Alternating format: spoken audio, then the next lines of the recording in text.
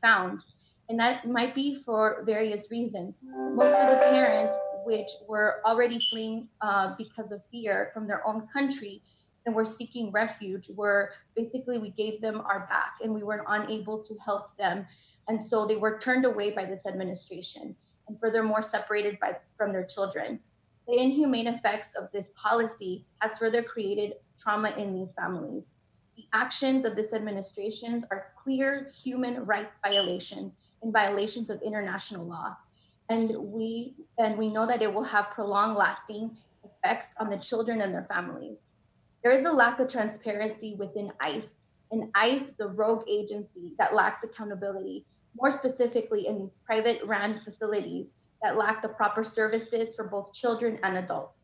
So we must ask Congress to to act and hold ICE accountable and to pass legislation that will reunify families, but most importantly, to stop separating families. As a daughter of Central American parents that fled countries that were both stricken by war, I know that immigrants come to this country to enrich our country, to enrich our city, to make meaningful contributions. The city of Los Angeles is home to one of the largest populations of Central Americans outside of their country. And so we know that our city welcomes refugees and that immigrants are approximately 1/5 of the economic force, including the essential workers that are in the front lines right now. And so, as a form part of the fabric of our city, we must protect immigrant families. We must protect them from these cruel and inhumane policies. So I join my voice, my organization joins our voice to have Congress act now and reunite families. Jocelyn, thank you so much. And if you ever want to go on one of these humanitarian trips with Jocelyn, she can navigate through the streets of Tijuana like no one I've ever seen, driving her big van, and she gets the job done. So Jocelyn, thanks for putting your heart and your spirit and your soul into this work. We are better off because of it. Lastly, we have Peter Shea, who is an immigrant rights attorney, an advocate, and someone who has really done foundational work in this community, and we're all proud to know and call a friend, Peter Shea. And you're on mute, sir.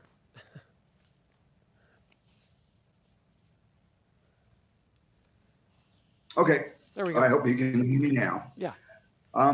Firstly, I want to thank Mitch O'Farrell and his staff member, David Giron, who've been instrumental in moving this particular resolution forward and who played a long-time role in addressing the unique needs of and challenges of unaccompanied immigrant children seeking safety here in the United States.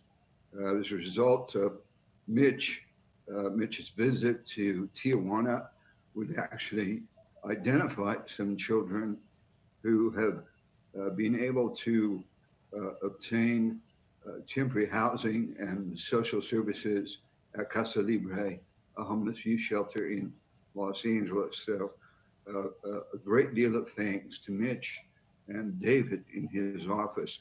Of course, a lot of thanks to Gil Cedillo, Herb Wesson, Kevin, Monica, all of whom have dedicated themselves to human rights, civil rights of large portions of vulnerable communities, including the immigrant community.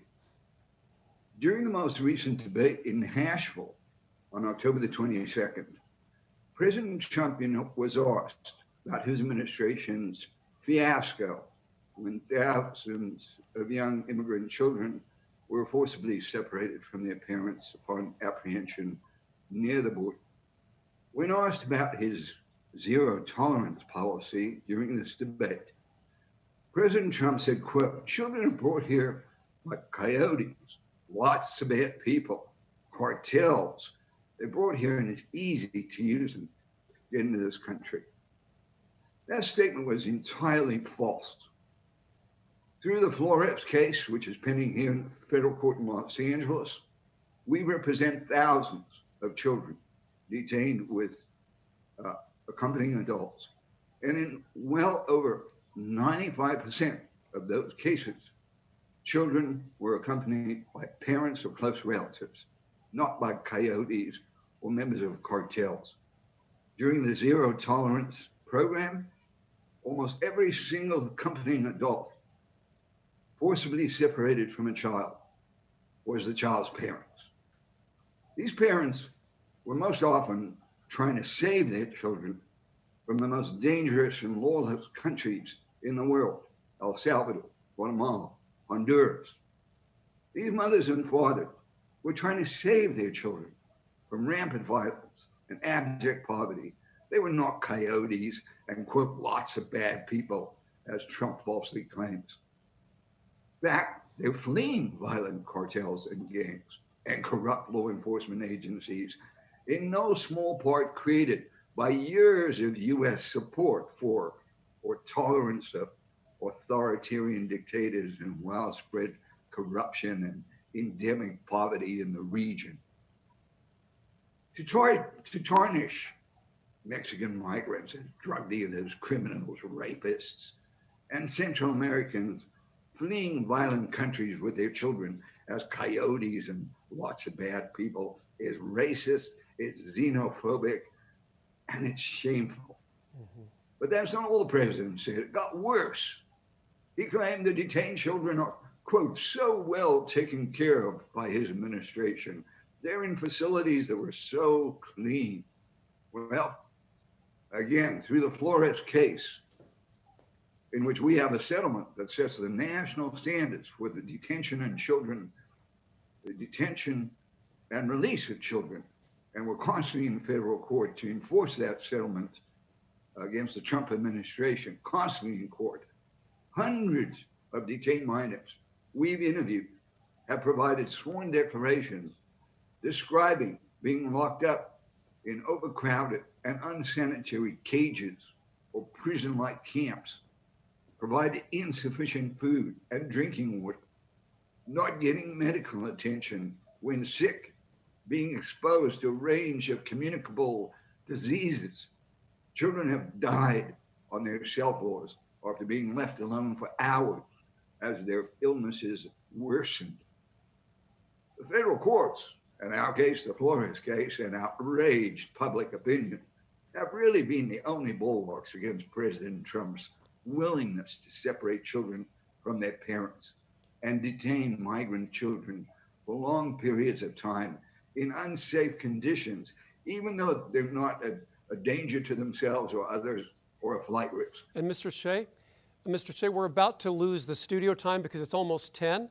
And so we're probably going to have to end it there with your incredible remarks, really underscoring the deplorable and inhumane conditions that these children who were separated from their parents existed in recent years and are still, with the disinformation from Trump, that they're being well taken care of. Couldn't be further from the truth. He is everything that he claims other people are in his casting aspersions against others. It's just, classic. It's Freudian, practically, I would say. And so I want to thank everyone today. Please follow closely what we do on council. We will put this resolution forward today. We couldn't do it without all of you. And so be looking for that in council today as we put this motion forward. And we send the signal out from the West Coast, and we amplify the tragedy. And let's hope that has an effect on Congress, the Senate, even if they are on vacation. And yes, vote.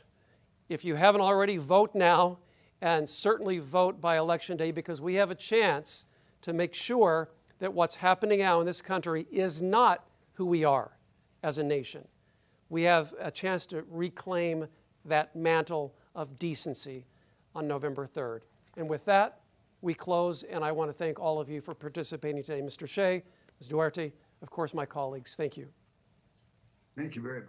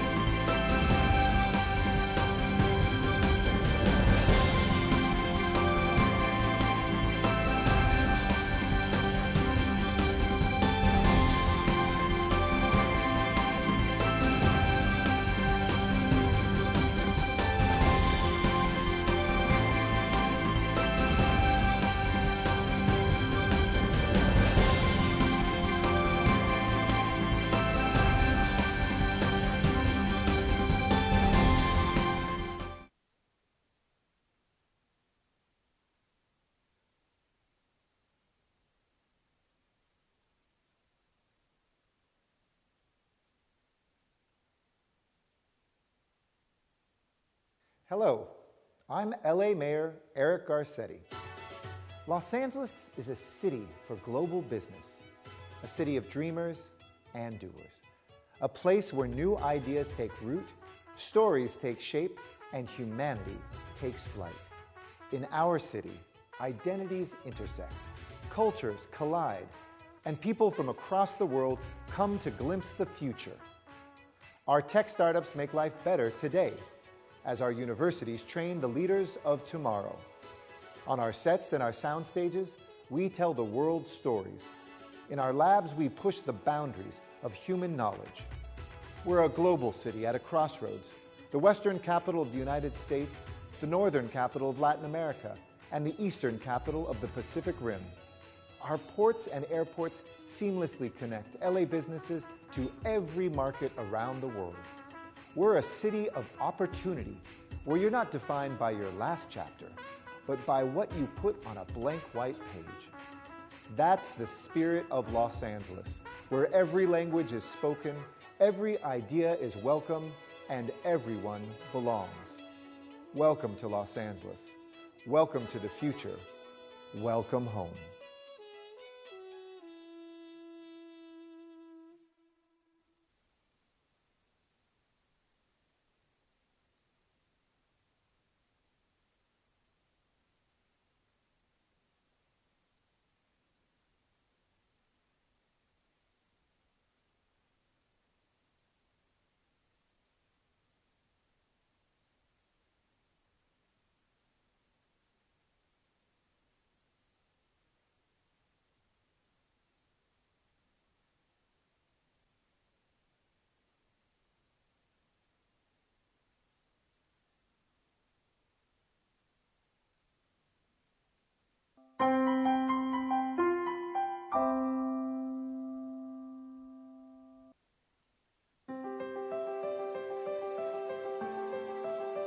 You're arriving at Los Angeles International Airport in beautiful Southern California.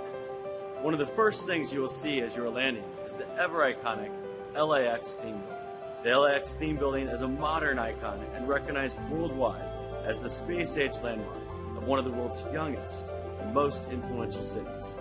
Designed by architectural firm Piera and Luckner, the building was completed in 1961 and features an observation deck in the Bob Hope USO.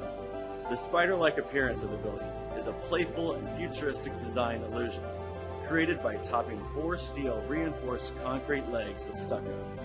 The building received cultural historic status from the city of Los Angeles for its distinguishing characteristics, which are valuable to the study of that period's style and method of construction. It is also an example of mid-century modern Googie architecture. The LAX theme building serves as the symbolic gateway to Los Angeles, and the futuristic design is intended to convey new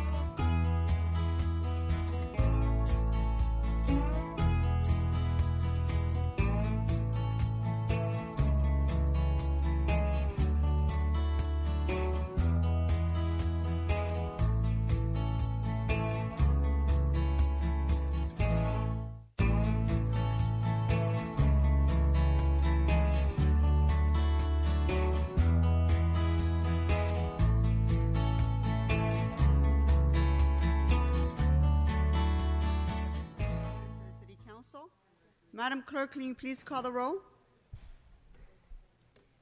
Blumenfield, Blumenfield present.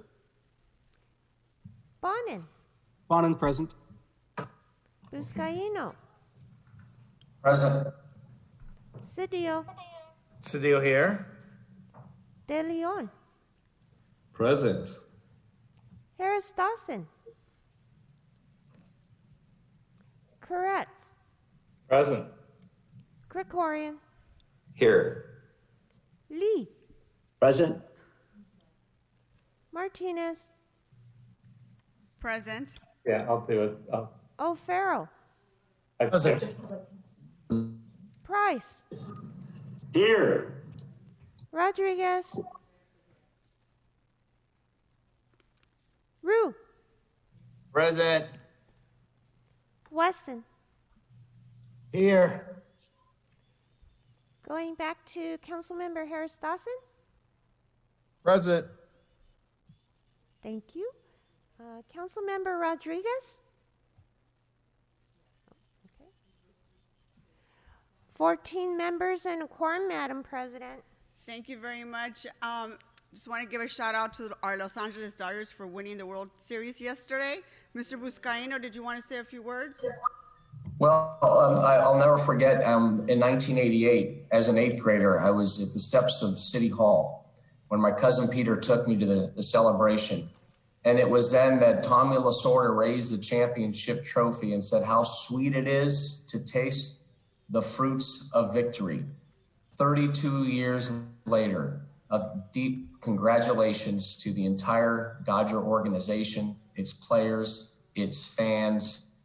Texas turned blue last night, and it didn't take an election. So what an incredible year.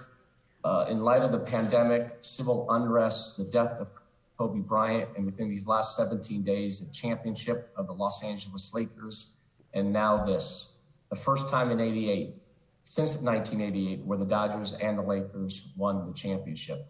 So it was a lot of resiliency from the team and from our residents. So heartfelt congratulations to Stan, Mark, Magic, and the players, and most importantly, our fans who have deserved this and waited for 32 years.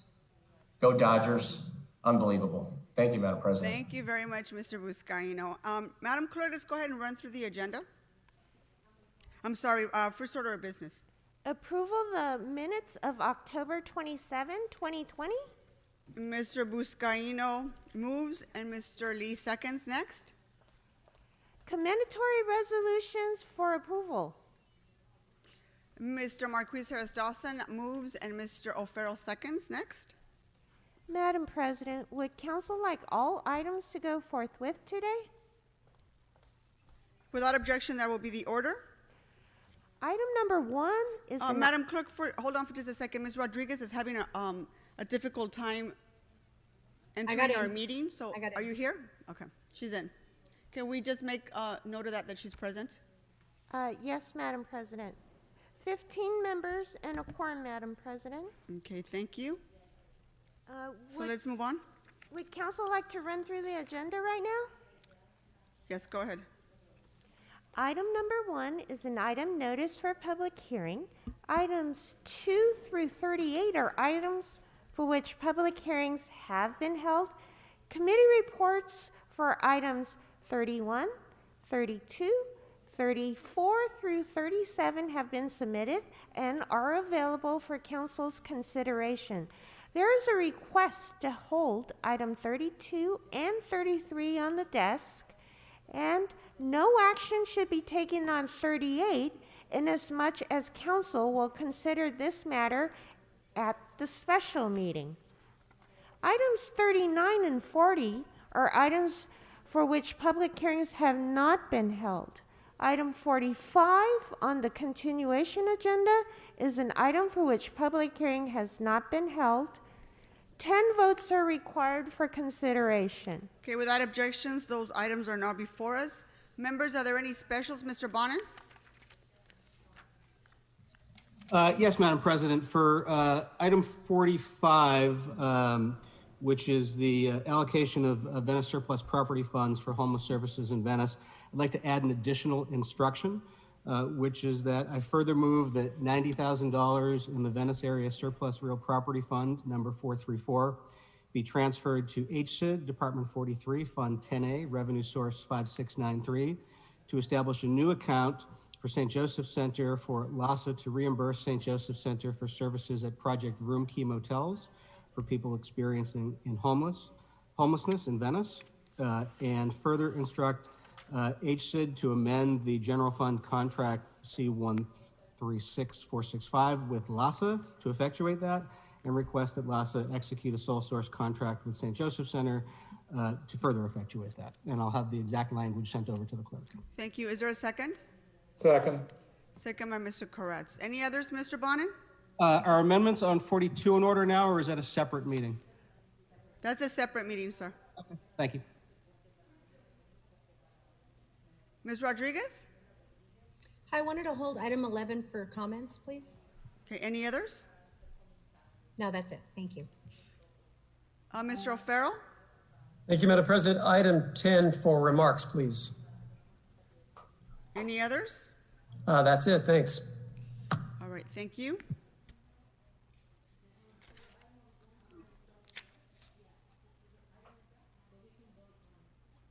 So, Madam Clerk, what items can we vote on now?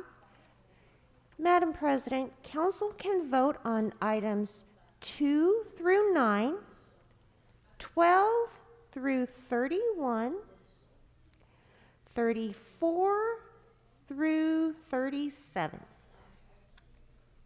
Okay, members, we're going to get ready to vote on items 2 through 9, 12 through 31, and 34 through 37. Okay, Madam Clerk, please call the roll. Blumenfield. Blumenfield, aye. Bonin. Bonin, aye. Buscaino. Aye. Cedillo. Aye. De Leon. Aye. Harris Dawson. Yes. Koretz. Aye. Krikorian. Aye. Lee. Aye. Martinez. Aye. O'Farrell. Aye. Price. Aye. Rodriguez. Aye. Rue. Aye. Wesson. Wesson, aye. 15 ayes. These items are adopted. Okay, members, thank you. Before we go on to public comment, we're going to take up item 33. And listen. Madam President, 32 is now available. Would Council like to go on 32 before 33, the presentation? Let's go ahead and take up the vote for item 32. Thank you. Blumenfield. Blumenfield, aye. Bonin. Bonin, aye. Buscaino. You're fine. Aye. Cedillo. Aye. De Leon. Aye. Harris Dawson. Yes. Koretz. Aye. Krikorian. Aye. Lee. Aye. Martinez. Aye. O'Farrell. Aye. Price. Aye. Rodriguez. Aye. Rue. Yes. Wesson. Aye. 15 ayes. This item is adopted. Okay, let's move on to item 33, members. This item, we're going to invite Dr. Ferrer from the County Public Health Department and Superintendent Austin Buettner from LAUSD to discuss reopening of schools and answer any questions you might have. So we've allotted them 45 minutes to go ahead and give their presentation. That also includes questions from our members. So if you can please go on to item 33 and invite our guests into our meeting.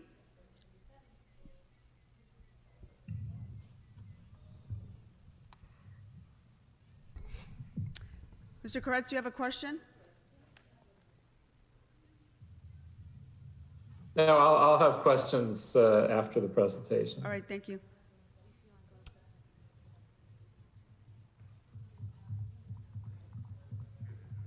So just confirming, Dr. Ferrer, can you hear us?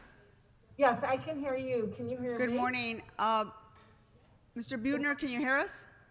Yes, ma'am. Okay, I can hear you. Thank you. Before we get started, I want to give Mr. Blumenfield the opportunity, since it's his motion, to go ahead and say a few words if Thank you. I'll be brief. So we can get straight to the presentation.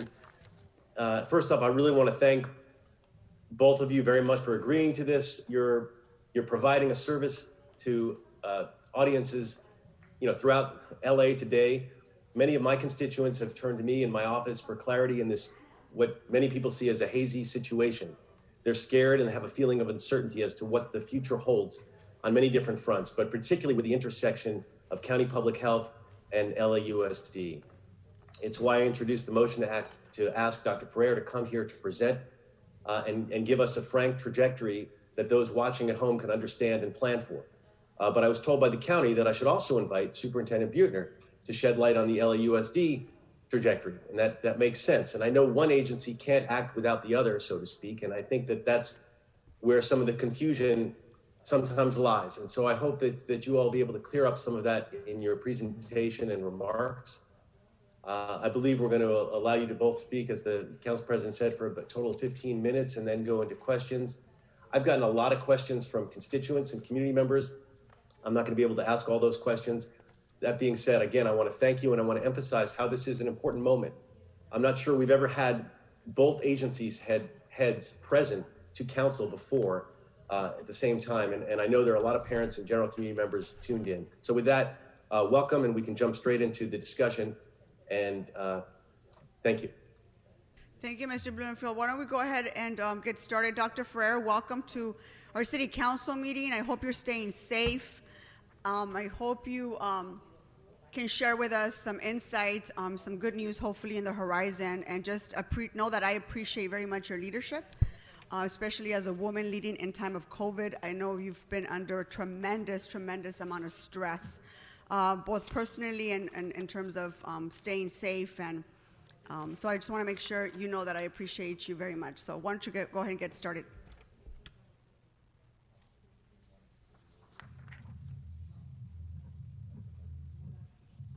Dr. Ferrer, can you unmute yourself? There you go. Sorry. Yes, it's okay. Yes, thank you so much for having me today. And I do want to start by thanking our wonderful Council President Martinez, and also Councilman Blumenfield and the rest of the Los Angeles City Council for inviting me here today to speak with you about our response to COVID-19. I also want to thank and recognize Superintendent Buettner for his superb leadership at the LA Unified School District and his deep commitment to the safety of children, educators, and staff throughout the entire pandemic. I can't think of a more challenging job than heading up one of the largest districts in the entire country during these most difficult times. Today, I thought I would, very quickly again provide a few updates. One is I do appreciate your question, Councilman Blumenfield, about what is our trajectory, where are we going? So I want to present a little bit of information about key indicators that do mark our progress slowing the spread of COVID-19. I also want to talk in general about the status of school reopenings at both schools that are providing in-person services for students with high needs, and also at schools that are applying for or have already had a waiver accepted for opening for in-classroom instruction for students in grades TK through 2. And then I just want to highlight a couple of changes that have been made in the health officer order. And as many people know, these are the orders that really set the directives under which all of us in the county have the opportunity to work together to slow the spread. To start, there is a set of metrics that we review weekly to better understand community transmission and the impact of recent actions. We look at changes over time with our cases, new cases of COVID-19, with hospitalizations of people who are positive for COVID-19. And unfortunately, we look at deaths, those people who have died because of COVID-19. And we also look at changes in our test positivity percent. This is the number of people that have tested positive for COVID-19. As you know, over 3 million people have been tested here in LA County alone for COVID-19. This information, along with the county's assignment to one of the 4 tiers by the state, guide decision-making about how we proceed in our recovery journey. The first is what we talk about, an average daily number of COVID-19 cases. And we talk a lot about what we get each day, but I actually look at this information by what we call episode date. We normally report the number of new cases we receive each day because there are differences in test processing times and reporting lags. The new cases we announce are likely to have been collected over several days. And they sometimes, as you all know, they include backlogs of test results. Episode date, on the other hand, is the date a person took a COVID-19 test or first experienced COVID-19 symptoms. And it's a more precise way of understanding how cases are trending over a long period of time.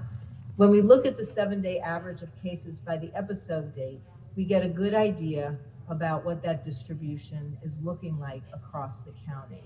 Many of you know we had a significant spike in July that was followed by a steady decline in our new cases. Now we're beginning to see another more gradual increase.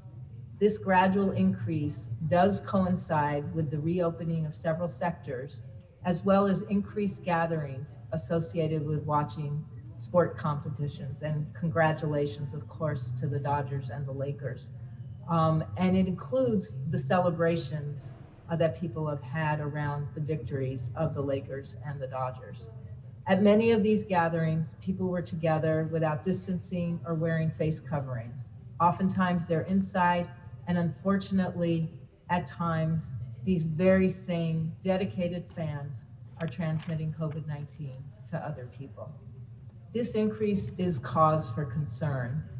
Since the beginning of October, our cases have gone from an average of about 940 new cases a day to last week where we were averaging almost 1,200 new cases a day.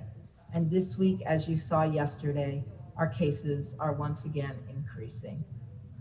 We also look at our percent test positivity. This is, as I noted, the percentage of tests that are done that come back positive. The test positivity rate is influenced by how much community transmission is happening and the availability of widespread testing. And again, I want to thank the City of LA, all of our council members, the mayor, Dr. Galley, and her team at the Department of Health Services for greatly expanding access to testing over the last few months. On average here in LA County, we do somewhere between 35,000 and 40,000 tests every single day. Since mid-September, LA County's positivity rate has been fairly stable at a little over 3%. But we are now also starting to see a slight increase, and our current average daily positivity rate is hovering now at about 3.4 or 3.5%. And that's going to be compared to where we were a month ago, which is at 3.1%. We also track the daily number of people with COVID-19 that are hospitalized. This helps us understand the impact of the virus on the healthcare system, and also helps us understand the number of people who have become seriously ill from COVID-19. For COVID-19 related hospitalizations, there was, since the end of July, first a steady decline and now stabilizing in the number of hospital COVID-19 patients. We have been below 1,000 daily hospitalized patients for most of September through October, and LA County continues to average under 800 hospitalized patients per day, and this remains good news for us. This continued stability in hospitalization numbers, while our numbers of daily cases are increasing, is likely due to a combination of 3 factors. First, younger people are primarily driving the increasing numbers of new cases in our county. And this is an age group that may be less likely to become seriously ill and require hospitalization from COVID-19. Second, for those who do require hospitalization, the ability of healthcare providers to offer better therapeutic treatments is often leading to much shorter lengths of stay. And third, and this is the unfortunate piece of the news, is that there's often a lag time between when we start to see our increases in cases and then we see subsequent increases in hospitalizations. So we'll need to be tracking the number of hospitalizations very carefully in the weeks ahead to make sure that we're not going to experience a surge in the number of patients that need hospitalization. Thankfully, we do continue to see a decrease in deaths from COVID-19. And this is also because of the overall decrease in people becoming seriously ill from the virus. Since the late July peak, where the average number of deaths each day was 44 people dying, there's been a steady decrease with last week's daily average at about 13 deaths per day. The continued decrease in deaths is promising, and I want to thank everyone, all of our healthcare providers who are working so hard to save lives. But we do know that an increase in cases can, at a few weeks later, result in increasing hospitalizations. And increasing hospitalizations, unfortunately, can then result in increasing numbers of people dying. This is why it's super important that we remain vigilant in using all of the tools we have right now to slow the spread of the virus. Every life that's lost is a tragedy for our community, and that person is deeply missed and mourned by their family and their friends. These indicators will remain critical as we move through our recovery journey, which is also influenced by the state's blueprint for a safer economy that provides a tiered framework for placing counties in one of 4 tiers, depending on 3 metrics that measure the level of community transmission. LA County currently remains in tier 1, this is called the purple tier, with widespread community disease transmission.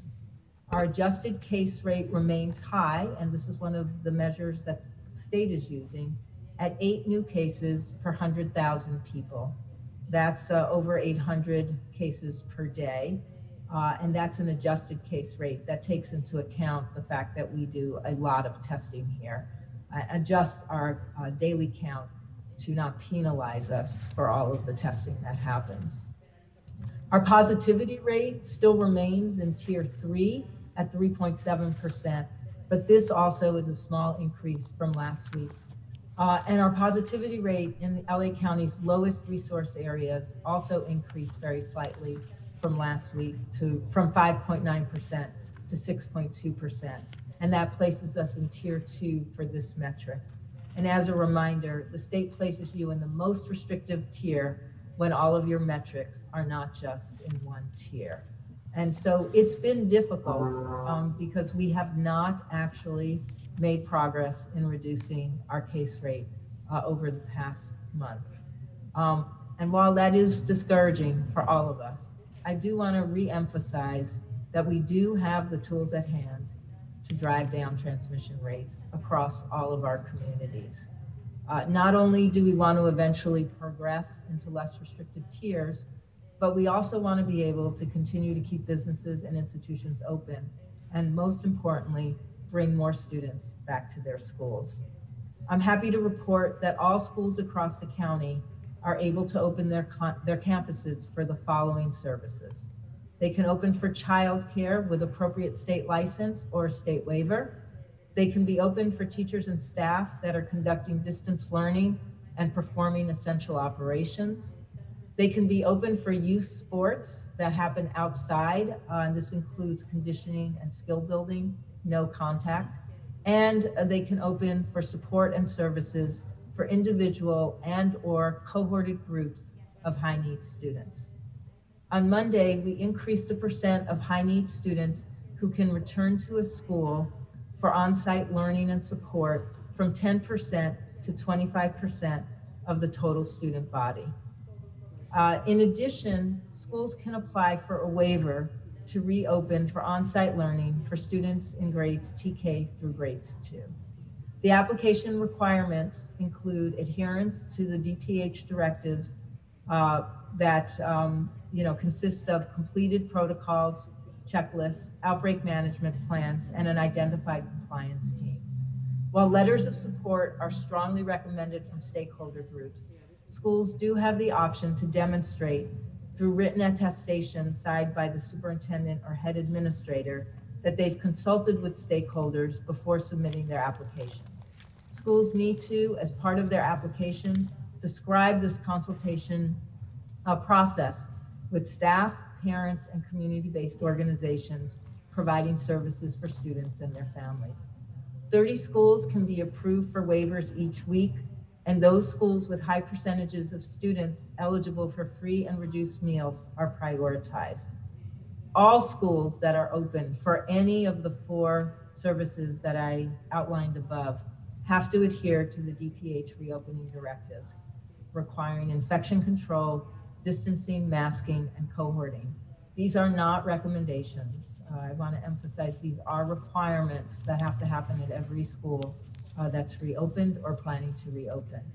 Our staff also visit every single school that's reopened or is planning to reopen. And this helps ensure fidelity with the reopening directives, but we're also there to be helpful and provide technical assistance. As of October 23rd, 1,017 schools have reopened for on-site learning for high-need students. 14% of the schools are private schools, 18% are charter schools, and 68% are public schools.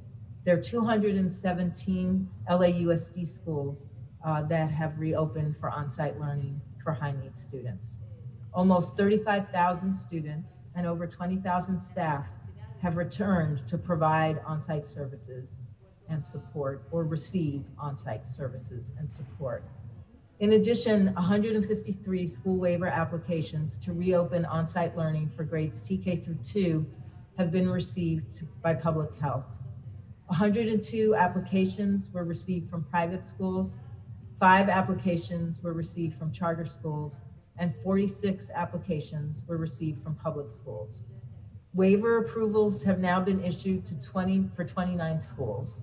And as a reminder, once an application is completed, it takes us somewhere between 2 and 3 weeks to get final approvals through our system and then through the state. And finally, I just want to summarize quickly the changes that we made on Friday to the health officer orders. All personal care establishments, not just nail and hair salons. This includes massage therapists, tanning salons, electrologists, waxing and body art studios, can now open indoors with significant modifications. Batting cages, mini golf, and go-kart racing can now open outdoors only, again with modifications. At breweries and wineries, reservations are no longer required, but strongly recommended. So that we can prevent crowding. As with all modifications to health officer orders, businesses must comply with all of the required public health protocols in order to keep residents, customers, and staff as safe as possible. We're clear that we need to be on a recovery journey and we need to allow our economy to thrive, but we cannot do it at the expense of keeping our students from being in schools and keeping people from being as healthy as possible during a pandemic. So we're all in this together, and that's the way we move forward. And to close, I want to thank all of you for your leadership, your partnership, and your support through these most challenging times. At Public Health, we're all committed to working with every one of our partners at the city, and that includes all of you on the City Council, Mayor Garcetti, staff in the Mayor's office, and our very important partner at LAUSD to slowing the spread and protecting as many of our residents as possible. Thank you so much. Thank you, Dr. Ferrer. Superintendent Buettner, welcome, sir. Thank you. Let me begin again by thanking Dr. Ferrer and her colleagues at County Health who are our partners. I need a lot more fingers and toes than I have to count the late night calls, the early morning calls, the weekend calls. She's laughing, but it's true. And what we are trying to do together is to make sure that we protect the health and safety of all in the school community, at the same time respond to the learning needs of students and continue to provide a safety net for families. I'm going to take you quickly through a presentation and ask my colleague to pull it up. I'll get through it as quick as I can and then come to the heart of the matter. So Colleen, could you please pull up the slide?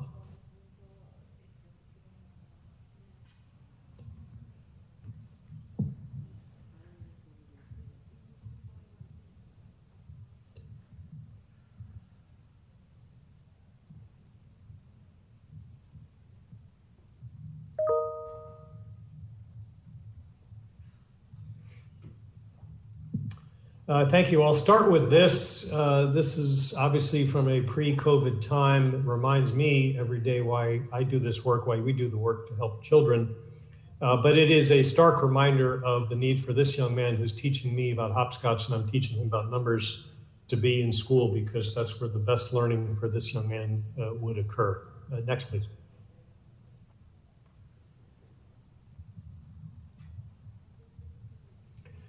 A simple reminder, most of you know, we serve not just the city of Los Angeles, but 25 other cities across 710 square miles. We have more than 75,000 staff, almost 700,000 students, and we serve mostly families who live with great needs. Just as a point of reference, we've surveyed, and more than 3/4 of the families we serve have had someone in the household lose work due to COVID. So this crisis is very real. And having great impact in the communities we serve. This chart is also a reminder that we have to look ahead. There's an old adage or commentary about why toddlers bump into things. It's because when they walk, they look at their feet. We can't do that. We have to look ahead and plan ahead to return 700,000 students to school, not 5, 10, or 5,000, if you will. Next, please.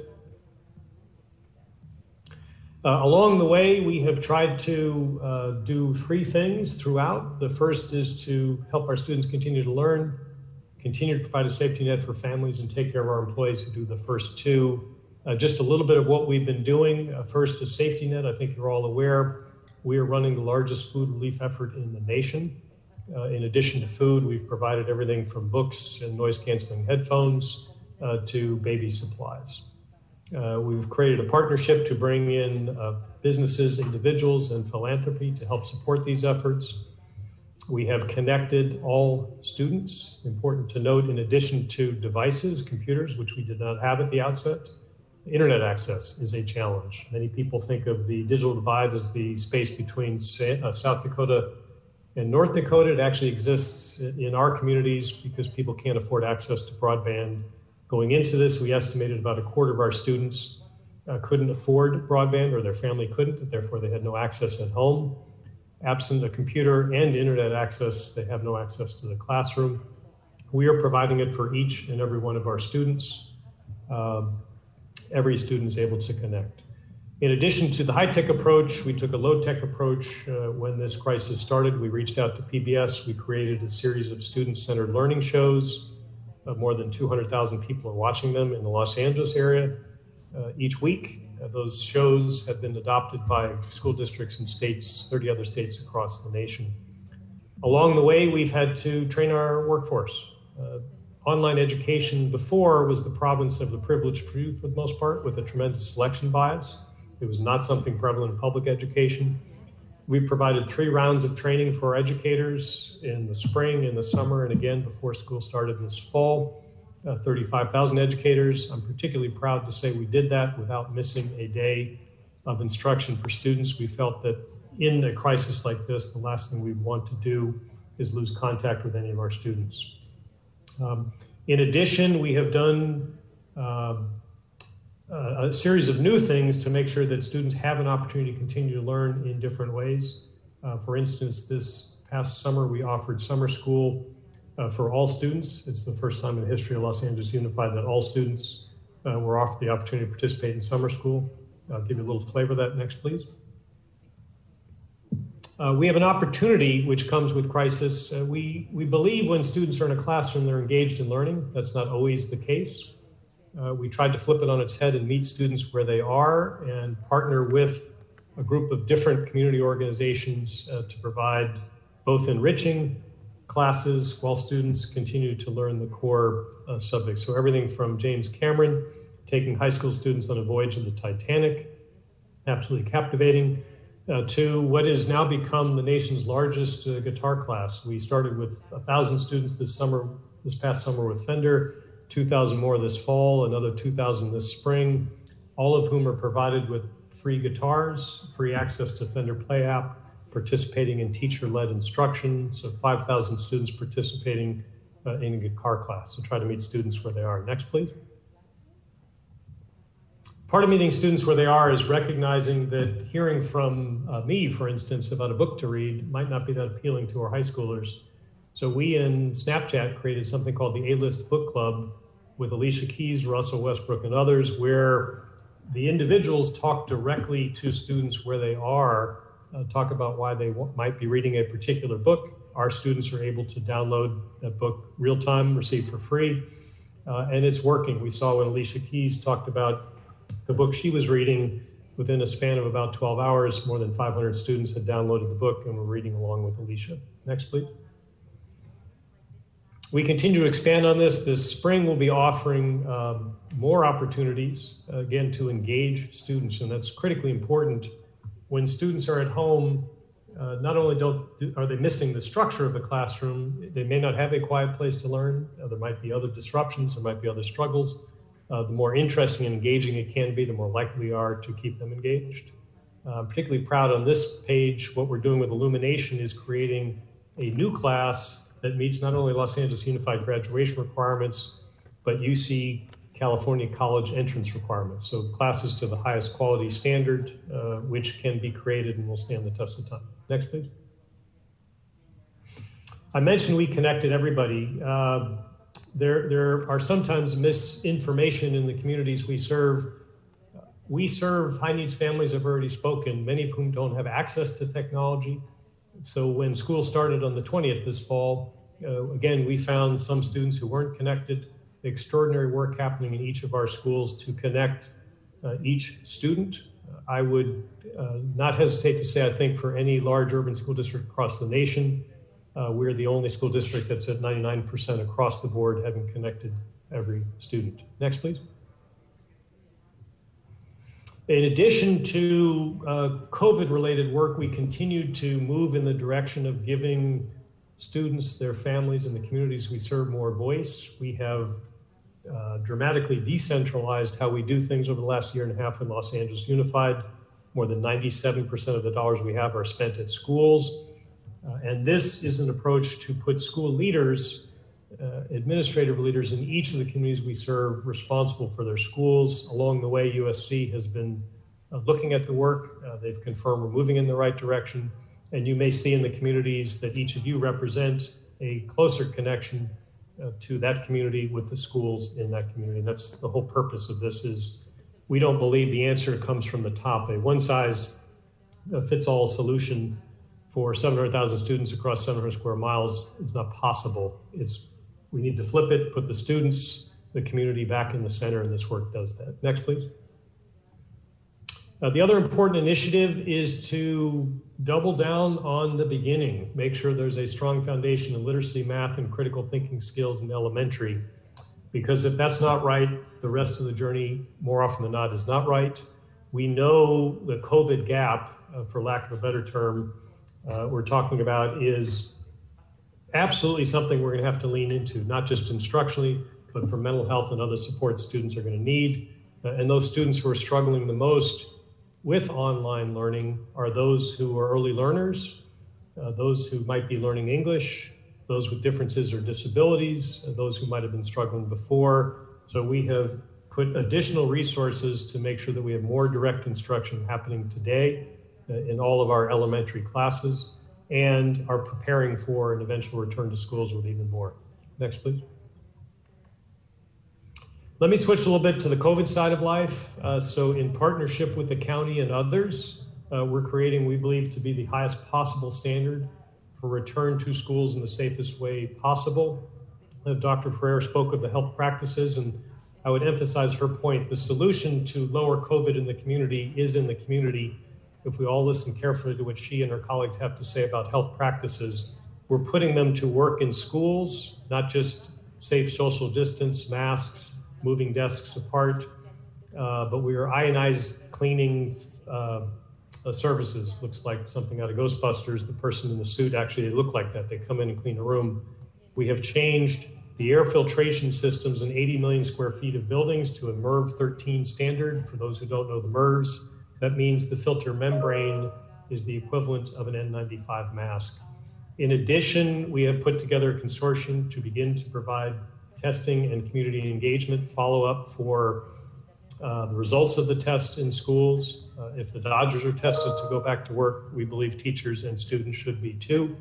It's the best way we can control and mitigate risk in a school environment. And lest anyone be confused, this is not a mass random testing effort. This is very focused on schools. It just so happens we have 1,400 schools, so it needs to be done in scale. Next, please.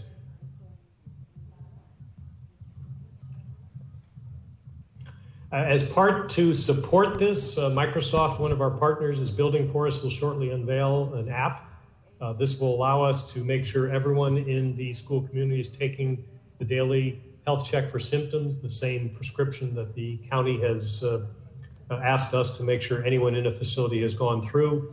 In addition, the testing notification and protocols all come through the app. You'll see at the far end of the slide, if there is a positive test, we make quick contact with those in the school community. We inform health authorities in real time and collaborate on whatever follow-up is appropriate, again, led by health authorities.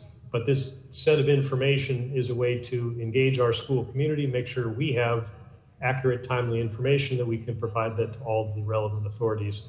The information in this is kept in separate secure servers. It is only shared with health authorities as lawfully appropriate. Next, please. Important to note, we feel an enormous responsibility to make sure that every dollar we spend is spent wisely. We are procuring lab tests at a very cost-effective rate.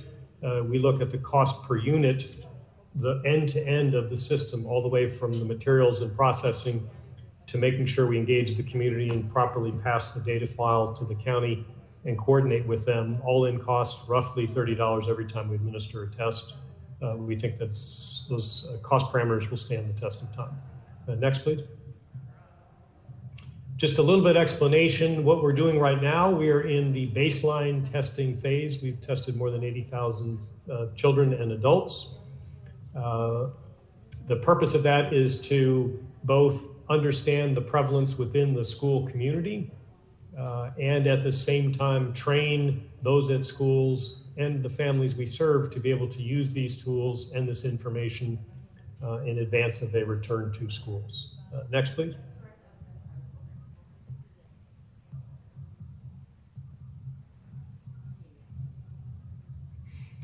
We publish weekly, maybe daily now, a report card. This continues to be refined as we integrate our information together with the county. You'll see the percent testing positive. You will see how we follow up on cases. And you will see ultimately the health survey results will also be integrated into this broader community level dashboard.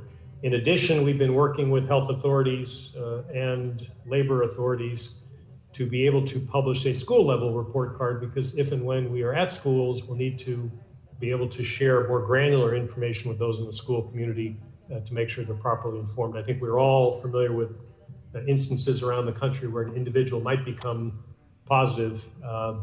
Nobody knows or can isolate who or how that happened. Everybody leaves the school becomes a haunted house and no one goes back. So part of a program like this is not just to return students and teachers to schools in the safest way possible, but also to keep students and teachers in school in the safest way possible.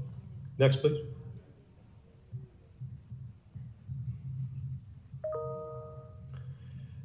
Dr. Ferrer mentioned, again, we are in a transition ourselves to step-by-step carefully expanding those that we can serve on a school campus. We're being very deliberate and very careful. We understand the consequence of something less than optimal now can affect what we can do in the long term. We started when school started with childcare for essential workers who are the children of those who work in our schools. We are now providing one-on-one tutoring for high-needs students at schools. That's the 217 facilities that Dr. Ferrer mentioned are now open for students. This coming week, we'll be expanding that to include additional high-needs students in childcare. We just announced an initiative, significant initiative to provide more support for students who are experiencing homelessness and those who are part of the foster care system. We'll be expanding the one-on-one to small group, as well as athletic conditioning. The challenge for us is doing it at scale and doing it properly. As Dr. Ferrer mentioned, not just the county is our partner to do this carefully, but we have to make sure that we have the same set of health standards at each school, 1,400 schools, as we do this. Next, please. Just a little context. Dr. Ferrer mentioned we're at 8. That's the state dashboard that puts us in the purple tier. Purple, by state definition, means widespread risk. Under state guidelines, until for a period of approximately 3 weeks, schools cannot consider reopening until they've been at or below that threshold for 3 weeks. At 8, we're not. To give you some frame of reference where other school districts are in the state, San Francisco, Oakland, Sacramento. San Francisco and Oakland, for instance, are well below those thresholds, although they've announced that they would not consider in-person instruction until January. That takes us through the slides. What we could do is pull that down, and then I'd be happy to answer questions, as I'm sure Dr. Ferrer would. And again, thank you, Council President, and thank you, Councilmember Blumenfeld, for allowing us to share our progress today. And our goal, as I articulated at the outset, is to provide for a path for all students, all who work in schools, to be back in schools as soon as we can do so safely, and to maintain a school environment where we mitigate risk as much as possible to keep all in the school community as safe as possible. Thank you. Thank you, Superintendent. We're going to go ahead and take questions from the members. Mr. Blumenfield.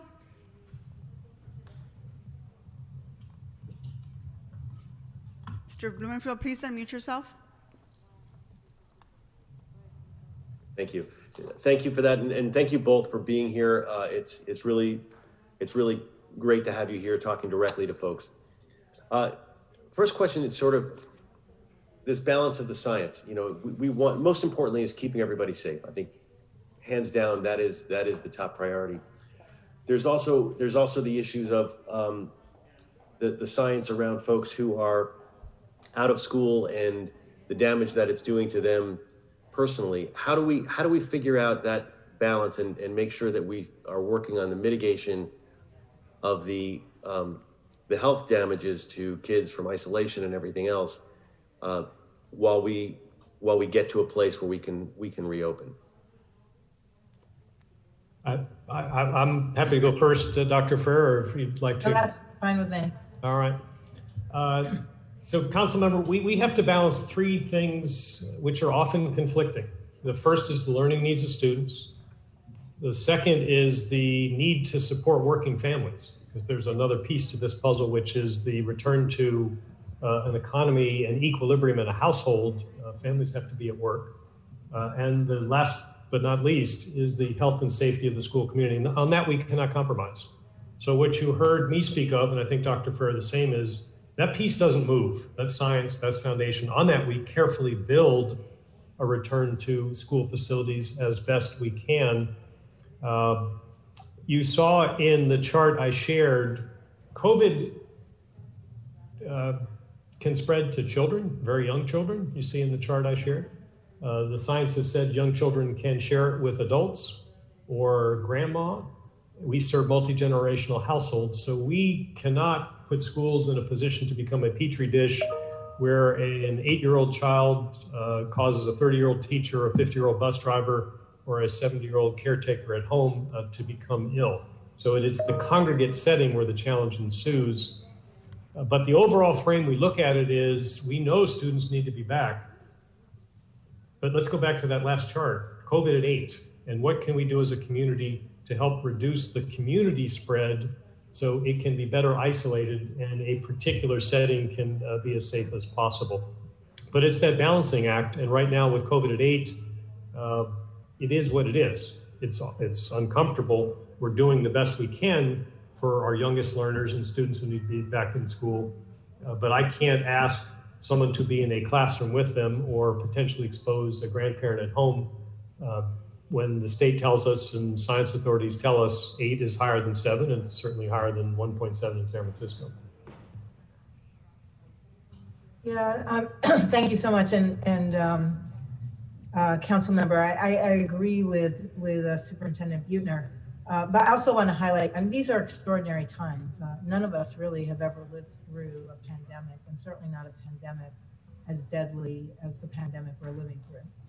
So, it's very challenging.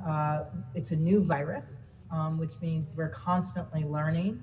And because we're constantly learning, we're constantly needing to modify and expand the strategies we can use to contain the virus. I can't think of a more challenging scenario in which to ask of our educational leaders to take on the responsibility of figuring out how to create safety at schools, so much so that people can come back, and in coming back for the opportunities for in-person learning, not create conditions that actually exacerbate the spread in our communities.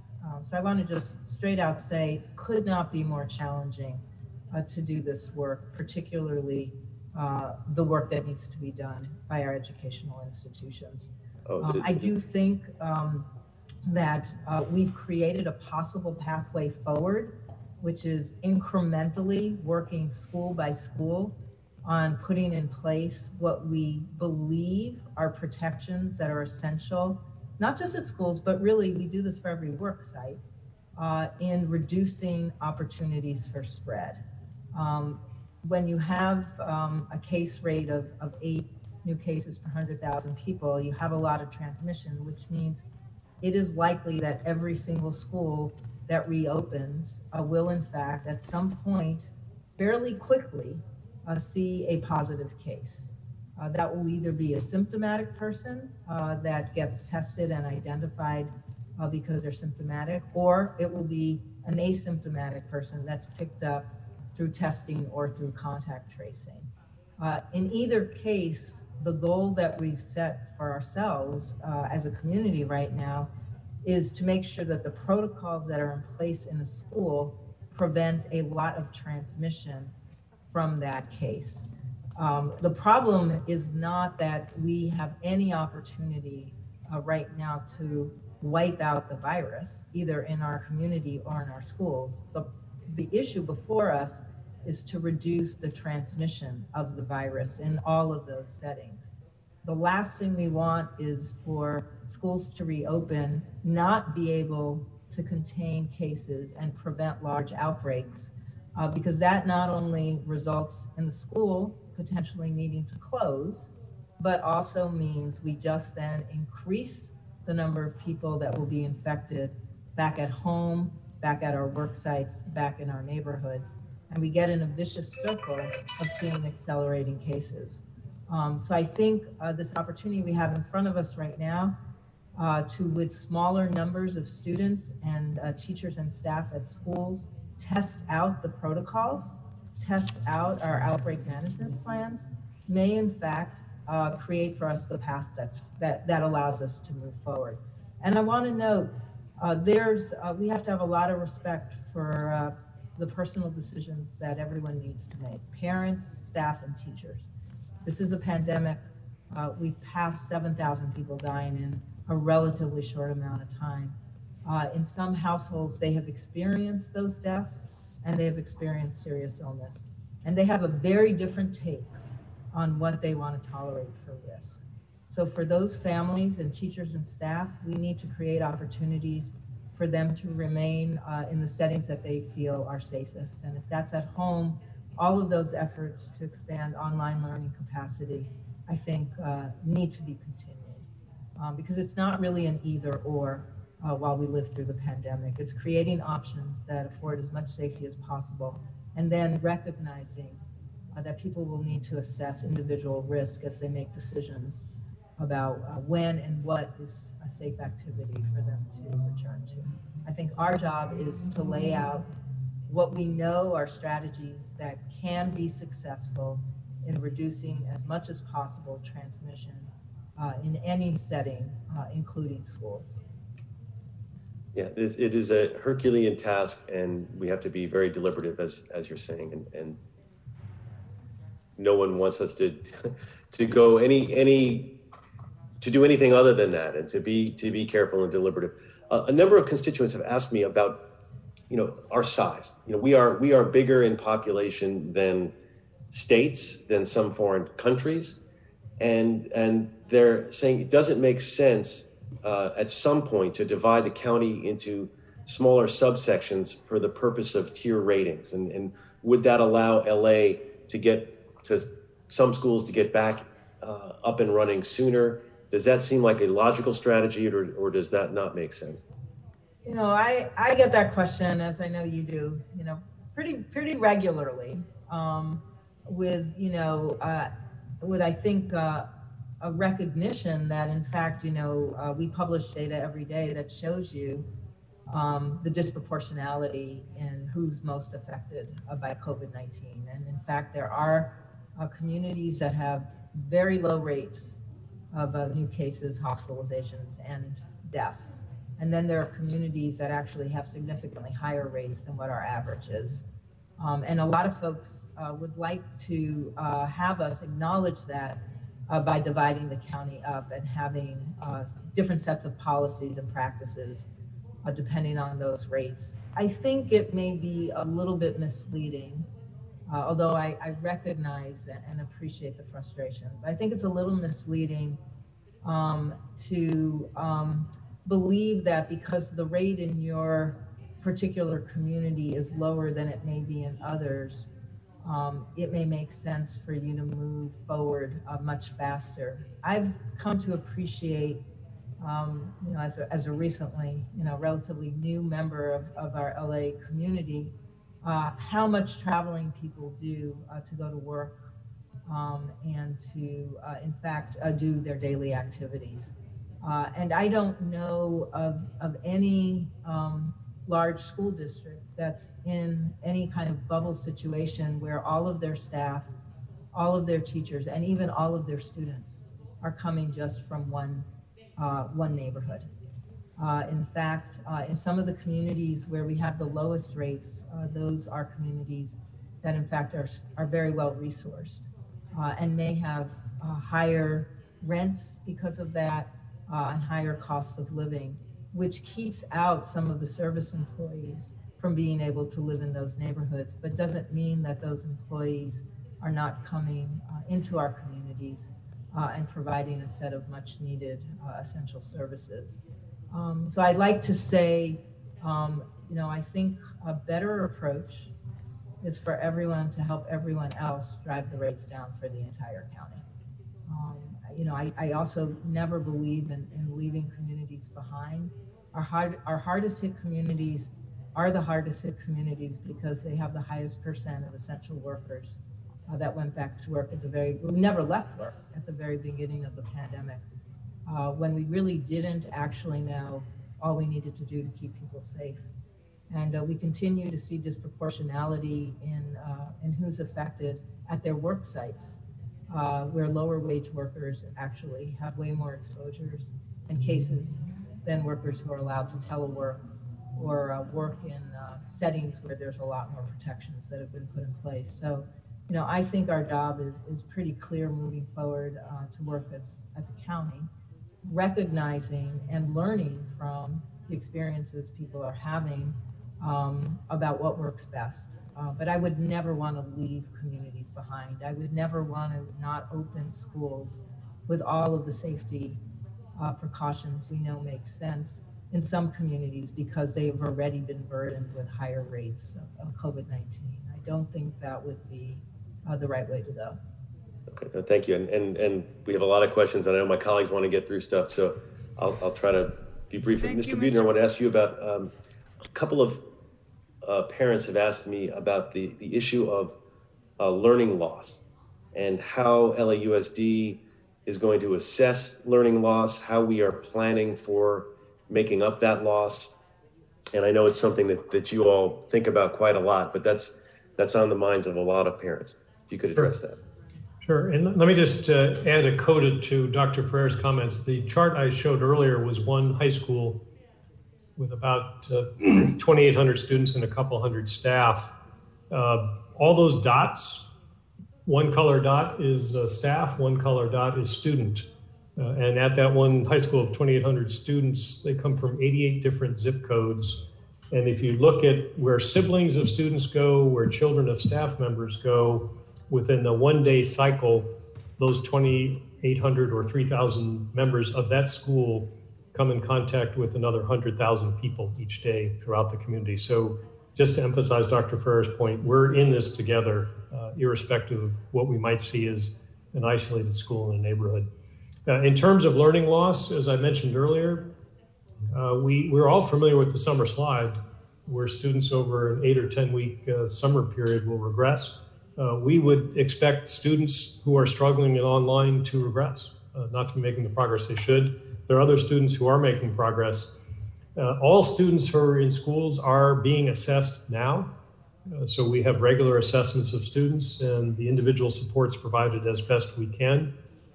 But the ultimate recovery is a combination of the primary promises I've noted, which is to double down with more resources for our youngest learners. And it's to create a path for students to be back in schools. There are certain students with differences in disabilities, for instance, where it is just not practical to serve a student in isolation who needs one-on-one individual, no mask on support. So certain students are struggling more than others. We would expect to see more resources in schools. We hope our county and city partners are with us in this because so many of the challenges society face present themselves in schools, including COVID. And with the education crisis or needs we're going to see in schools comes a mental health crisis. And that's something Dr. Ferrer and I worked on before this in other circumstances. We both see coming back to school extraordinary needs of students. And we're going to have to be city, county, school district side by side to make sure that we're not just thinking about learning loss, because students who aren't well, who aren't in a frame to learn, who might have been with the family or part of the family, who suffer job loss, illness, or God forbid something worse during this pandemic, before we can get on with the business of learning recovery, we're going to have to make sure they are well. So extraordinary challenges lie ahead that we all have to take on together. Okay, members, we're running out of time, and I know a few of you have additional questions, so I want to make sure that we can get through it quickly. I know there's a lot of folks waiting to provide public comments, so we're going to get to you shortly. And we're also going to be taking public comment for a special meeting separately. I'm sorry, for the special agenda separately. So I'm going to go ahead and ask Mr. Koretz to ask his questions and try to be as brief as possible because we are out of time, and both Superintendent and Dr. Ferrer need to get back to other responsibilities. Mr. Koretz? Well, thank you, Madam President, and thank you, Dr. Ferrer and the Superintendent Buettner for being here today and for your great work from the beginning. I'm certainly concerned with the news that children testing positive for COVID has doubled since September. That's quite concerning. At the same time, I've spoken to many parents, including some of my staff, and they're struggling with having kids at home and school and trying to maintain their full-time jobs. So I'm focused on the need, but also on the need to keep children safe in the long term with the decisions we're making for them. So first, a couple of healthcare related questions. Do we know yet whether if a child catches COVID and whether they're symptomatic or not, whether there are long-term health impacts like scarring in the lungs that could have serious and partly lifelong, possibly lifelong implications for them? Yeah, thank you so much, Council Member Koretz, and also for your leadership. I want to acknowledge it's a new virus, so it's hard to have sort of a preponderance of evidence on long-term impacts, but multi-inflammatory syndrome in children is one of what we know can be a long-term impact associated with COVID-19. Children who get ill with MIS-C are in fact children who either have antibodies that they've produced for COVID-19, meaning that they were infected at some point in time, or they've had a known positive test for COVID-19. There also are ample numbers of cases, throughout the nation and the world that demonstrate, for some people, including children, there are long-term effects from COVID-19. Whether these resolve themselves over, many months is still, I think, the big question that is out there. For some patients, it's been serious enough to require, you've heard about a double lung transplant for patients, and we've also heard about the long haulers. But we also know that there are people for whom they're very ill and they get better very slowly, but they do get better. So I think the evidence is not conclusive. I would never rule out that there will be, as we learn more about this virus, additional long-term impacts both on children and adults at this point that we still don't know enough about. It's one of the reasons why, if you're a public health person or you're a clinician, you want everybody to be very attentive, cautious, and careful. It is a new virus, and we're going to learn as we go along, and some of the answers to your questions will take us, a year or two of living with this virus to really understand fully the implications. And I will note, my daughter is a 7-month and going on 8th month long hauler. So it's very difficult to tell whether, even though she doesn't seem to have active COVID and new symptoms, the old symptoms are going away somewhat slowly. And I guess we don't know whether any of those will be retained in some fashion or not. I think you're right. And, please send my wishes to your daughter. I know how horrible it has been for the long haulers. And I also know that it's an up and down for many of them. They think they're getting better, then they relapse. This is unfortunately something that happens with other viruses as well. But I do have all of my hopes with her for full recovery. Thank you.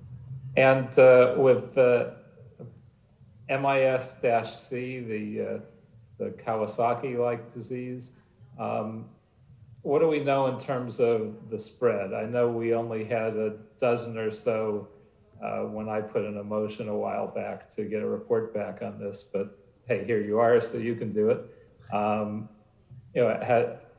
How much more in terms of cases? Have we had any deaths like they had in other parts of the country yet? What's the prognosis for this particular variation? Yeah.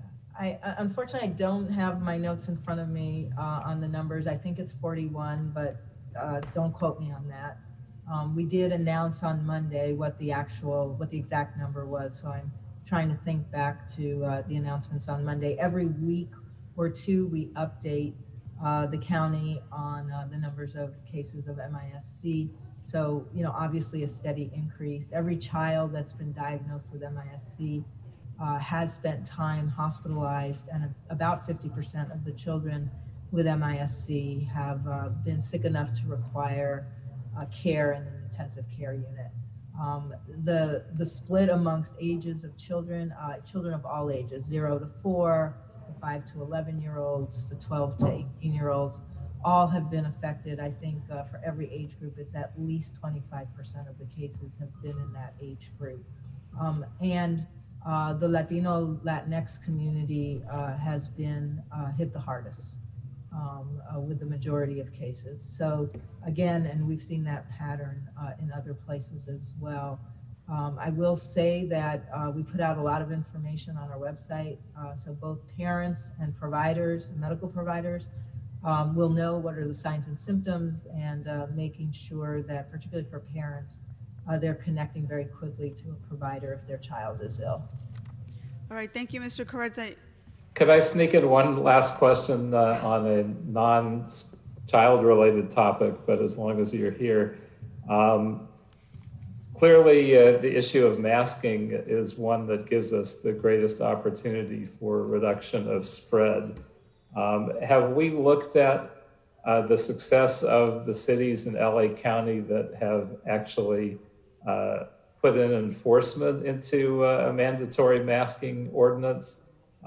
Cities like Beverly Hills and West Hollywood and Santa Monica, where they actually have citations, and compared them to cities like Los Angeles, where we have a mandatory masking, but not a citation enforcement process, to see which has been more successful, if there's actually been a noticeable difference in success.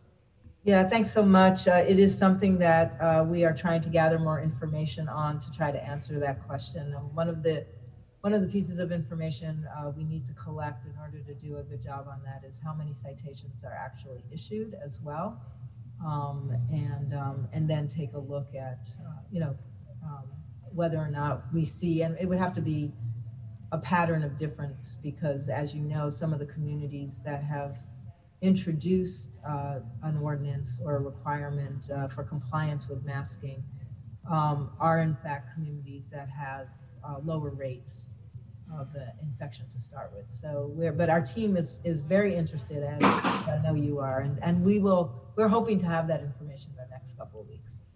If I could just suggest one thing to be taken into account, is it's not just the number of enforcements, it's the amount of publicity around the fact that enforcement exists. I certainly have eyeballed more masking in the city of West Hollywood, which is right near where I live. And I don't think they've done massive enforcement, but they've done good publicity about the fact that you could get a citation. And so that would be a key factor as well. I do agree. Thank you. Thank you, Mr. Thank Kurtz. you. Mr. Price? Thank you, Madam President. Thanks to you and our colleague, Bob Blumenfeld, for facilitating the discussion this morning. It's been very, very helpful. Dr. Freire, thank you for your leadership. You know, we hang on to your words every day. And unlike some, I do believe science matters. So thank you for your description and helping us to understand where we are and how we get out of this. And Superintendent Buechner, again, thank you for your leadership. You and the board and your cabinet, certainly, and faculty and staff are bending over backwards, and we just appreciate that.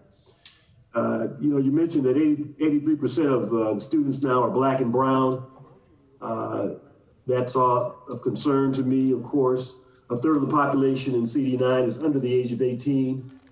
And many of those students, of course, had learning deficiencies before the pandemic. And now that we are in the midst of this coronavirus, it's even more pronounced in our communities. You mentioned that schools can apply to reopen with some modifications for special ed, ESL. Is there a list of those schools and where are they geographically located? How do we enhance instructional opportunities in those settings? Sure. Thank you, Councilmember Price, for your thoughts, and I appreciate that. One of the challenges we have is we have a large system. We have almost 500 elementary schools with high needs, and so waivers and exceptions don't bring all students back. Don't bring our highest needs students back. Don't bring all students back in your council district. And I think that the overall goal has to be to reduce spread in the community and build the foundation to reopen each of our schools, all of our schools. What we are doing, as I noted earlier, for highest needs students, we provide childcare for the student of an essential worker or a child who needs care during the day so they can participate in their classes. We're providing one-on-one support for our highest needs students in a program that continues to expand as we prove we can do it carefully. We're actually doing it outside. We're doing it outside to make sure we, where possible, have the safest health practice in place. And so of the 217, I couldn't tell you, I can get back to you which schools are those that are open. But what we're doing is trying to prioritize students who need most supports in a time like this. And we're trying to prioritize them in one-on-one tutoring, in access to a campus for care during the day, or that tutoring if appropriate, and other supports, and other programs which would include the safety net. It should not go unrepeated. 72 million meals is the largest program of any relief program in the nation, let alone led by a school district. And if I had a plea for our city council partners, it's we need to together advocate for funding. In most other parts of the nation, children's meals are the province of schools. Adult meals are the province of the city, a county, a community as a whole. And where we're leading on behalf of the community, we hope to see the city join us, the county join us, and other agencies. So the safety net we're providing, we shouldn't take for granted. We don't have the resources to take out of the classroom and provide meals to adults, but we're doing it because it has to be done. And my hope is with your leadership and council president and others that we'd see more collaboration in some of these areas which are desperately needed in all the communities we serve. Yeah, we certainly look forward to continuing that collaboration. I've been in several grab and go spots in the district at our schools, and you're right, the community has come to really appreciate them and to rely on them. Lastly, you mentioned there was some discussion about the outbreak management, which I think is an interesting term. But talk a little bit about this testing schedule. We know it's going to be ramping up, but is it envisioned that testing would occur every day, every other day, or what's the kind of ramp up to making sure there's a safe environment for kids, for staff, for faculty on the campuses? Sure, and lest anyone listening comes away with the wrong impression, we are not creating a bubble. We saw in the World Series last night, even someone within a bubble could come in contact with the virus. So what we're trying to do is mitigate risk. The baseline testing will be provided and is being provided to our science partners, UCLA, Stanford, Johns Hopkins. We have Anthem and Health Net also advising us on what the pattern of periodic testing will be. And in simplest terms, the science advisors will tell us one could expect in a smaller portion or a school with higher incidence, more testing. One could expect with less occurrence or no occurrence, less testing. We have procured a volume of tests such that when students are back, we expect to be able to test every student or staff member within a week or 10-day time horizon, which the epidemiologists and scientists tell us will mitigate risk, won't reduce risk, but mitigating risk. And the goal is to be able to respond quickly to identify, isolate, work together with our health partners at the community health department to make sure that an occurrence of one does not become an occurrence of many. The other important piece of that is testing it's not a curative, it's not an immunization, it's a diagnostic tool that has to exist alongside health practice, the mask, Councilmember Kress talked about, social distancing, keeping students in small, stable cohorts. So one of our great challenges at the moment that we're working through with our labor partners is how do we provide for appropriate instruction in secondary schools, balancing learning needs and health needs? Because a typical high school schedule has a student going on to 6 or 7 classes during the course of the day, each with a different group of students. So the health cohort effectively becomes several hundred individuals. That won't work. So we have to find ways to redo master schedules and the like at secondary schools to make sure that we have small, stable cohorts, health practice, and testing as a diagnostic tool all together to reduce risk as much as possible. One last question, Madam President. You mentioned that, Mr. Buettner, that you got 90% level of penetration almost on every category you talked about, including hardware. Still some issues in my community. Folks say they don't have access to the laptops that they need. You've got a family with 3 or 4 kids trying to access the internet with varying degrees of success. Talk about any special efforts we're doing to make sure that that these families can have the hardware they need and are able to access the programs that have been provided online? A very good question, because without the connection, students are left behind. We recognize that early. So we are providing to any student who needs it a free device, tablet, Chromebook, depending on what is age and instructionally appropriate. And Did they get that through their school? Is there a number they call, or how does that happen? We have a hotline. We have not a 24-hour, but I think an 18-hour hotline, 6 days a week. There's a website, and the easiest place is through their teacher or their principal at the school. And that's how we've gotten to 99+% connected. Now, to do so, there are some challenges. The devices aren't free. There should be a funding mechanism from the state to provide for that. There's not. And that's a challenge that we need to advocate together at the state level. The state provides us funding for those who work in schools. We're encouraging voters to participate with us in a facilities program to expand on that. But we receive $0 from the state for the devices that we're providing. The same challenge exists in internet access. Now, I'm old enough, older than most of you, to remember when everyone had a rotary phone. There was no haves and have-nots. Everyone had access. The old dial line or landline service. When we shifted to wireless and we shifted to internet, somehow we left a portion of our community behind, the have-nots.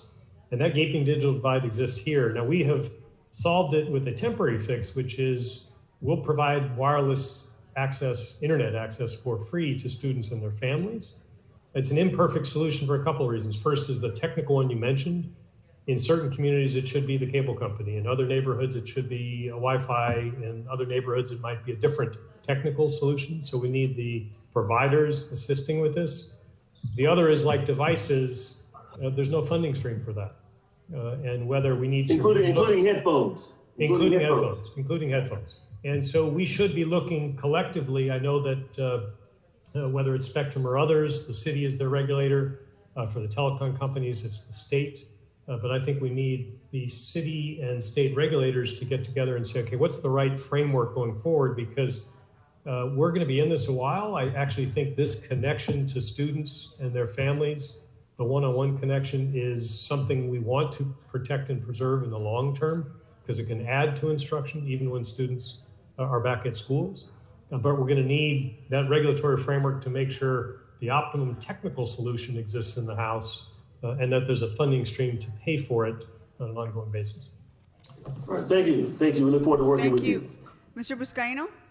Thank you, Madam President and members. Thank you for this robust discussion, Dr. Ferrer and Mr. Buettner. Austin, let me just say this. You have displayed true leadership during these uncertain times. Heroic, and you deserve a Medal of Valor. Jay and I, in the early days of the pandemic, the first day, we visited a number of the grab and go sites in Dr. B's district. And that food delivery system now for our students has been a national model. Your line of communication with families is just incredible as well. You know, Jay and I have looked forward to your Monday morning briefings. Yes, we have listened, but at the same time, I have been irritated by all your phone messages, but it's not bad. It's a commitment you and the school board have made to have that line of communication in these uncertain times with parents. I'm concerned, though, with the mental health and well-being of our students. Maybe Dr. Ferrer can chime in on this. We know and we've heard, and as an LAUSD parent, my sisters are teachers. We have a lot of friends and family who are teachers. A lot of our family go to our LAUSD students. They have been, these are challenging times for our students as well. And in your numbers, Mr. Buettner, you mentioned almost 200,000 students still are not signing in on a daily basis. 3 million students around this country, I believe, are still not going to school or not signing on. The challenges of not having that personal connection with teachers. I know there's a lot of stress and anxiety among our students and our parents at the same time. So how are we addressing the mental health and well-being of our students who are struggling in class because not being able to personally connect with our students. I know there are a number of sites today through the school district that are being offered for students who are struggling, but just on a whole just a whole broad perspective of our students suffering from our mental health and well-being. Sure. I'll start, but I know Dr. Ferrer can add to this as well, because this is an area we collaborate on pretty closely, the school district and the county. I'll start by acknowledging, and I'll use your words, Councilmember Buscaino, it's that personal connection, and the personal connection is lost. We have students who are home, they may be home by themselves, they may be in a family that was struggling to get by, struggling even more now. COVID, school, a tremendous amount of trauma and anxiety in virtually every household, including, I'm sure, each of your own. It's life, right? So what we're trying to do is a couple of things. We've set up the tools that we can. We have a mental health hotline. We have changed our school schedules so every student begins each day with an advisory period, where the purpose of that is really health and wellness. How are you doing? How are you as a human? What can I do to help? Before we get on to the instruction of the day, we start with an advisory period. We have our counselors fully deployed to try to find situations where they can be helpful. But what we're missing is one of the things that comes along, excuse me, with having students in schools, which is that personal connection. And so we struggle with it. We struggle how to try to provide it. And we understand fully that when students are able to come back to schools, we will have a set of mental health challenges in schools that we've not seen in this country in generations. And that has to be all hands on deck. City and county school district, from a funding standpoint, many of the funds and many of the programs for mental health are county as the safety net agency, if you will. There are other programs the city has. So schools cannot do it alone. The best thing we can do, I'll go back to that 8.0 number for LA County, is all of us wear masks, practice distancing, celebrate Dodgers remotely as you've done, enjoy the picture, but don't have that many of your friends come together tomorrow night to celebrate because we've got to get COVID back to a level where one could plan to have more students back in school where the personal connection can be made and provide the mental health support. But I'll turn over to Dr. Ferrer. I'm sure she can add, because this is really a team effort. Thank you, Elsa. Yeah, and thanks so much. And I'll be brief because I think Superintendent Buettner really captured, the work that's in front of us. Yeah, I think every single person is emotionally distraught, anxious, depressed at some point, both children and adults, on trying to sort of make it through a pandemic that's had devastating impacts on so many families. And I think I want to applaud LAUSD because I think they really stepped up with a set of important services and made some changes to what a student's day looks like to allow for a focus on social and emotional well-being. I think the county also has used every opportunity we can to allow for activities that can be done with as much safety as possible to give opportunities for young people to come together in a situation where there is a supervising adult, as long as that's distance outside and with face coverings and good infection control. So, we have really been very flexible about our interpretation around youth sports to really include some non-traditional sporting activities, because we know how important it is as a community for us to figure out ways for our children to have some of their needs met while they cannot be in school full time. And I want to also acknowledge that when schools are allowed to reopen for high needs students, we have a focus, of course, on students with an individualized education plan and students who are English learners. But we have left the definition of high needs students up to every school, and we have urged schools to include in that students for whom virtual learning isn't working because of their social and emotional needs. So I want to stress that everything has to be done with safety, adherence to the directives, but the goal is to try to find lots of different options including traditional mental health options. The Department of Mental Health for the county has vastly expanded their offerings to really recognizing embedding social and emotional learning within the standard curriculum at schools during a pandemic is critically important. Dr. Ferrer, my last question, thank you for the response to you and Mr. Buettner.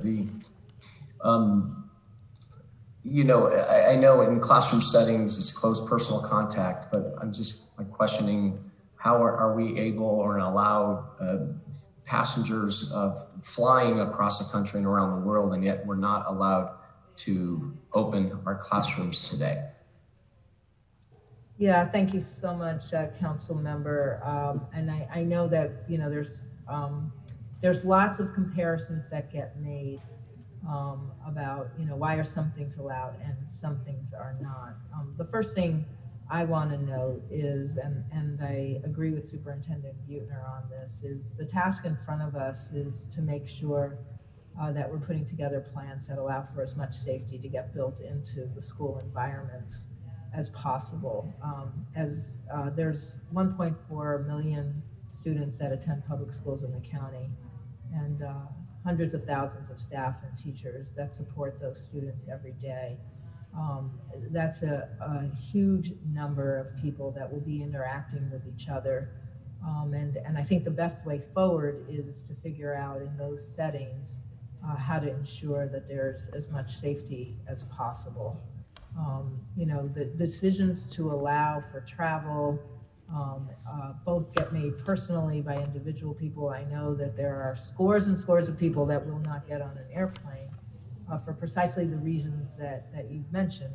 It still appears to be an activity of heightened risk. I think for some people that's either their jobs or it's a necessary piece of their jobs, and they have to make their assessments. So I'm going to go back to probably what I was trying to articulate earlier, which is I think because education is so central to the well-being of our communities, both in the short term and the long term, we need to pay a lot of attention to creating lots of options for people to get high quality support services and access to good learning. Some of that is best able to happen during the pandemic through the online options. And slowly, as we bring people back into our schools, we're figuring out how to create that safety back at our schools. But thank you so much. Okay, thank you, I hope members. that's okay. And again, I want to thank you for Understood. Thank you, members. Thank you We for really all have you to have. wrap this up. Members, we have to wrap this up. We were only going to allow about 45 minutes. This discussion has gone on for a while now, and Dr. Ferrer and Superintendent Buettner really need to get back to other duties. So I want to thank you both for being here. Thank you. And going past our time. So I just want to say thank you again. And we'll have you back as soon as we agendize this item one more time. But I want to just, again, sincerely thank you both for your gracious time this morning. Thank you very much. Thank you very much. Thank you. I know. Madam Clerk, we're going to go ahead and vote to note and file this item number 33. Yes, Madam President. Let's go ahead and call the roll. Blumenfield. Blumenfield, aye. Bonin. Bonin, aye. Buscaino. Aye. Cedillo. De Leon. Aye. Harris Dawson. Yes. Koretz. Aye. Krikorian. Aye. Lee. Aye. Martinez. Aye. O'Farrell. Aye. Price. Cedillo, aye. Aye. Price, aye. Thank you, Councilmember Cedillo and Councilmember Price. Rodriguez. Aye. Rue. Yes. Wesson. Wesson, aye. 15 ayes.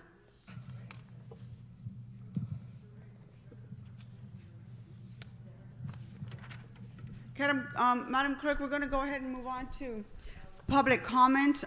Public comment for our regular agenda, and we're going to take public comment for our separate agenda separately. Yes. So go ahead and read the call-in information. Thank you, Madam President. As indicated on the agenda, members of the public wishing to offer public comment should call area code 669-254-5252 and use meeting ID number 160-535-8466 and then press the pound key. Then press pound again when prompted for participant ID.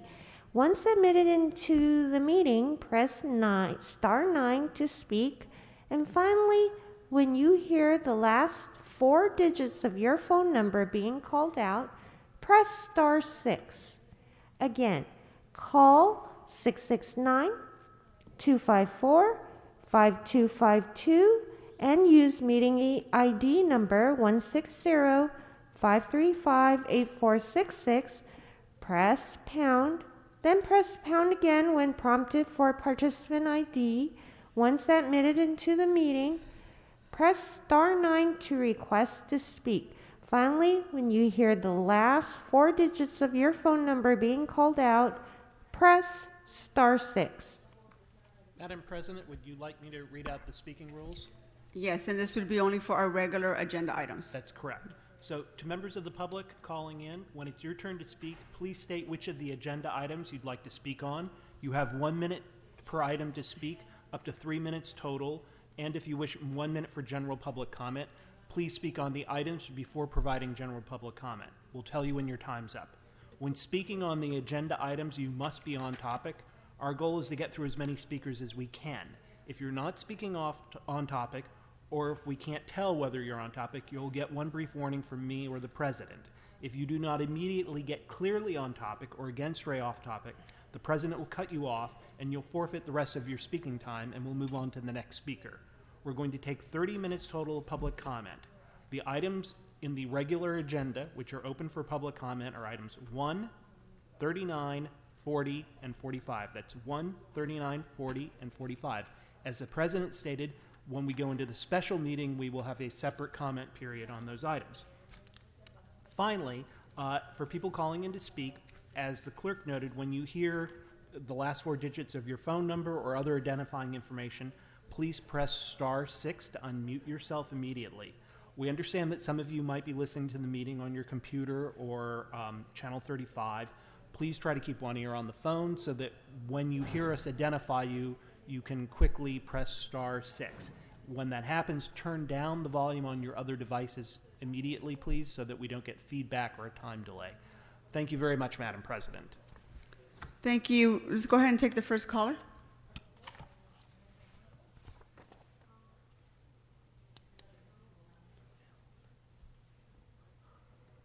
Call-in user 1, please press *6.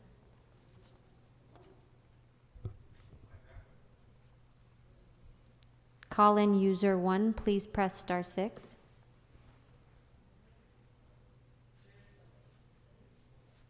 Call-in user 1, please press *6.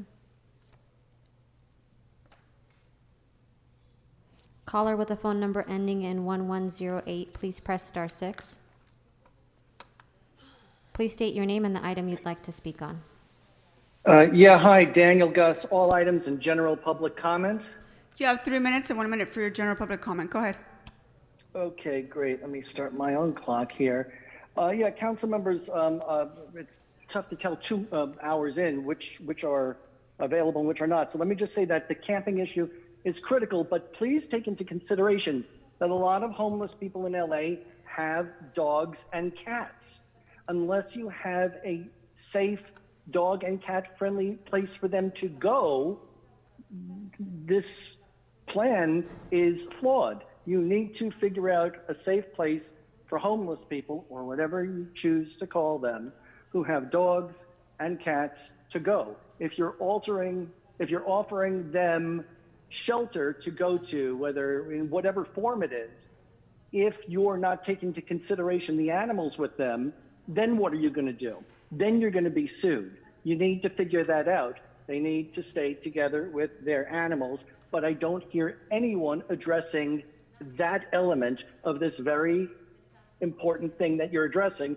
I appreciate what you're trying to do, but you gotta calculate in what do you do if the person has a dog or cat and knows that that can throw your entire plan into disarray? Also, you have to consider, how do you get those animals spayed and neutered? Because that just encapsulates a whole lot of other things.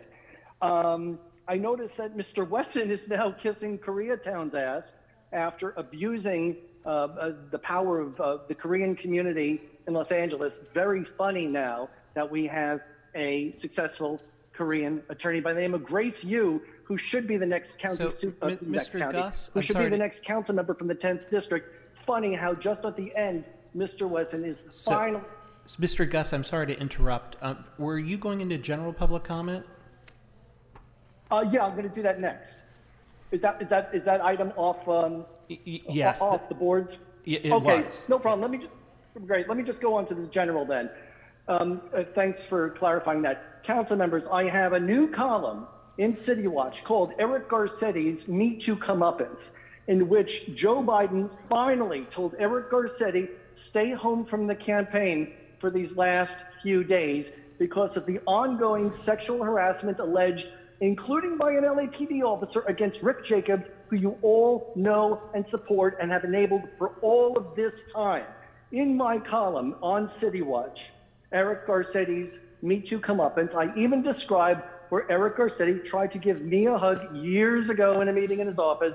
I didn't take it personally, but times have changed. It should be clear to everyone, whether Garcetti, Jacobs, everybody, you are not supposed to encourage physical contact during non-social public events. Thank you. Have a good meeting. Bye-bye.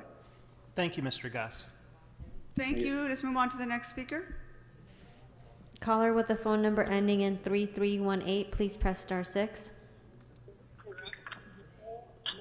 Please state your name and the item you'd like to speak on. Hi, this is Richie Serdenko from People's City Council in Sunrise Movement, LA. I'd like to speak on general public comment. You have 1 minute. Go ahead. Bob Blumenfeld, I'm outside your house right now. We know what you're doing. You guys just spent 2 hours delaying public comment. You guys don't believe in democracy for 1 fucking second. You guys are a joke. You knew there was a planned press conference at noon. You delayed for 2 hours. Nuri Martinez, you should feel fucking ashamed of yourself. We're calling to oppose the ordinance for Mike Fierce for 4118. You all should feel disgusted with yourself trying to criminalize homelessness in Los Angeles. I say this a lot, but you guys honestly should take a deep look inside yourself and think about what the fuck you're doing when you attempt to criminalize poverty in Los Angeles. It's cheaper to alleviate these problems in our communities than to enforce it, than to criminalize it. Bob Blumenfeld, we know what you're up to. We're going to be outside your fucking house all the time. Nuri Martinez, you're next too. Nuri, we know what you're doing. You can't hide. Stop acting like you are some upholder of Thank you very much, caller. Thank you. Next caller. Caller with the phone number ending in 0357, please press star 6. Please state your name and the item you'd like to speak on.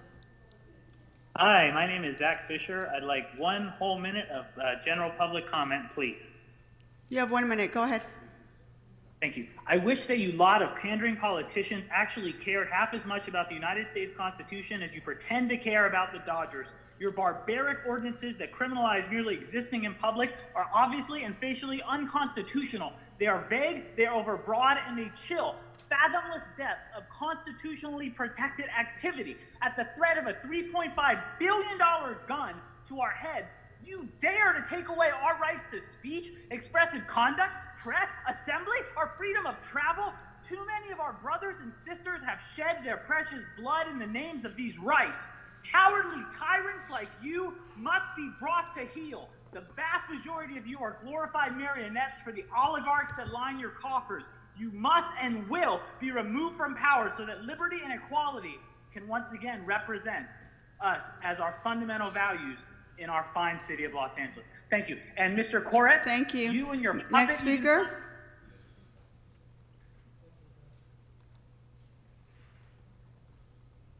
Next caller. Caller with a phone number ending in 6888, please press star 6. Please state your name and the item Hi. you'd like to speak on. Hi, this is Eva, and I'd like to speak on item 201376.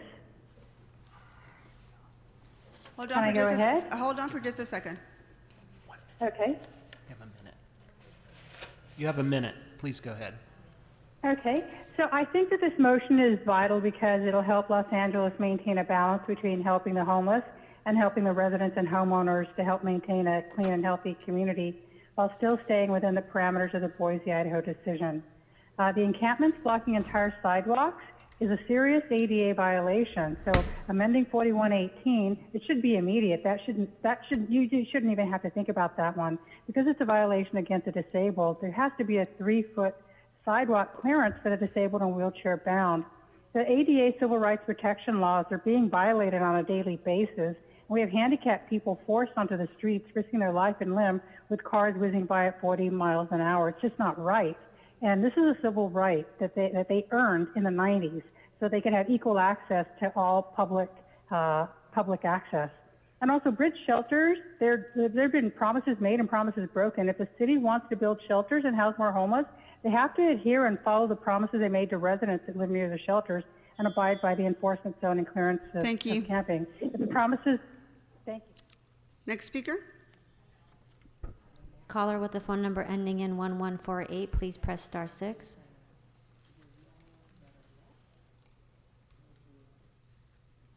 Caller with the phone number ending in 1148, please state your name and the item you'd like to speak on. I'd like to speak on all available items, please, and general public comment. You have 3 minutes and 1 minute for general public comment. Go ahead. Yes, good morning, everyone. Apologize to Ms. Autry Martinez again. And again, we have corrupt and kindergarten tactics, making the public wait 2 hours deliberately on a bunch of minutia from... Speaker, would you please get on the agenda items? Yeah, I'm getting to my comment, but the public knows what you're doing because you know there are a lot of callers on this. Just criminal corruption. So kindergarten, it's deliberate. Item number 1 is going to be voted on 100% unanimously because the LA City Council vote trades. Public, look up vote trading, Los Angeles City Council. It's illegal. But why do they sit here and congratulate each other? Don't congratulate each other. That's our job. You pat each other on the back constantly. We don't want to hear that. You haven't done a damn thing but steal and criminalize homeless people. Item number 1 is $35 million for 104 units. I'm a contractor. One of the things I do. That is insane, but this is the daily votes from the LA City Council. That's $336,000 per unit. And they don't even say how many square feet the units are. Last week, they voted 5 projects, $191 million for just 460 units. That is insane. Enriching their contractor buddies. This is why we're recalling Dawson. Yeah, we're coming for you, boy. We're coming for you. 12 grandmothers picketed your home yesterday for Destination Crenshaw. We don't want it. That's public. That's $200 million for an outdoor museum. What they say it is, it's a gentrification project. Throwing out 1,000 people out of Dorset Village. I'm sorry Google to interrupt. Dorset Village. Please get back on topic. H project number 1 is just the same thing. All the same thing. Gentrify, butcher the community, build things that people can't even afford, and they don't even they don't even account for how many people are being actually housed in these so-called homeless units. HHH project is a complete scam to the public to siphon money to your billionaire developers, which fund your corrupt campaigns, sleazy, corrupt king of homelessness, Herm Wesson, is a blight on humanity. He's running for city, You're on county general public board. comment, It's just Speaker. great. General Pardon public me? speaker. Pardon me, sir? You're on general public comment now, please. Okay, thank you.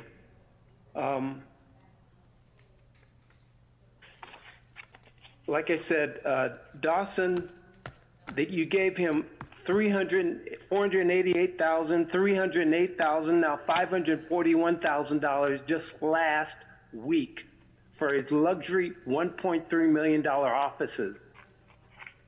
This is a disgrace. The public does not want, and we will not have, Destination Crenshaw. $200 million. And you're giving this guy $1 million and you're furloughing employees. Everybody that's being furloughed, everybody that doesn't have a job, everybody that's struggling, this guy, this sleazy, corrupt council is giving this guy all this money because he asked for it. The LA City Council vote trades. Thank you, Speaker. 100% of the votes are yes votes. Thank you, Speaker. So why? Next caller. Caller with a phone number ending in 7719, please press *6. Please state your name and the item you'd like to speak on. It's Eric Previn from Studio City, and I'll just simply speak on all of the items available and a general public comment. And I'm going to start with 43, the great Curran Price. You know, when he spoke today, he was sitting in front of what looks like a giant hand massager or remote.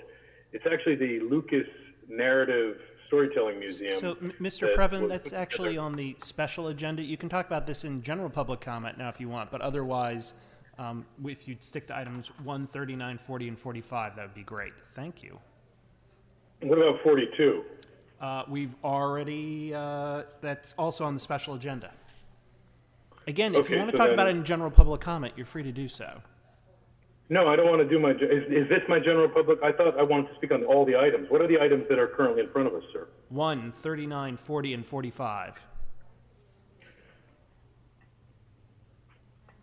Okay, so it's 139, as you said.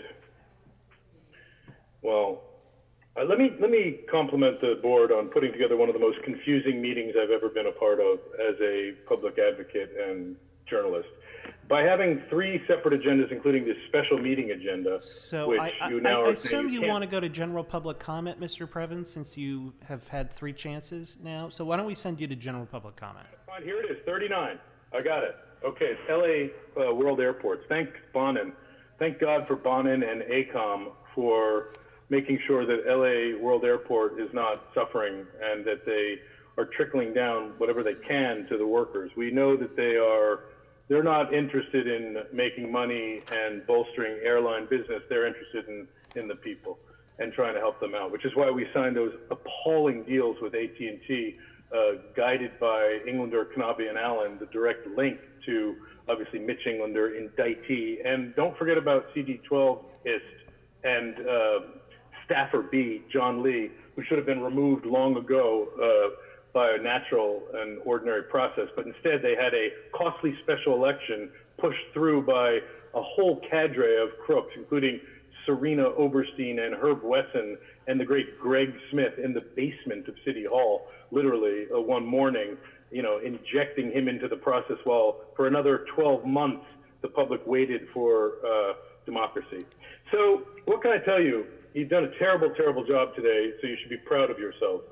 I mean, I don't even know what to say. Why am I not allowed to speak on the special meeting, and how long am I going to have to wait into what kind of a mix? Is it time for my general public comment? Yes, Mr. Previn. Thanks. So my general public comment, I want to talk a little bit about what I started to say, which is that the George Lucas Museum, and I'll come back on special meeting, but I'm allowed, because anything under your jurisdiction, was put together by Mayor Garcetti and the County Board of Supervisors. Mark Ridley Thomas walked out of a major public hearing on some kind of a landfill in not his district to go cut the ribbon with Curran Price as they gave away to George Lucas and Melody Hobbs and his wife a lot of rights and opportunity to put up a great museum, and we're all excited. Yes, there have been questions about, is it ugly, is it stupid, is there anything there? But the reality is that it's something, and they're going to let the parks, we're giving them some parcels coming up later in the day. But I want to make it very clear, it has to be free to the people of Los Angeles. If they want to sell little Boba Fett and Yodas, by the way, Yoda has never been seen in the same room as Sheila Kuehl, they're welcome to sell those. But the people have to be able to walk in and drink in the art for free. Fauble, I think you understand free, don't you? Let's do it. And make sure that Curran Price understands if he wants to put advertisements behind his head, he's welcome to it. It is a nice. You're welcome. Next speaker. Caller with a phone number ending in 5137, please press *6. Please state your name and the item you'd like to speak on. Good morning. My name is Jamie Penn. I'm the resident representative for the Wilshire Center Koreatown Neighborhood Council, Subdistrict 3. I'd like to make a general public comment. You have 1 minute. Go ahead. So I just really want to know, what is this? You always take public comments first. This is extremely unusual. The public has so much input on the item that you've decided to move to a special meeting, and you let the beginning item go over time, hours over time, but you never do this for public comments. You clearly do not value the input of the people you have been elected to represent. It's been 9 months of these remote meetings. The video production has improved, and yet the managing of the Zoom system has not. It was absolutely chaos this morning. And I just have no other thing to express than rage about the fact that this item that the public clearly has so much input on has been moved to a special agenda item. There's a rally playing these public comments, and it will be a press conference immediately after these comments are over. We will not let you pass item 42. It is absolutely unconscionable. The people are organized. Next caller. Caller with the phone number ending in 0313, please press *6.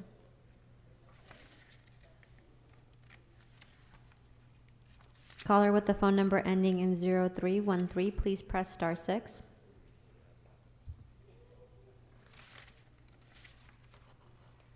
Please state your name and the item you'd like to speak on. My name is Catherine, and I would like to speak on general comment, please. You have 1 minute. Go ahead. I'm calling in opposition to 4118. We must repeal all laws that criminalize houselessness, including 4118, not expand them to be even more demonizing and crippling to houseless people. And instead, we should be focusing our efforts and fund as a city to providing permanent housing, or at the very least hotels, for all unhoused people in Los Angeles.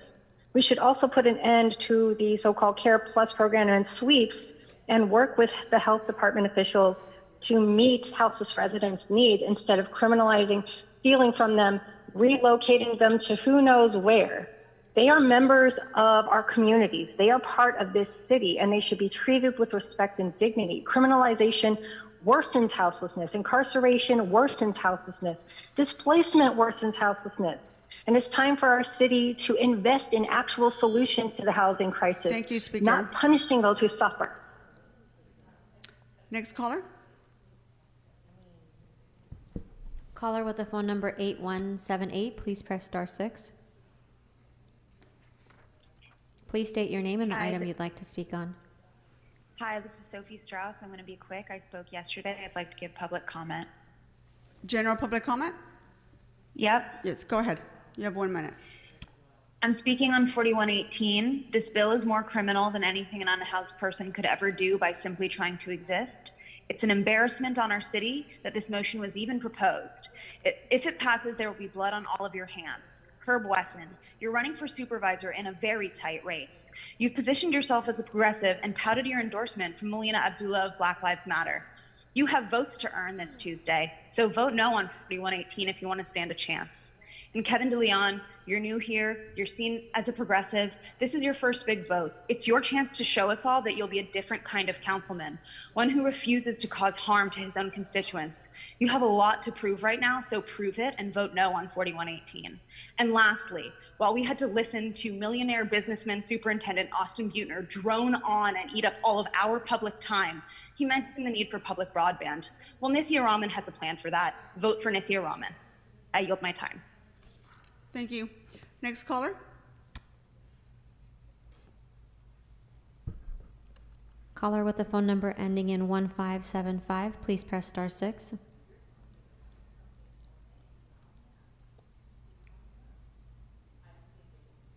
Please state your name and the item you'd like to speak on. Katie McEwen, general public comment. You have a minute, please go ahead. Yes, hi, Katie McEwen, staff attorney with Public Counsel. We urge you to oppose agenda item 42, the criminalization of our unhoused neighbors in public spaces and around shelters. We've submitted detailed written testimony with our objections. In particular, the policy of sweeping unhoused people away from shelters is ripe for abuse and discriminatory application. It does not make legal or policy sense to bargain with discriminatory opposition or to trade criminalization for housing. What is essential for the siting of shelters is political courage. Further, the city is under no legal requirement to yield to the demands of housed neighbors or commercial businesses. Shelters are protected against discrimination and unjust delays under state law. State law requires by right zoning and streamlined approval of shelters, and the city empowers by right approval of emergency shelters on city-owned land. The council is proposing to adopt an incredibly blunt and harmful policy in the midst of a deadly pandemic, threatening our collective public safety by scattering thousands of our neighbors instead of allowing them to shelter in place and framing it as something that's required. Thank you, Speaker. Next caller.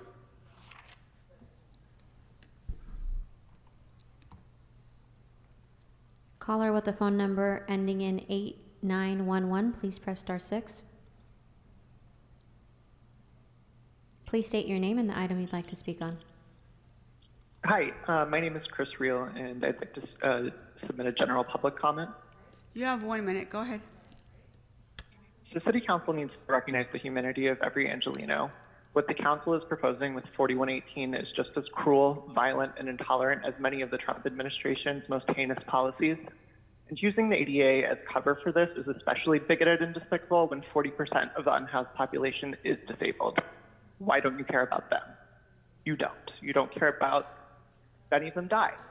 LA is in the midst of a pandemic, the air quality is hazardous, and we've experienced record heat this summer. You should be doing everything in your power to provide housing for your constituents. That's your job. Put unhoused Angelinos in hotels and find them permanent housing. Quickly, that is your job. You have failed Los Angeles in so many ways. The homelessness crisis has spiraled out of control, and sweeps are very clearly not the answer. Policing is not the answer. Displacement is not the answer. These practices cost a lot of money. Use that money to provide real outreach to unhoused Angelinos, learn their needs, and address them. My last question for you is, how evil do you have to be to propose or support them? Next caller.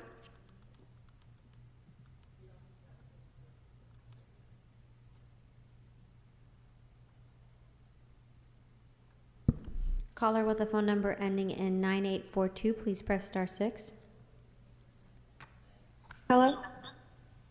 Hello? Yes, please state your name and the item you'd like to speak on. Hi, my name is Maddie. I'd like to submit a general public comment. You have 1 minute. Go ahead. Hi, I'm here to oppose 4118, as so many of us are. With this law, it would make it too easy to arrest the homeless and further criminalize it. The city has far less shelter beds and for the large amount of homelessness we have, and there aren't enough resources for homeless to re-enter society. Thus, there's no way for homeless to avoid committing this crime that you are going to make happen so soon during this horrible pandemic.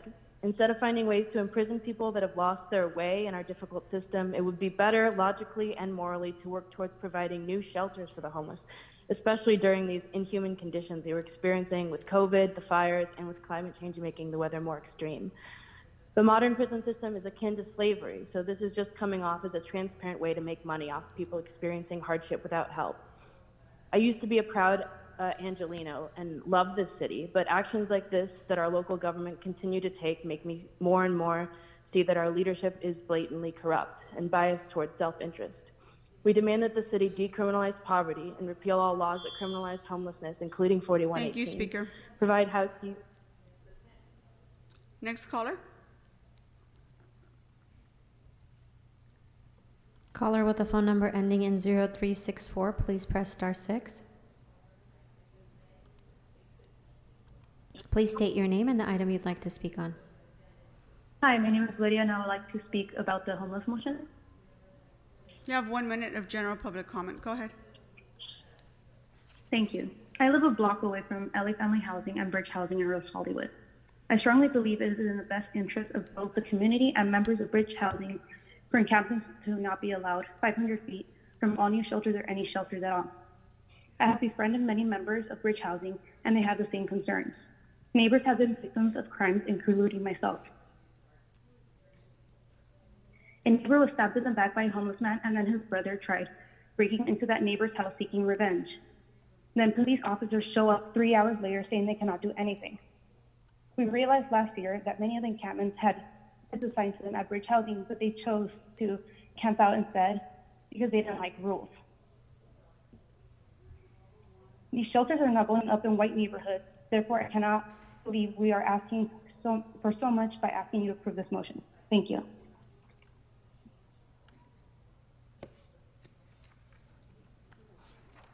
Caller with the phone number ending in 1403, please press star 6.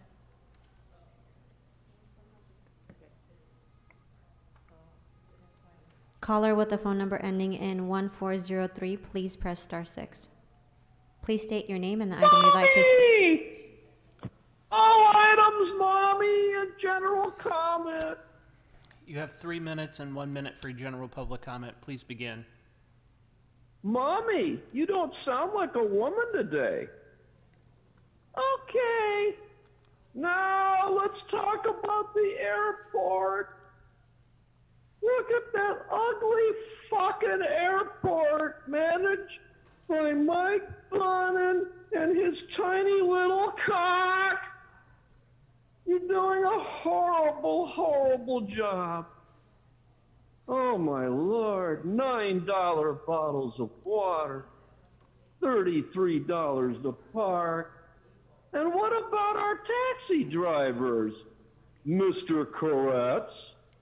How come they can't go up and pick up their fares during a pandemic?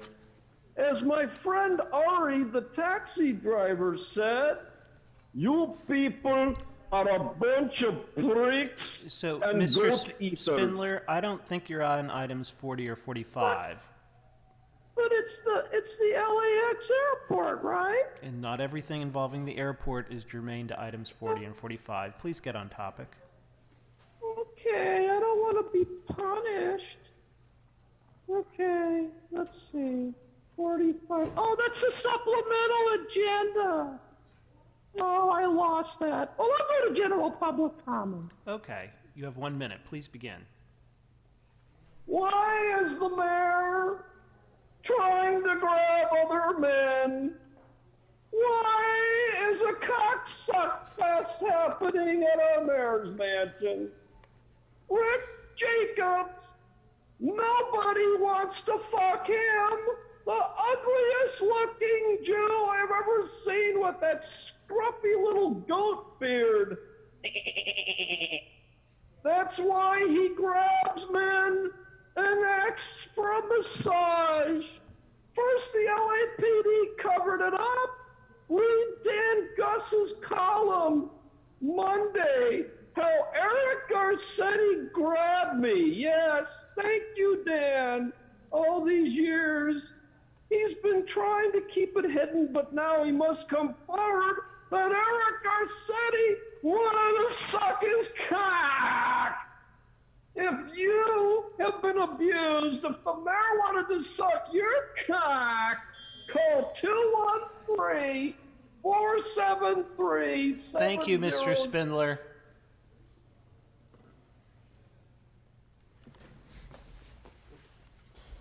Caller with the phone number ending in 6907, please press star 6.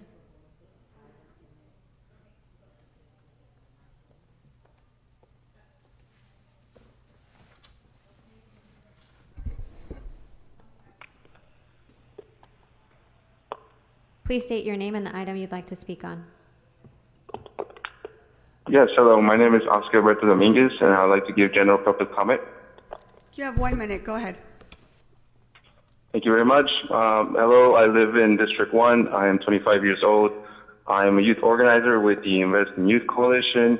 And then today I'm calling in to ask the City Council to support the youth leaders of the Invest in Youth Coalition, along with the Youth Advisory Board and the Youth Development Task Force, to create a standalone youth development department in our city, which is desperately needed, especially during these times.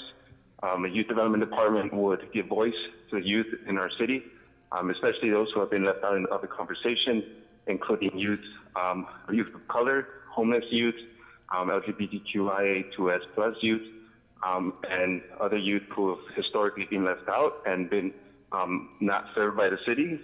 We also hope that a youth development department could prioritize youth and start changing the priorities of our city budget and reflect that the city is prioritizing youth. And I also just want to reflect that LA is nothing without its youth, so LA must be about the youth and investing them equitably, especially during these times. The youth are watching and listening. I'm also not a Thank you, Speaker. Okay, members, that concludes a public comment for our regular agenda. So we're going to go ahead and, Madam Clerk, let's go ahead and vote on item 1, 39, and 40. Let's go ahead and call the roll. Blumenfield.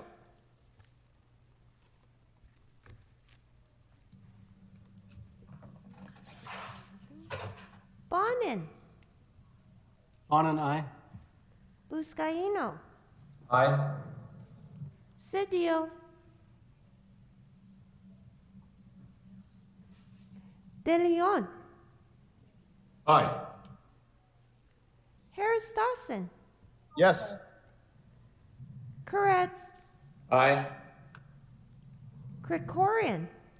Aye. Lee. Aye. Martinez. Aye. O'Farrell. Aye. Price. Rodriguez. Aye. Rue. Aye. Wesson. Aye. And going back to Council Member Blumenfield.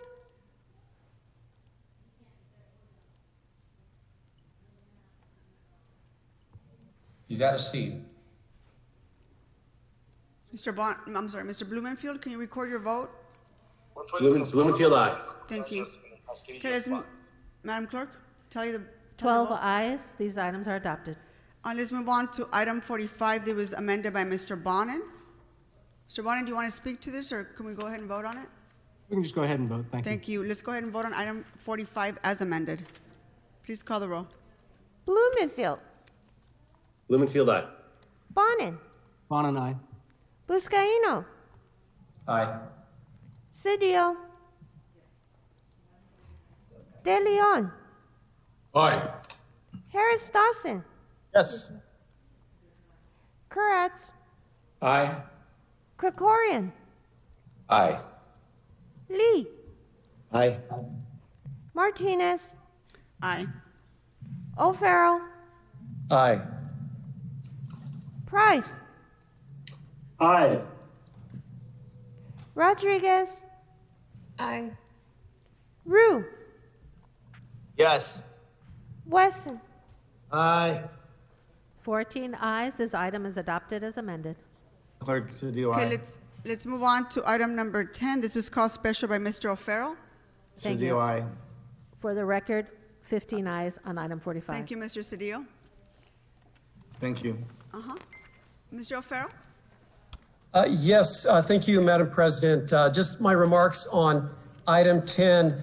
Colleagues, it's no secret that COVID-19 has caused irreparable financial damage to countless businesses across our districts, the country, and really has caused grievous harm to the LA economy. The necessary actions that this city took to slow the spread, this county and city, to slow the spread of COVID-19, sheltering in place mandating business closures and restricted science-based openings for businesses, although critical to our public health, did result in tremendous financial losses for businesses experiencing declining sales, operational challenges, and intense financial insecurity that we're still living with today. Many small businesses purchased business interruption insurance meant to help cover operating expenses such as payroll, but most policies do not cover government-ordered shutdowns. Well, there is a bill pending to remedy that.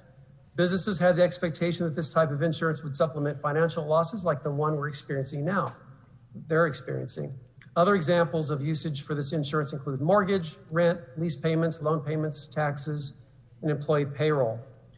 Well, the Business Interruption Insurance Coverage Act of 2020 is currently pending in Congress, and if passed, would make insurance coverage available for business interruption losses arising from viral pandemics, forced closures of businesses, mandatory evacuations, and public safety power shutoffs.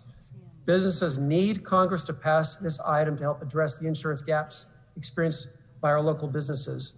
It's essential that the city support HR 6494 to keep our businesses alive and help our economy recover.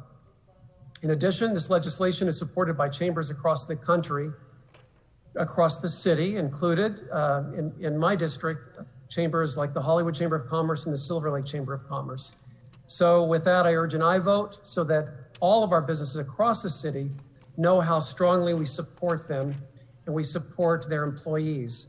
And joining everyone to call on Congress to pass meaningful legislation such as HR 6494 to help the backbone of our working class and our mom and pop businesses in order to survive. I ask for an aye vote. Thank you, Madam President. Thank you, Mr. O'Farrell. Let's go ahead and prepare to vote on item number 10. Madam Clerk, please call the roll. Blumenfield. Blumenfield, aye. Bonin. Bonin, aye. Buscaino. Aye, sorry. Cedillo. Cedillo, aye. De Leon. Aye. Harris Dawson. Yes. Koretz. Aye. Krikorian. Lee. Aye.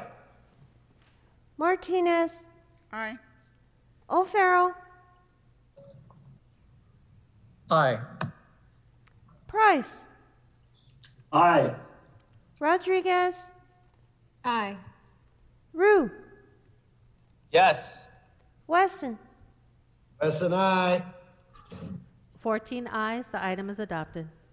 Okay, let's move on to item number 11. This was called special by Ms. Rodriguez.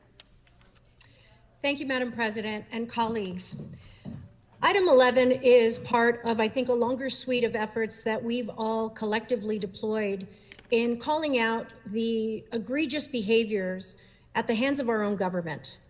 Our federal government, by the leadership of this presidential administration, has continued to target vulnerable immigrant populations that are simply seeking asylum from environments that they are escaping in their own native homelands. And it doesn't matter what brings you to this country. What matters is that you are welcomed with the open arms that was promised as a result of what this country was founded on. And unfortunately, at the hands of our president and members of the Senate that have been equally complicit in allowing this behavior to occur, we have not only seen the separation of families, but we have discovered the forced hysterectomies amongst women that were under the protection or care, if you will, of ICE. This is absolutely deplorable, inhumane, and frankly, genocidal, if you will, activities at the hands of our own government. It is a means of conducting these they're putting women in deplorable conditions, they're putting children in deplorable conditions, but now engaging in these types of activities, it's not who we are as a country. It is not who we should aspire, this is nothing that we should aspire to ever have occurring in in this time today. We are better than this. This is not who we are. And it is my hope that the female detainees will no longer be subjected to these types of environments.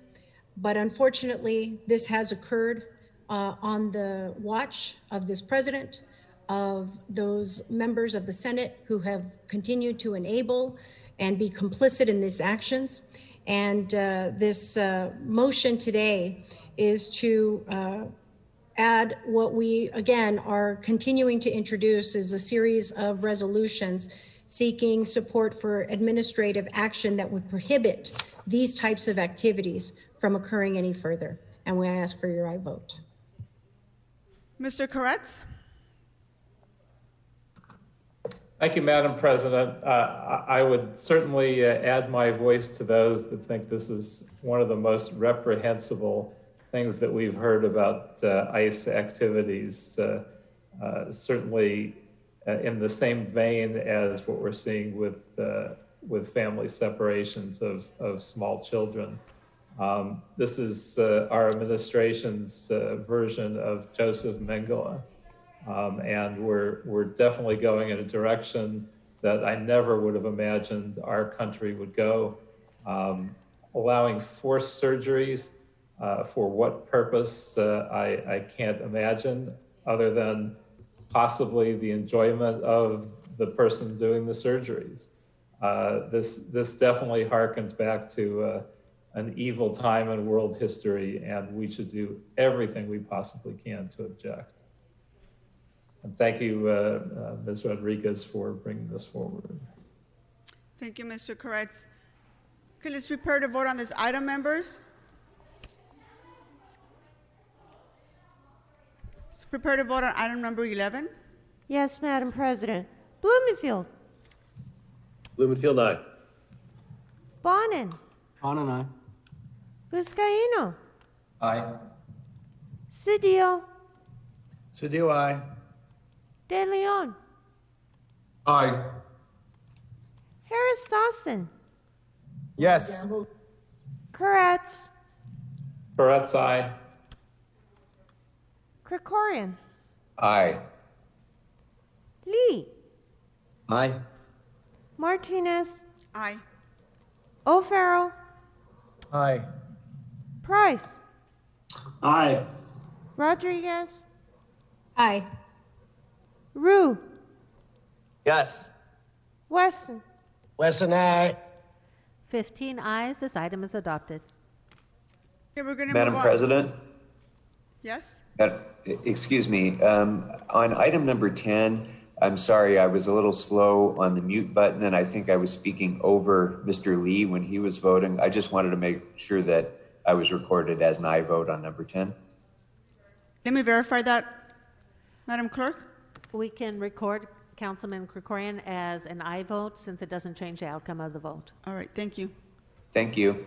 And members, we're going to go on a 5-minute recess. Our clerk needs a little bit of time to prepare for our special meeting, special agenda meeting. Thank you. We'll be back in about 5.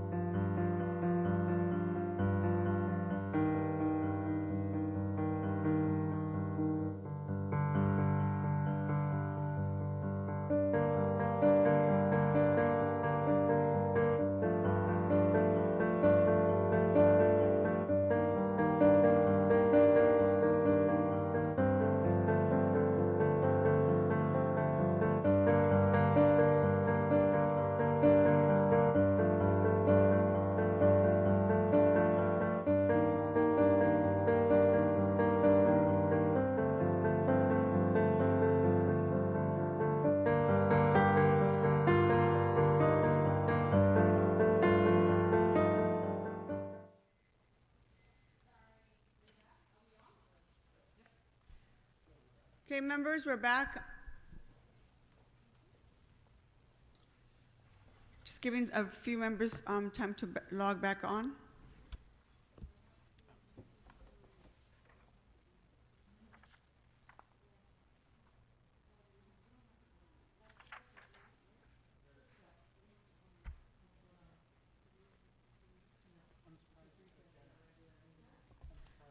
Madam Clerk, we're going to go ahead and recess our regular meeting and go into our special meeting at this time. I Yes. need you to please call the roll. Yes, Madam President.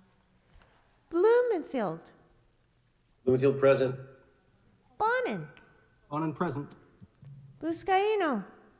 Here. Cedillo. Cedillo here. De Leon. Roll call for the special meeting. Can you repeat that one more time, please? Councilmember De Leon. Here. Harris Dawson. Present. Koretz. Here. Krikorian. Here. Lee.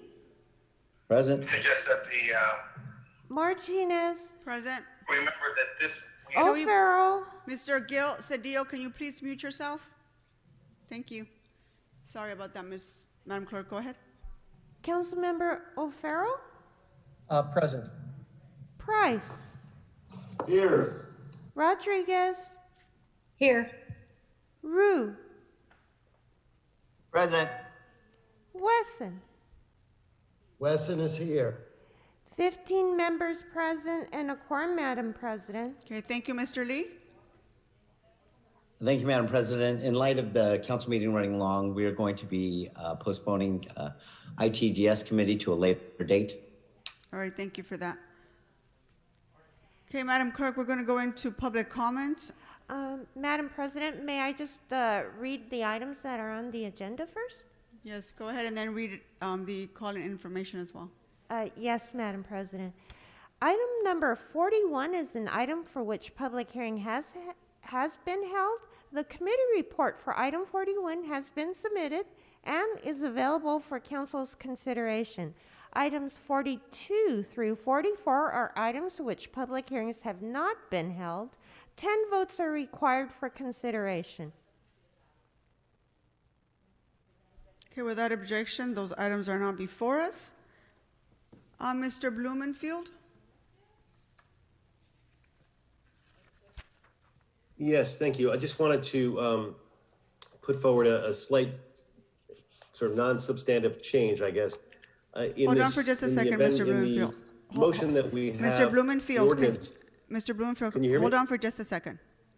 I thought you had a question. Hold on for just a second.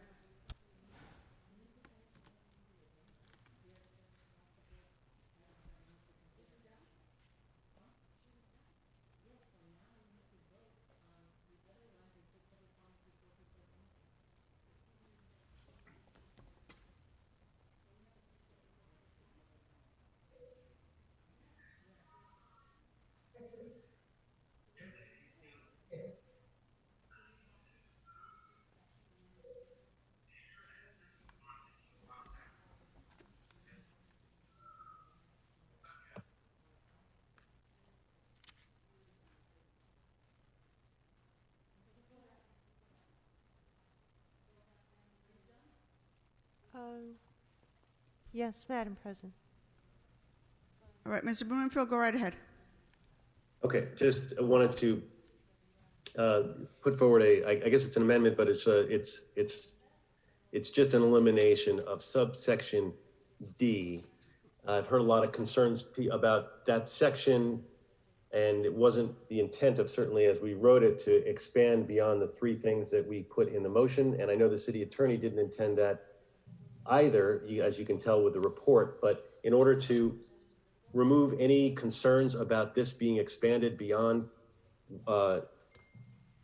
shelters and freeways and ADA, if we eliminate section D, subsection D of 1, I think that makes it very clear that this is much more modest and narrow in scope.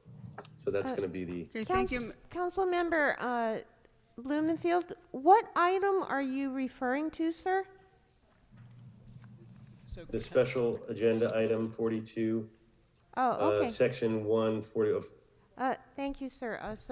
Item 42, and is that a clarification or an amendment, sir? Well, It's an amendment. So he needs a second. Is there a second? The city attorney said it could be I forget the exact term, but it wouldn't count necessarily as an amendment because it's not substantive. It's just removing one section. But if it needs to be an amendment, then it's an amendment. So, Mr. City Attorney? let me pop in. So just, you're talking about item 42. You're talking about, if I understand you correctly, excising subsection D from the proposed ordinance Muni Code section 4118. Is that correct? Correct. Okay. I think that would count as an amendment, so we should have a second. We'll take public comment, right? Is there a second? Be happy to second that for. Thank you, Mr. Cedillo. And thank you, Mr. City Attorney, for clarifying what I had just said. Of course. Any other specials, members, on our special agenda? Mr. Bonin? Thank you, Madam President. Also on item number 45, it would actually be in the form of a substitute motion, which my staff will circulate now. It would make 4 actions. Mr. Bonin, hold on for just a second. You're referring to item 45? I'm sorry, 42. Okay, thank you, because 45 was already voted on our regular agenda. So going back, just to for point of clarification, item 42, you have an amendment? It would be a substitute motion seconded by Mr. Rue, and would say 4 things. 1, I therefore move that the City Council instruct the City Attorney to detail what steps need to be taken and by which agency, body, or person to begin commandeering hotels and motels for use as homeless housing and report back to the Council within 10 days. I further move that the City Council direct LAHSA in consultation with the CAO to develop a plan for a significant expansion of encampment to homes programs, coupled with a significantly scaled up City of Los Angeles master leasing program. Such programs could use a coordinated, concentrated, services-based approach to rapidly house residents of an entire encampment simultaneously through readily available master leased units. The report should include cost and staffing estimates and consider federal grants, COVID relief funds, state and county assistance, and reprogramming from other efforts. The third is I further move that the council request that LAHSA detail within 10 days what is prohibiting the development and use of a broadly accessible app that would provide real-time information on available housing and shelter beds and how to access them, and detail the resources required to develop such an app. And the final moving clause would be that the City Council requests that U.S. District Court Judge David O. Carter facilitate a settlement agreement between the City of Los Angeles, County of Los Angeles, unhoused residents and their advocates, the Alliance for Human Rights, and other parties as appropriate, similar to the settlement agreement he brokered in Orange County Catholic Worker et al. Versus Orange County, City of Costa Mesa, City of Anaheim, and City of Orange, which led to the housing of thousands of unhoused residents and left public rights of way free of encampments without a single arrest. And Mr. Rue is the second on that. Mr. Rue, can you confirm that you're a second on this substitute motion? Yes, I confirm I'm a second. All right, thank you, Mr. Bonin. Can you circulate that as well? Yes, that'll happen right now. Thank you. All right, thank you. Any other specials, members, before we take public comment? All right, seeing none, Madam Clerk, can you please, is there any additional instructions you want to read? No, Madam President. Would you like me to read the phone number for the calls? Okay. As indicated on the agenda, members of the public wishing to offer a public comment should call area code 669-254-5252 and use meeting ID number 160-535-8466 and then press the pound key. Press pound again when prompted for participant ID. Finally, when you hear the last 4 digits of your phone number being called out, press *6. Let me repeat, call 669-254-5252 and use meeting ID number 160-535-8466. Press pound again for participant ID. Finally, when you hear the last 4 digits of your phone number being called out, press *6. So just to repeat, for members of the public calling in, please let us know which agenda items you'd like to speak on. There are exactly 4 items that are available to speak on: 41, 42, 43, and 44. Because this is a special meeting, there is no general public comment. So when you hear us identify your phone number, please press *6. Tell us which items you'd like to speak on. You have up to 3 minutes total. You have to be on topic. And again, there's no general public comment. And finally, as a last reminder, remember to turn down the volume on your other devices so that we don't get feedback or confusion with the time delay between the live meeting and the broadcast. Thank you very much. Thank you. Let's go ahead and start with the first caller.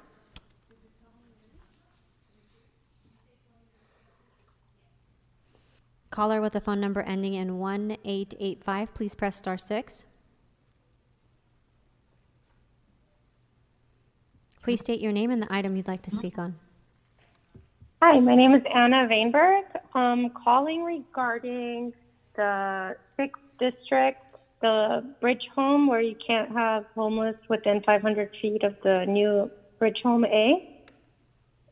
And so we have a business here. We've been here for 25 years, and in the last few years, the homeless situation's gotten really out of control. None of our employees can park. There's trash everywhere. We've had ant infestation, rat infestation. There's just people passed out in the streets, shooting up heroin and all kinds of alcohol everywhere. Our employees have to walk on the side of on the actual street with cars because we can't walk on the sidewalks. They're all filled with tents and garbage. Some of them are taller than me, the mountains of garbage we have here. Nuna Martinez's office has been really good with working with me to clean some of the areas here in the recent times. But it's just, we can't conduct business. They throw all their trash on the street. We can't park. They're taking up all our parking spaces. We sometimes have to walk for blocks and blocks just to get to work in the morning. And then we're risking. Thank you, Speaker. Next caller.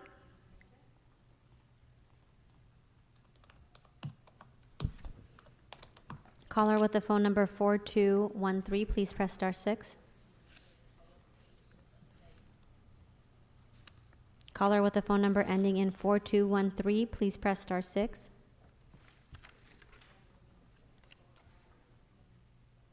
Caller with the phone number ending in 4213, please press *6. Please state your name and the item you'd like to speak on.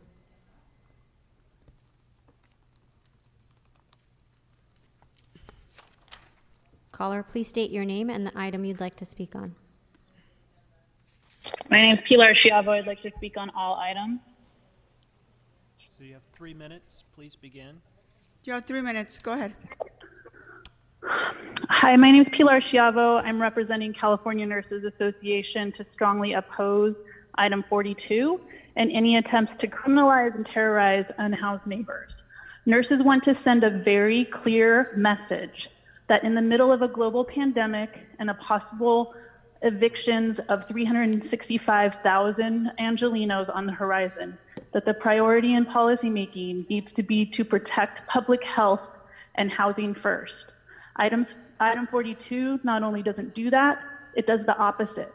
It pushes people away from spaces where they can receive services, safety, and it seeks to criminalize as a solution to homelessness, which we know it is not. It violates CDC guidelines. This is a failed strategy that both LA and San Francisco have tried before, and we all know that neither cities have solved homelessness with this. And we don't need to the failure of safer cities resurrected. Furthermore, CNA has taken a strong position in support of the Black Lives Matter movement and funding healthcare, housing, mental health, and services over policing and incarceration. Again, item 42 does the opposite. We know that Black Angelenos are disproportionately impacted by homelessness and criminalization. Criminalization of homelessness throughout the city puts public health in danger by breaking service connections and traumatizing unhoused neighbors with police, which can lead to incarceration. Filling jails and ballooning police budgets and expanding their powers should not be considered housing solutions, especially when you're facing the budget deficit of up to $600 million. This is fiscally irresponsible. The shocking record of 1,000 deaths in 2019 has already been surpassed in 2020, and the rains and winter nights are coming, and we know more lives will be lost. Items on the agenda that push people out of living in cars and RVs and onto streets are unbelievably short-sighted and will only result in endangering more Angelenos' lives who are experiencing homelessness, forcing them into unsheltered living and the harsh environment. We look to the City Council and the City Attorney to spend time and energy on finding real solutions to homelessness and not playing politics with people's lives. We urge a no vote on item 42. Work on real solutions because Angelenos' lives are very much on the line. Thank you. Next caller. Caller with a phone number ending in 2348, please press *6. Please state your name and the item you'd like to speak on. Can I have a Spanish translator, please? Hello, ¿necesita traducción? Sí, por favor, sí. Sí, aquí está la traductora. Por favor, comience. Ok, mi nombre es Rafaela Gómez. Estoy con el Distrito 9. Yo estoy llamando acerca de los indigentes. Tenemos un problema muy grande en nuestra comunidad. Yo entiendo que es un problema grande de indigentes, pero esta gente que nosotros tenemos aquí enfrente son 2 trailers, tienen ya de 4 a 5 años, son una familia de papás. Son 3 hijas grandes que ya perdieron sus hijos, se los quitaron porque son problemáticos. Nosotros ya hemos llamado mucho a la policía, no les hace nada. Ya el Distrito 9 nos ha ayudado bastante, venir a limpiar. Tiene las banquetas llenas de todas las bicicletas que se roban. Tienen todo lleno de cosas que roban todas las noches. Ellos están despiertos todas las noches. Esta gente que los defiende tanto, ¿por qué no se los lleva a su casa? O que se los lleven a su área donde viven ellos para que vean lo frustrante que es. La policía no les da ticket, nosotros nos parqueamos en un lugar inapropiado y nos ponen ticket luego. ¿Cómo puede ser que ellos que dan tanto problema tengan más privilegios que nosotros? Eso no puede ser.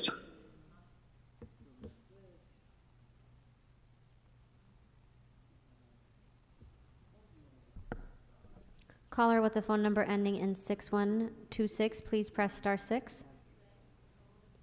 Please state your name and the item you'd like to speak on.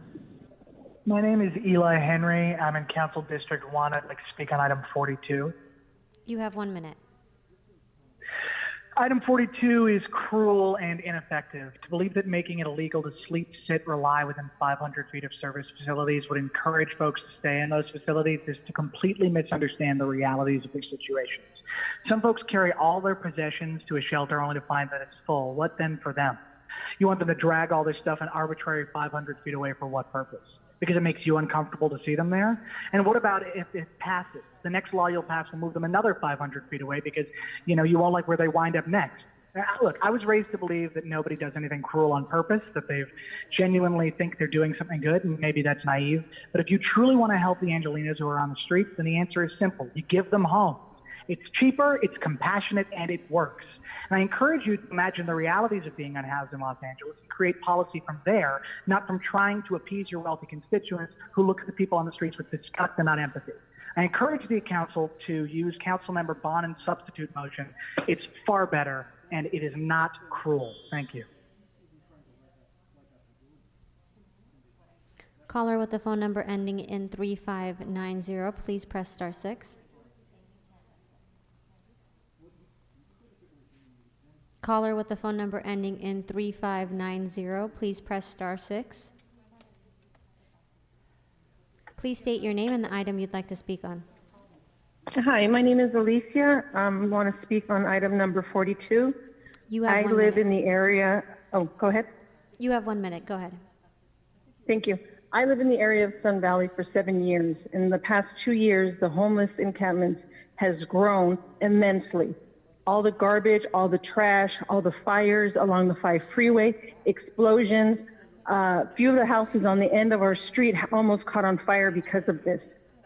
They need to get off the street. I understand that they have drug problems, mental problems, and they do need to seek services. But leaving them on the street and letting them take control of the streets is not a solution. Thank you. Caller with the phone number ending in 8843, please press star 6.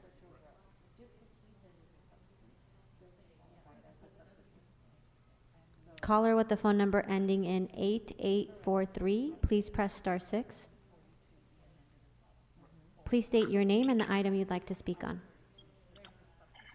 Hi to everybody. My name is Ori, and then I live in Council District 9.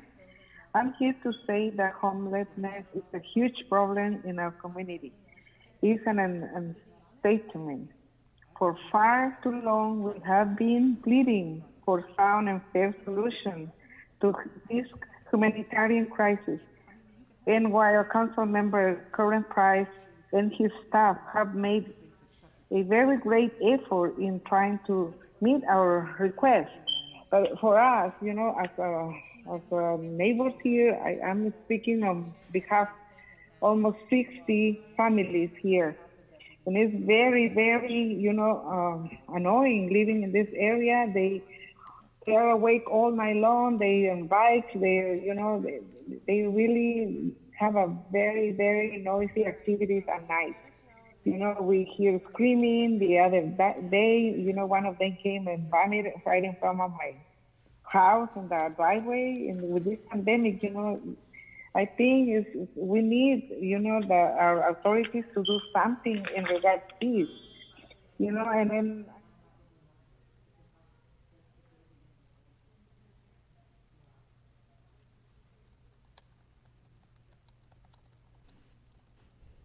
Caller with the phone number ending in 4448, please press star 6.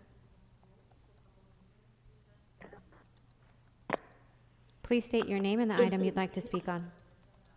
Hi, my name is Benjamin Freed. I'd like to speak on all available items. You have 3 minutes. I'll start with a quote. The psychological importance of a planned campaign against the nuisance of begging should not be underestimated.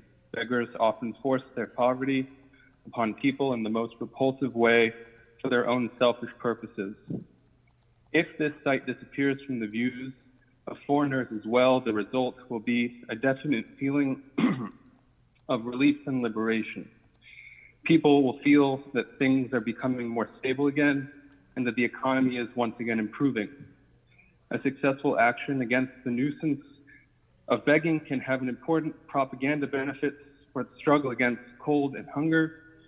Once the land has been freed from the nuisance of beggars, we can justifiably appeal to the property classes to give all the more generously to the winter aid program. These were words issued by Nazi Germany's Ministry of Propaganda in 1933. LA Municipal Codes 4118 and 5611 are even more so with their proposed amendments, bear a disturbing resemblance in ethos and practice to the propaganda and policy of the Nazi Party. The amendments are an act of violence against the poor and homeless, void of compassion and empathy, and blatantly in the interest of compounding the wealth and comfort of the opulent. I demand that the City Council and the Mayor's office invest their time and legislative power in programs which immediately help and dignify our unhoused communities while they are on the streets, and take concrete steps in providing transitional and permanent housing opportunities which meet a much higher standard than the current living situation in the shelters and the ABH facilities. Oppose the motion to instruct the city attorney to draft amendments to LA Municipal Codes 4118 and 5611, and reject the further ratification of second-class citizenship.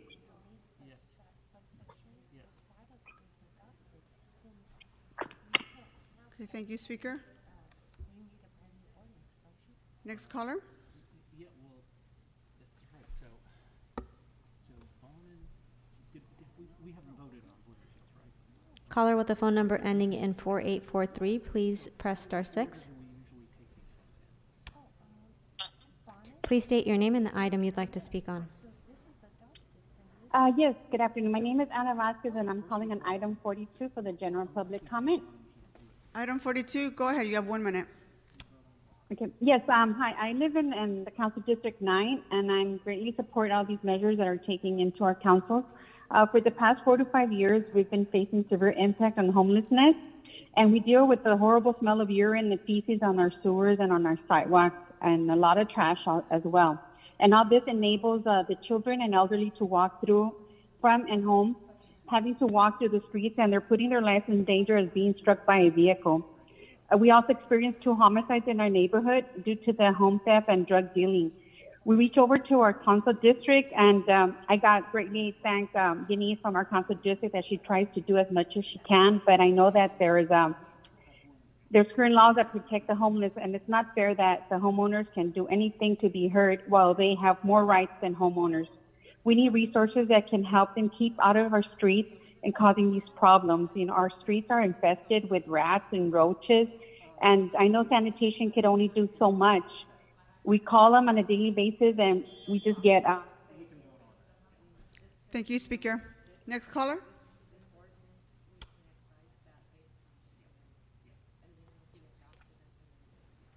Caller with the phone number ending in 5576, please press *6.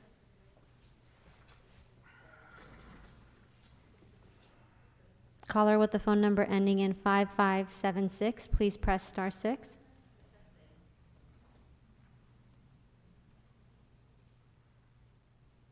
Caller with the phone number ending in 5576, please press *6.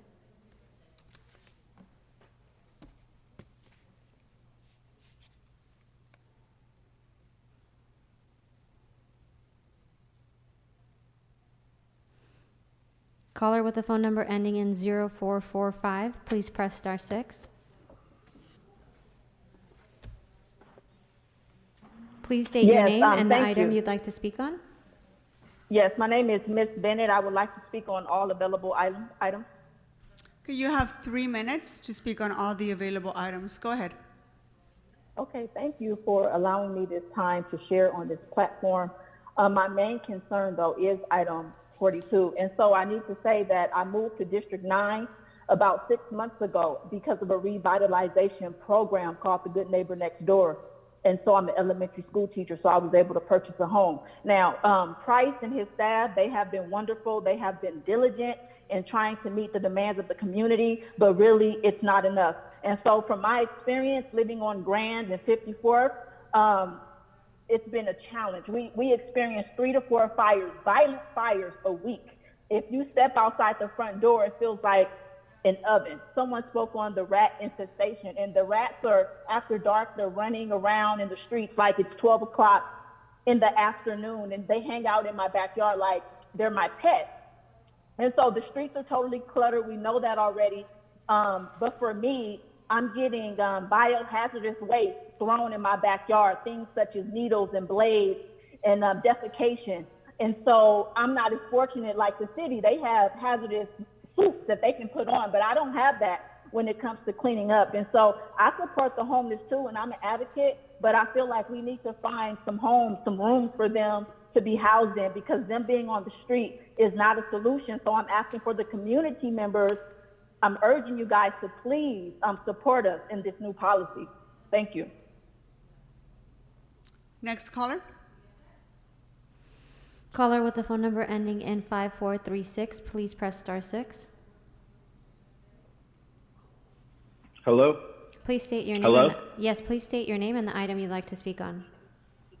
Yes, this is James in CD12. I'd like to speak on all items. So you have 3 minutes. Go right ahead. Okay.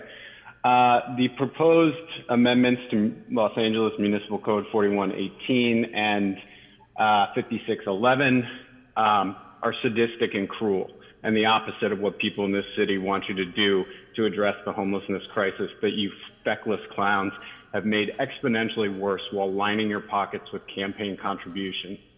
This ordinance criminalizes poverty. That's it. That's its sole purpose. It does nothing to address poverty. It does nothing to end homelessness. It does nothing to get unhoused people into housing. This entire ordinance will end up being yet another way this council all of whom have taken massive bribes from the LAPD union, will funnel money to law enforcement. By the way, who were on display last night beating and maiming people celebrating the Dodgers' victory. It's remarkable that you have complained that your hands are tied when it comes to rent forgiveness, eviction moratoriums, police accountability, additional bridge housing sites. But when you have an opportunity to criminalize and punish poverty, to make the mere existence of homelessness a crime, you are able to move mountains to move an ordinance through this council in less than 2 weeks. And if you think we didn't notice that you intentionally tried to get people to drop off this call by waiting 3 hours for the public comment period, you are gravely mistaken. It's almost like you cowards have a ton of power, but only choose to use it to punish the most vulnerable and reward your villainous NIMBY supporters and law enforcement paymasters. To be honest, hearing Councilwoman Rodriguez decry the Trump administration for inhumanity as she's one of the presenters of this motion was the peak of hypocrisy, just a total shameless embarrassment. I expect this kind of motion, of course, from Staffer B in my district. We've all seen the videos of him drunk at Malibu Wine, slurring while he fearmongers about the unhoused, using Trumpian language. I expect it, of course, from Councilwoman Rodriguez, who's taken over $100,000 in bribes from the LAPPL. But for the rest of you, this is even beyond the pale. And as that last caller showed you, this is basically just Nazi propaganda. And you're hiding behind the ADA, which is also shameful. City Attorney Fjord, this ordinance is absolutely horrific. You're a total disgrace, as was your barefoot appearance where you lied to protesters about the intentions of this ordinance. Shameful, all of you. Councilman Bonin's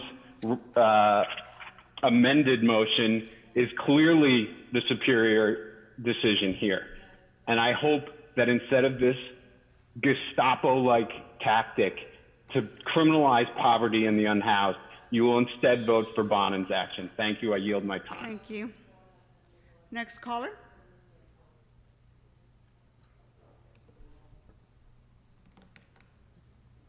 Caller with the phone number ending in 7072, please press star 6. Please state your name and the item you'd like to speak on. Yes, my name is Oma Chavez, and I'd like to speak on item 42. You have 1 minute. Go ahead. Thank you. Yes, I live in the area of CD6, and I urge you to pass this motion that makes homeless encampments illegal in freeway overpasses and around new shelters. It doesn't criminalize them. It just has them move to a place that is open and waiting for them. It's a shame that if they already live close to a new shelter, why would they stay outside? Why not go in when the bedding is available? And also in the freeways, it makes it very dangerous for everybody, not just for the people who are driving along the freeways, but for the homeless themselves, because we have strong winds coming right now, and there might be rains pretty soon, and all the trash that they have collected is going to end up in the freeway. Thank you. Next speaker.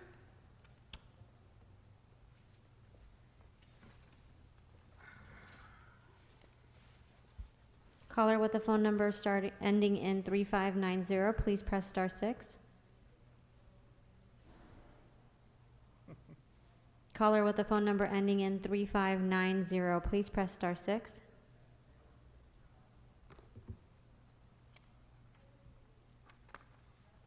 Caller with the phone number ending in 3590, please press star 6.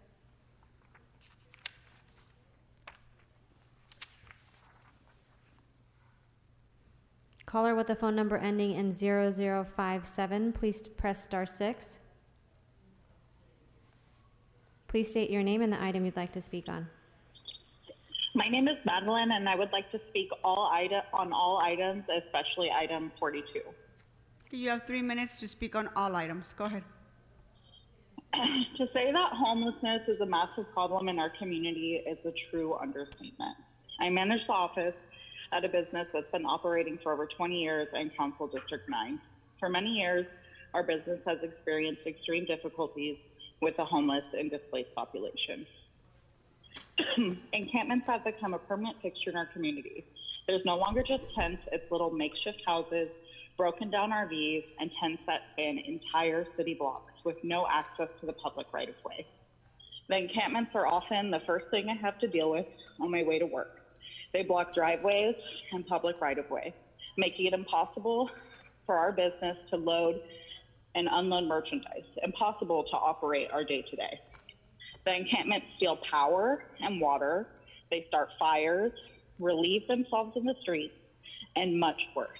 We need to do something. We can't keep allowing people to just set up residence wherever they feel like it for as long as they want. The sidewalk shouldn't be considered home for weeks, months, years in some instances. We've been victims of vandalism, theft, and arson. There's been fire damage caused by electrical theft, one of which destroyed an entire encampment and destroyed all of the encampment residents' belongings, leaving them with nothing. It burned for almost an hour and nearly reached our offices. The fire crew had extreme difficulty extinguishing the fire because the closest hydrant was damaged from encampment stealing water from it. Our business was broken into and burglarized as recently as this last Sunday, the 25th. Merchandise was stolen and there was damage to our property. Moreover, this wasn't even close to the first incident. During a break-in last year, not only was merchandise stolen, but they made a huge hole in our roof. We've had rocks thrown over our fence, damaging an employee's vehicle, which of course we've paid for. In another instance, an employee's car battery was stolen. We had to replace it. And all of these instances could have been avoided if people were not allowed to camp in the public right-of-way. These encampments invite crime and insidious activities.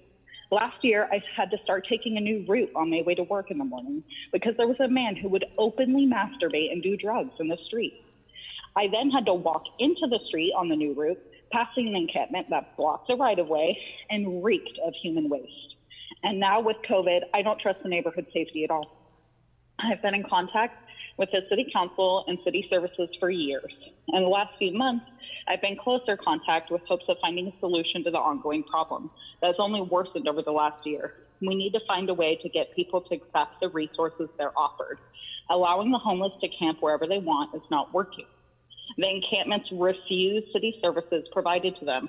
There are bridge homes, there are shelters, there are essential resources like water, showers, bathrooms. Next speaker.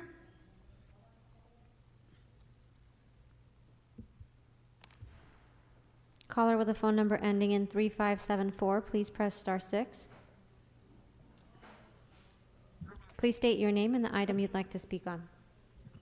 Hi, my name is Amy, and I live in Council 9. I'm in Sun Valley, very close to the 5 freeway. We're getting really tired of this homelessness. They're overly aggressive. Hold on for just a second. Caller, what items do you want to speak on? 42, please. I'm sorry. Okay, you have 1 minute. Go ahead. Thank you. The homelessness problem near Lancashire and Tuxford is getting out of control. I actually have homeless people walking into our neighborhood, breaking into our cars. I actually have a woman who was washing her ass on my front lawn, and they leave my water on. I'm having to invest in a whole gating system for my house. You come off the off-ramp from 5 North on Lancashire, and you're hitting shopping carts with your car. They caused a fire that was near a business that held dangerous chemicals. This is just out of hand. Our property taxes were meant to provide resources for these people, and they refuse to take them.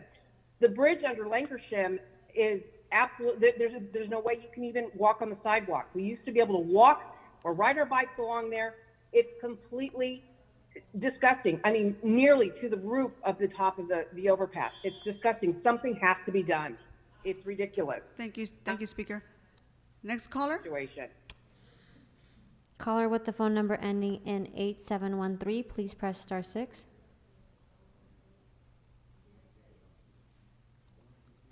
Please state your name and the item you'd like to speak on. Hello, my name is Norma Pacab, and I'd like to make a general comment on all items. Okay, you have 3 minutes to speak on all items. Go ahead. Hello. Again, my name is Norma Pacab, and I'm a resident from the San Fernando Valley, Arleta area. I'm calling to speak on all items, but specifically on item number 42.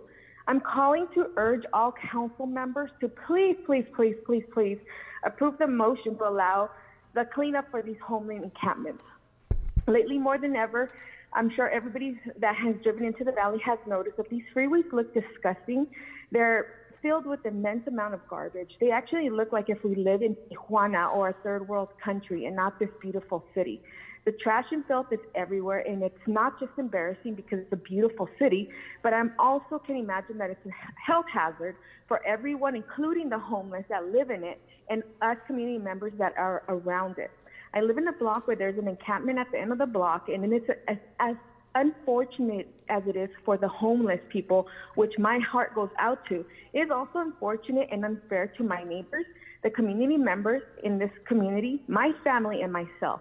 On a personal level, my family has suffered having these encampments, and it affects our quality of life. People talk about the rodents. Let me tell you, there are rodents, and they're running behind on our backyards, going into our homes, and now we have an infestation with roaches as well. There's an incredible amount of garbage everywhere, and something has to be done. We can't just protect the homeless. As unfortunate as it is, it's a problem that needs to be resolved, and we community members shouldn't be punished because we're trying to do our best. We no longer feel safe to walk in our community because there are people that have, yes, mental health issues, but these cannot be ignored. Please, I urge you to support this motion. Thank you. I yield my time.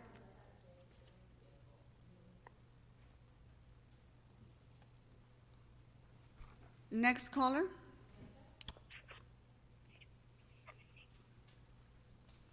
Caller with the phone number ending in 3347, please press star 6.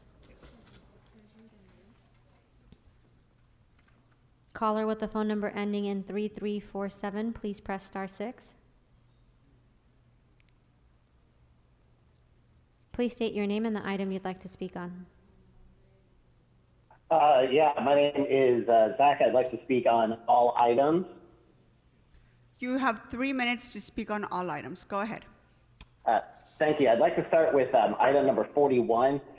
First, I'd like to ask you to reconsider maybe not criminalizing protesters even more. You've already criminalized protesters for having shields and protective equipment at protests. I don't know if y'all are aware of this, but the reason why people need shields at protests is because the cops shoot at them. The less lethal rounds, which are called lethal because they are still capable of being lethal, especially when you shoot them directly at people, which you're not supposed to be doing, are supposed to be actually shot ricocheting off the ground, which most cops, when I ask them, don't seem to be aware of that these foam rounds, these massive caliber rounds, are supposed to be bouncing off the ground, not shooting directly at people.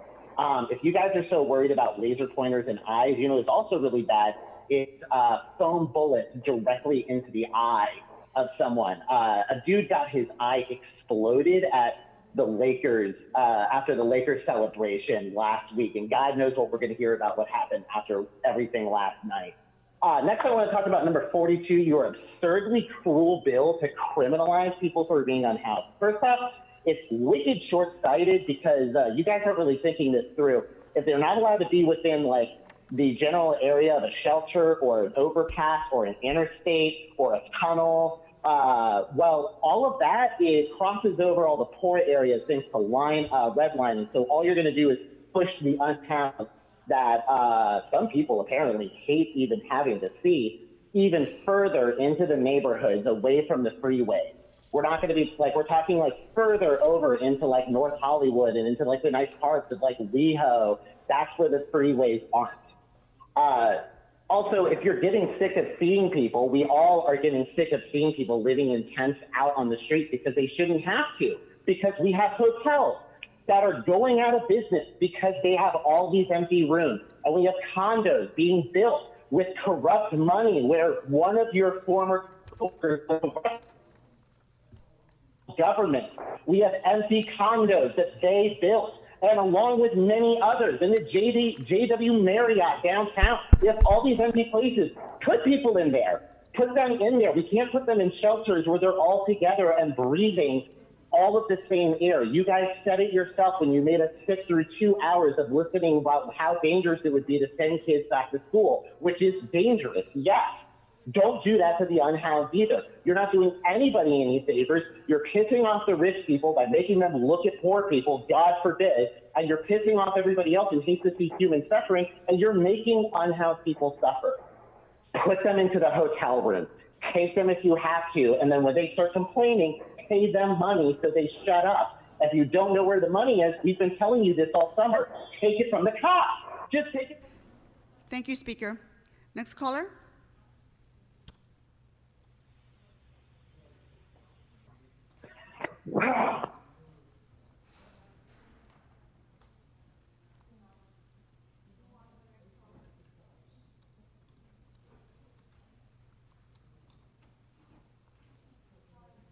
Caller with a phone number ending in 4095, please press star 6. Please state your name and the item you'd like to speak on. Hi, my name is Shelley DeSoto. I'd like to speak on item 42. You have 1 minute. Go ahead. Thank you. This is the first time I've called in to make public comment. I don't work for the advocacy groups that usually call in here, but I'm very concerned about this motion. I'm encouraged that you remove the subsection D, that doesn't go far enough. Y también estoy muy desanimado por los comentaristas que piensan que esta es una solución razonable, es inhumano, con poca visión de futuro. I'm a business owner and a homeowner. I use sidewalks and I'm frustrated too, but this motion is not the answer. I really want to believe that some of you want measured solutions, but you're trying to rationalize things that don't make sense, while activists with real solutions are literally screaming at you with the right answers. Please listen to them. Give people without homes places to be. Don't take them away. Move money from the police budget to hotel rooms and services, and do it with the same urgency as you have steamrolling this motion. And please consider Councilmember Bonin's substitute motion. That's all. Thank you for your time. Thank you. Next caller.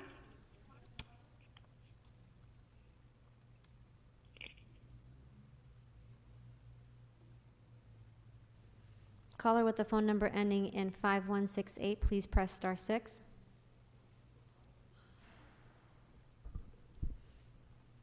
Caller with the phone number ending in 5168, please press star 6.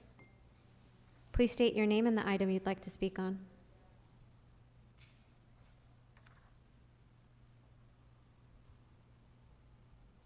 Caller, please state your name and the item you'd like to speak on.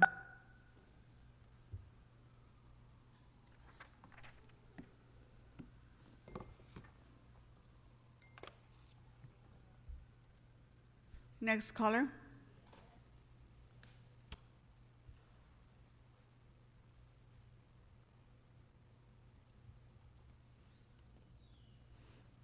Caller with the phone number ending in 0446, please press star 6. Please state your name and the item you'd like to speak on. My name is Fred Simov. I'd like to talk about all items except 42. Okay, you can go. You have 3 minutes to speak on all the items. Go ahead.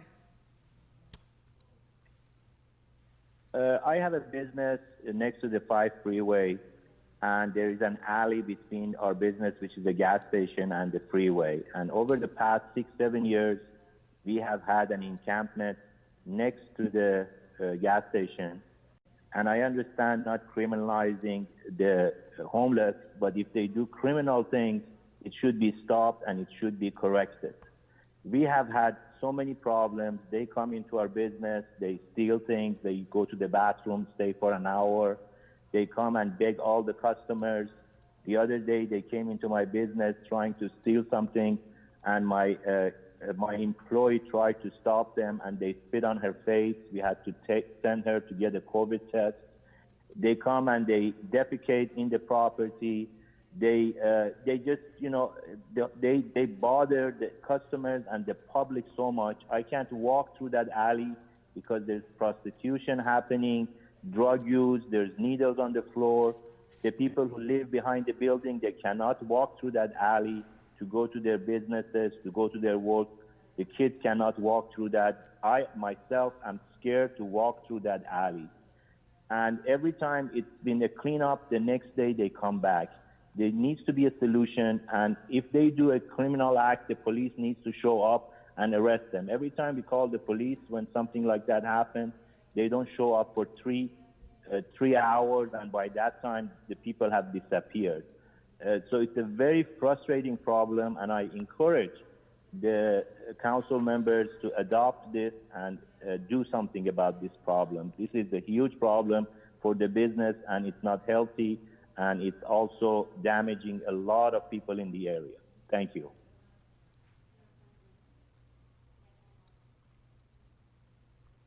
Caller with the phone number ending in 0565, please press star 6.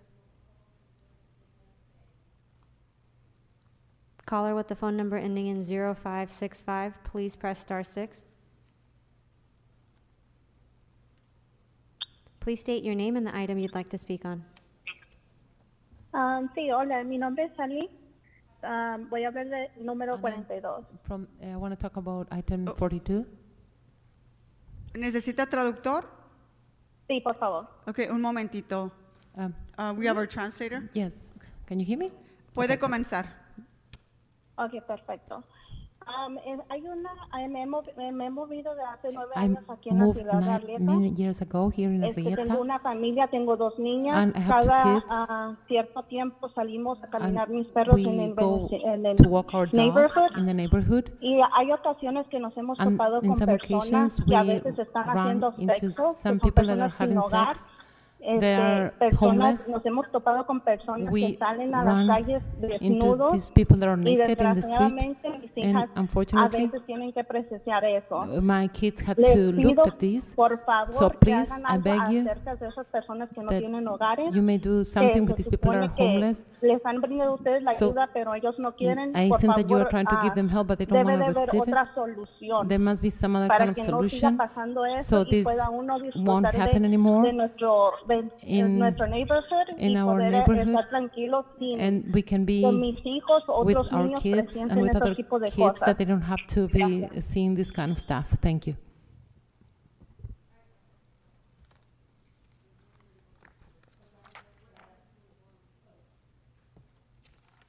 Okay, members, that concludes public comment for our special meeting. Madam Clerk, what are the available items? The available items are vote on? 41, 43, and 44. And would council like all items on the special agenda to go forthwith today? Yes, that's without objection. Go ahead and repeat the items that are available to vote. Those are 41, 43, and 44, Madam President. Okay, let's go ahead and vote on those items. Madam Clerk, please call the roll. Blumenfield, Blumenfield, aye. Bonin, Bonin, aye. Buscaino, Aye. Cedillo, Cedillo, aye. De Leon, Aye. Harris Dawson, Yes. Koretz, Aye. Krikorian, Aye. Lee, Aye. Martinez, Aye. O'Farrell, Aye. Price, Aye. Rodriguez, Aye. Rue, Yes. Weston. Aye. 15 ayes. These items are adopted. All right, thank you, Madam Clerk. Let's move on to item 42. So we need a few minutes just to allow some of our attorneys and departments into our meeting. So just give us about a minute.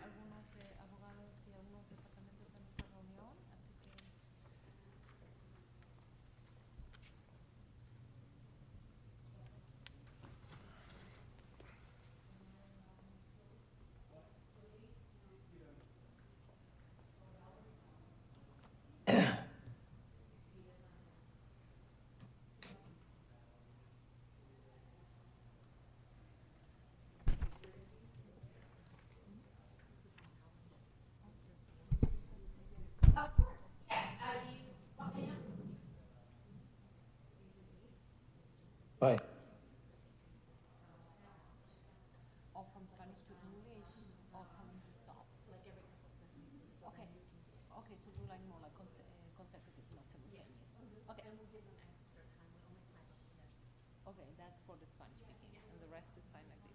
Okay, thank you.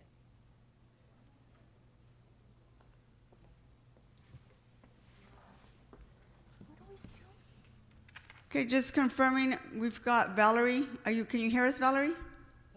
Valerie Fields from the City Attorney's Office.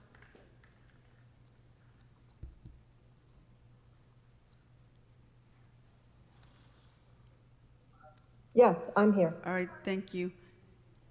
So we're going to go ahead and, Mr. Blumenfield, you want to speak to this issue, to this item 41? I'm sorry, 42. Sure, thank you. I'm going to speak to the issue as amended with removing of subsection D. And I want to speak to some of the callers who called in directly, because I think there's a lot of misinformation out there.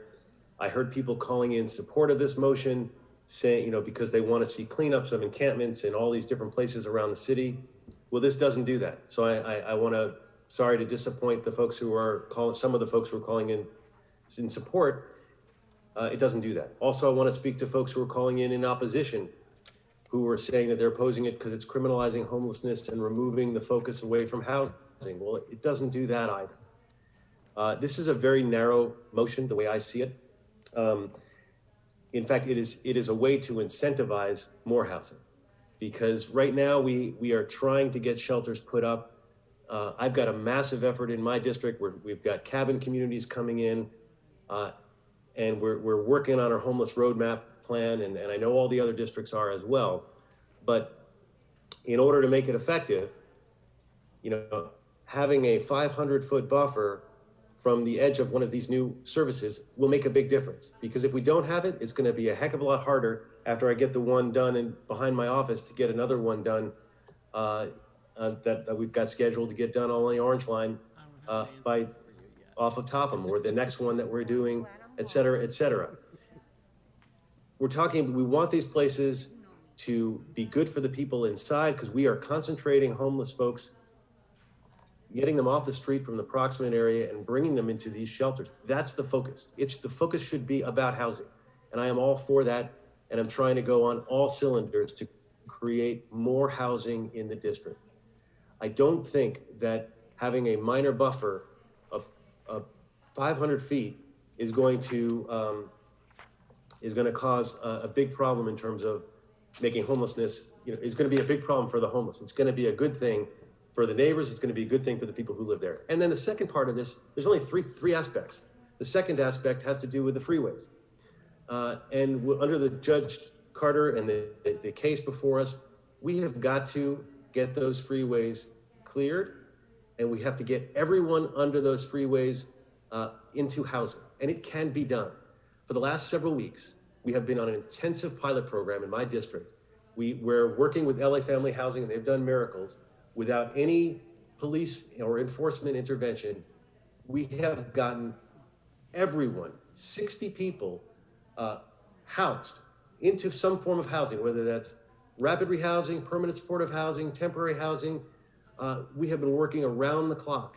And as of yesterday, we finally got all of those freeways cleared. But the judge has said very clearly, we have to do that and then keep them cleared. Right now, we don't have the authority, or we have questionable authority in order to do that. And so this just clarifies that once we have cleared it, we can then do a resolution that would allow us to keep those sensitive passageways clear.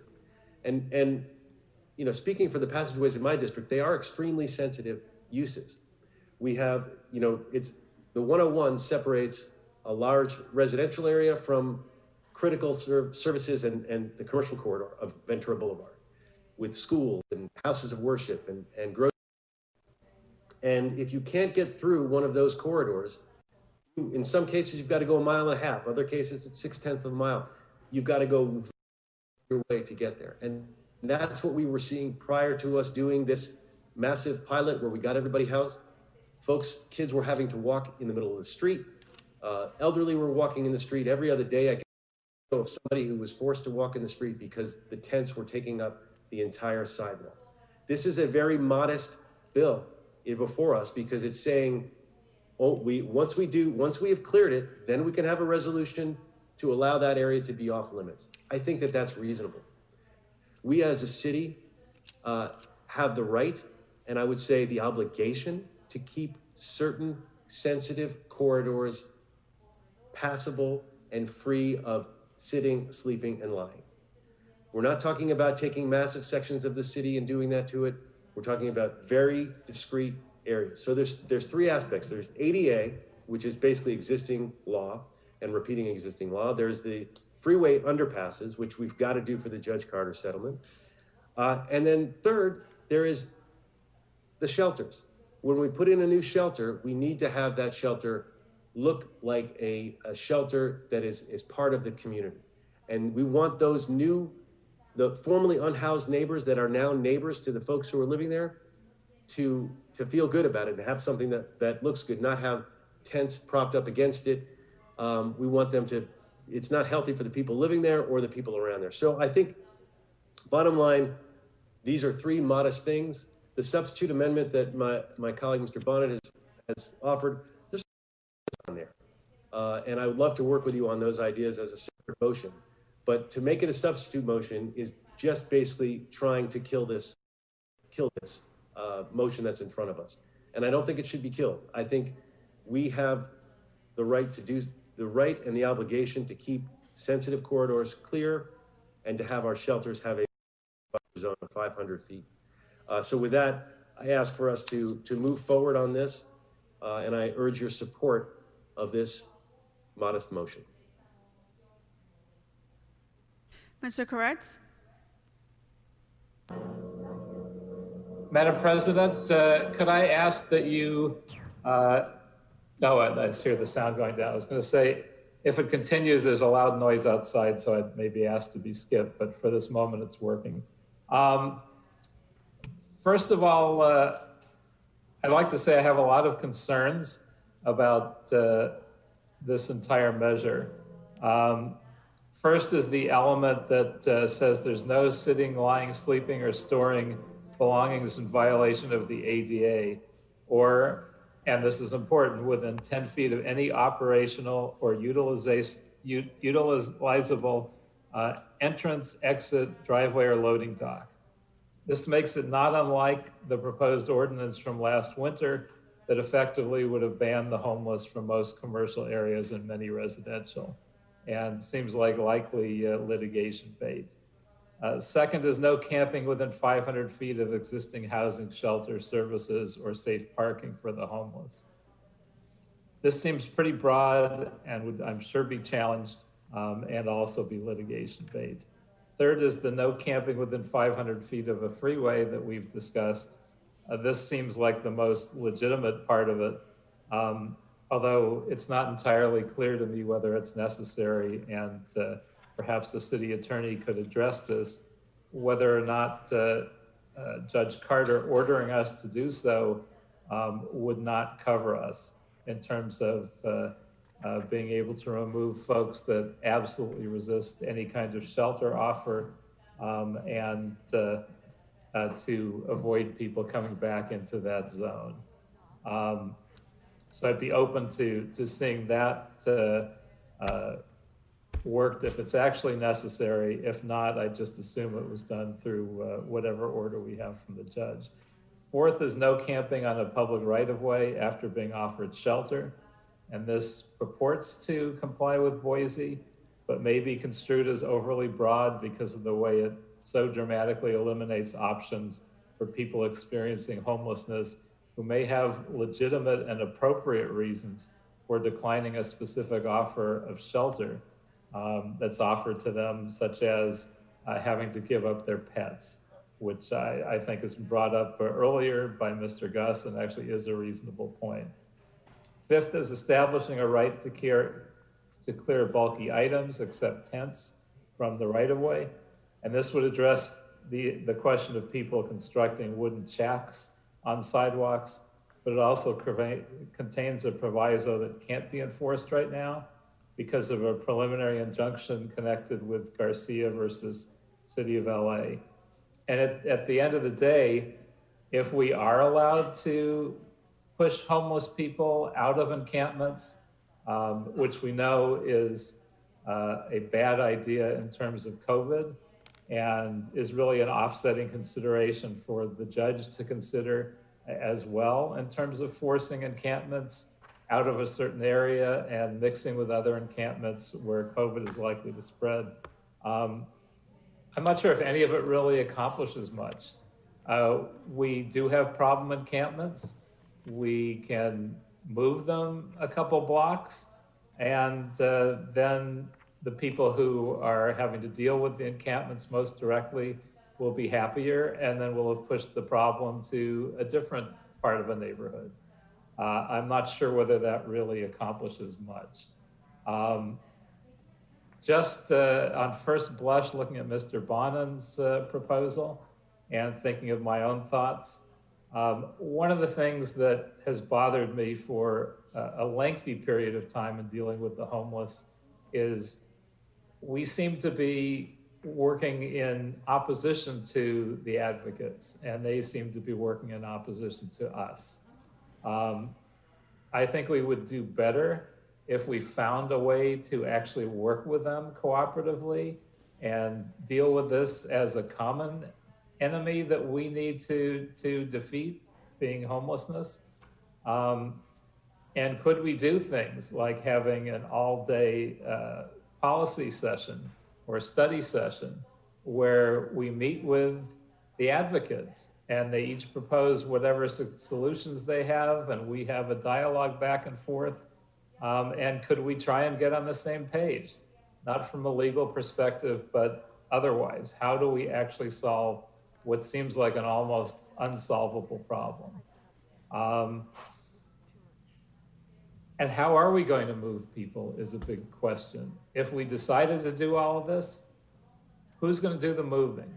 If we literally are moving hundreds, if not thousands of people in encampments, are we having the LAPD do it?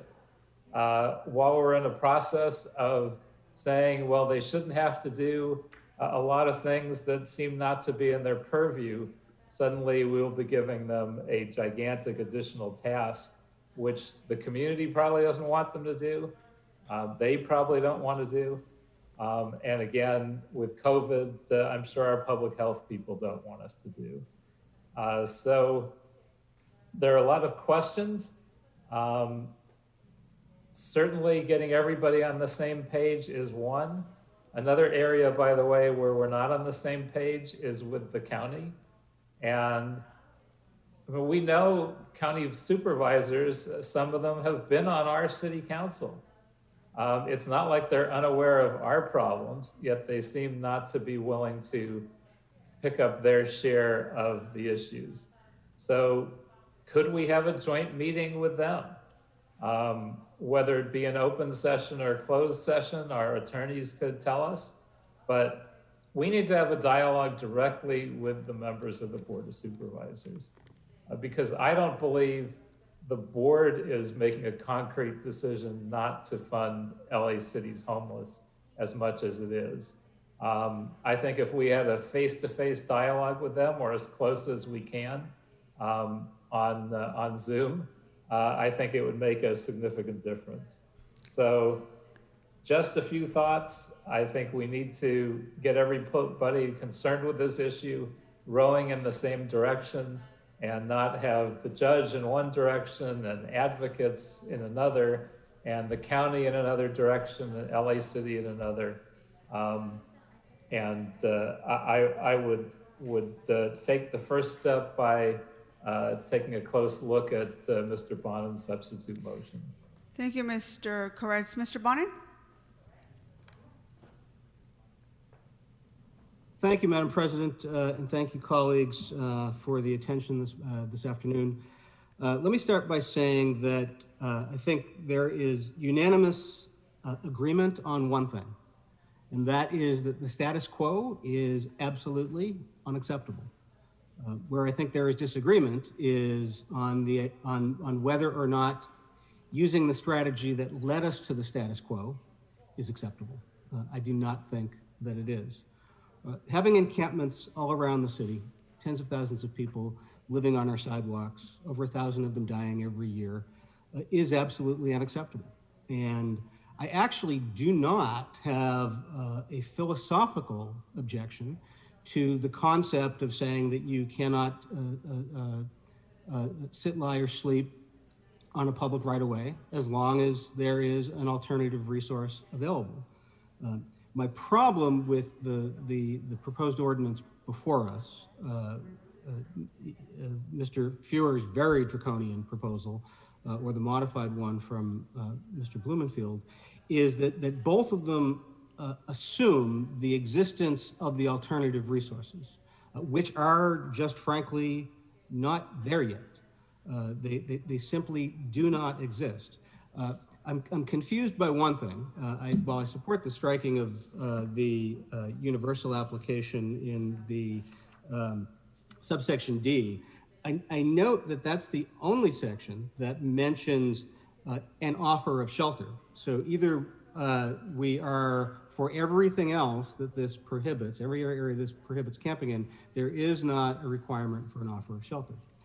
I don't know if that's how it is meant to be, but that's currently how it reads. But if it does include an offer of shelter, which I think is a concept that a lot of folks think makes sense, if you're offered shelter, then we should be able to prohibit the use of the sidewalks for living. It presumes the existence of a system that does not exist. We do not, at the moment, have identified or tangible or existing housing resources. The city's doing a little bit better than we have historically, and everybody here is making efforts, but those sources do not exist yet. There are people living on the street who want a place to go, and we don't have a place to put them. There are a lot of our existing shelters, our bridge shelters, which have a geographic barrier to entry that you can't be from outside of that area. Many of them restrict walk-ins and have all sort of admittance criteria. The housing resource that is sort of that this is premised upon does not exist. It also isn't very clear that what we're talking about is appropriate housing placements. When we say an offer of shelter, that sounds like, and absent any specific language to the contrary, one size fits all. Are we going to tell a woman on the streets who's a survivor of domestic violence that the only way she can not get cited is that she needs to move or go into a big dormitory-style co-ed shelter? Are we going to tell families they need to go into shelters with a single adult population? There are different types of shelters, and we need to be, in making any sort of offer, making sure that we're talking about appropriate housing placements, and ones that are not just a night, but are substantial enough to help people stabilize and develop a housing plan.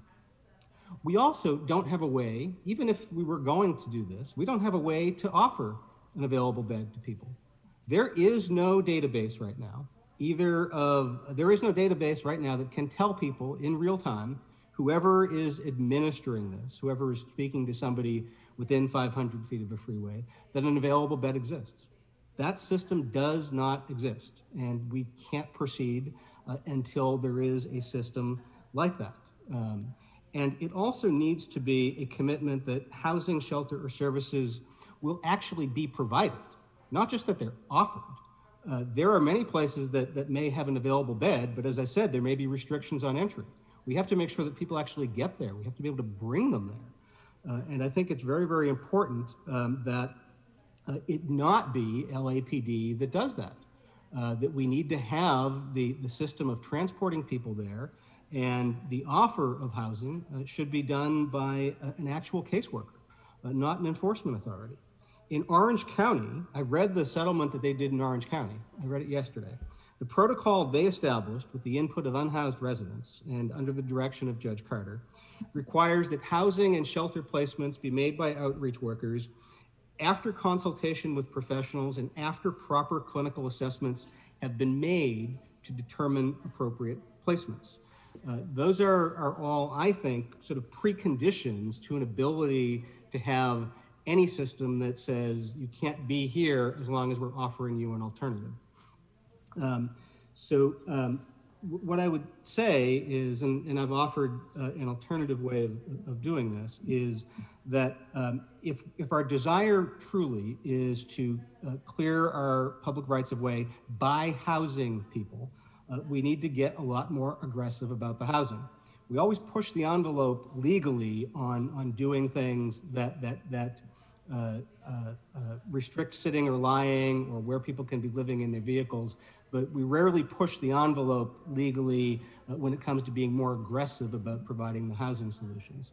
I mean, this proposal came out of the city attorney's office, at record speed. If we had an ounce of that urgency and speed and focus when it comes to housing solutions, as we do with efforts like this, we'd be housing thousands of people a month. In closing, what I'd say is that there is a brutal history of litigation for the city of Los Angeles on this and related subject matters, one that we have almost never prevailed upon. And while it may make sense for some today to say, well, okay, Bonin makes a lot of good points about the systems we have to have in place. Let's pass this and make it conditional upon those placements being in place.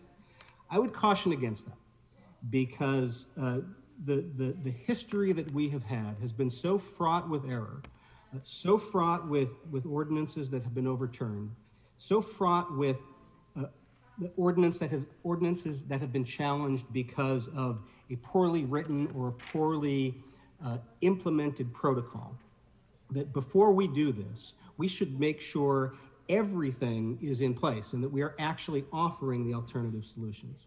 My opinion is that the only way to do that is through a global settlement with Judge Carter and the city and the county. In Orange County, he brought everybody together. I do not believe that this body has the credibility with the unhoused and advocates to pass something by legislation that could be better brokered by a federal judge. That's how it happened in Orange County. That's how everybody came onto the same page. And as I note in my substitute motion, what resulted is thousands of people were housed, the public rights of way were free of the encampments, and not a single person was arrested. It is, I think, a smarter way to go. Put the horse before the cart. Let's lead with housing, let's lead with shelter, let's lead with services, because every time we have led with enforcement, we have wound up on the losing side, and that is exactly how we got to where we are today. Thank you. Mr. Ryu? Thank you, Madam President. I understand that everyone is frustrated, and encampments have been growing in size, and we have a judge who's essentially creating homeless policy for us on the fly. However, this is not the right approach. We are considering an ordinance today that was unveiled less than 48 hours ago, and I cannot support this. These amendments to 4118 and 5611 will not solve homelessness. It will not get people off the streets, nor will it make our neighborhoods safer and cleaner. Without a housing or shelter option, where are these people going to go? Did I miss the opening of the 6,000 new units that we committed to Judge Carter's case? Or is COVID over? Or has the public health guidance changed on displacing unhoused people?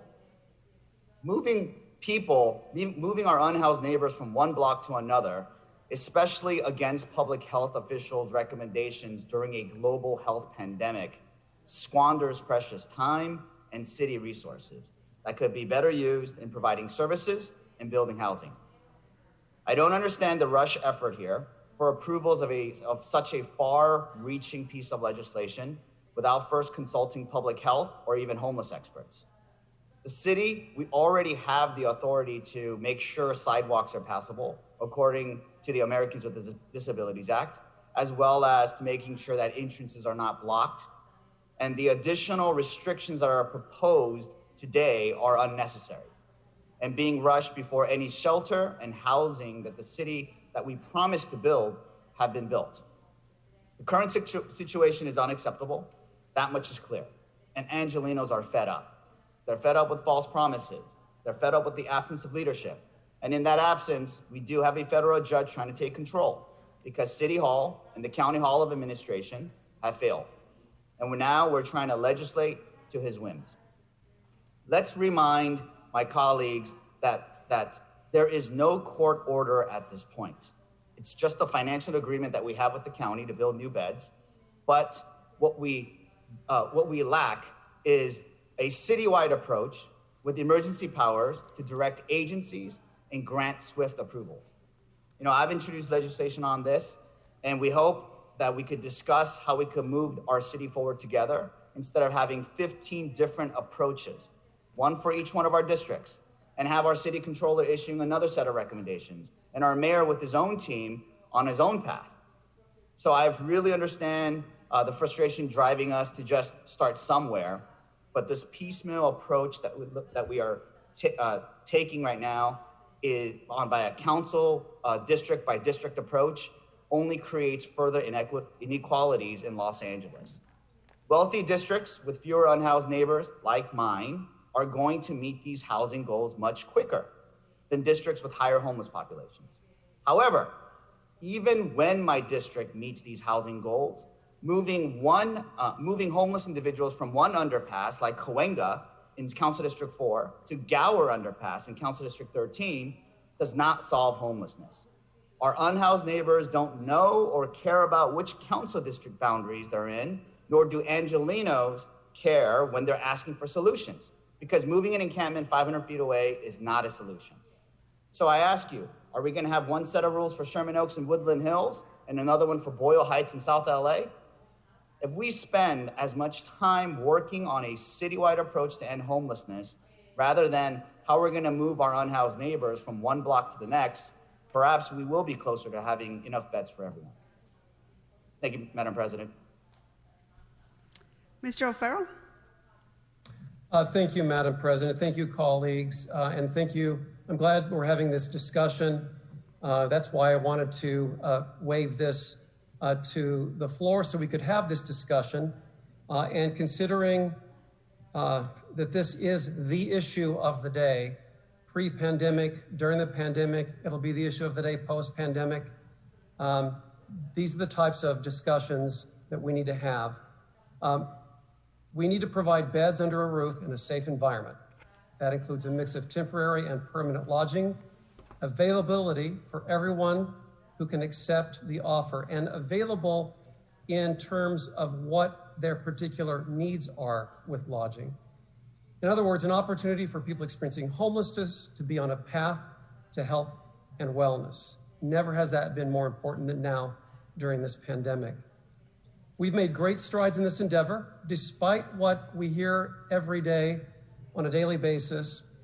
Our voter-approved measure, HHH production, combined with other public funding sources, has gotten us to nearly 10,000 approved units, which was the promise of HHH.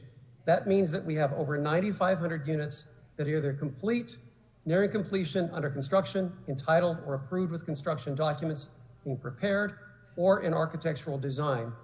We also have several abridged home sites open with over 24 in the works, safe parking sites existing with more in the works, Project Home Key acquisitions, the cabin communities funded and on the drawing boards, and other permanent supportive housing projects not in these categories at all, funded through traditional sources.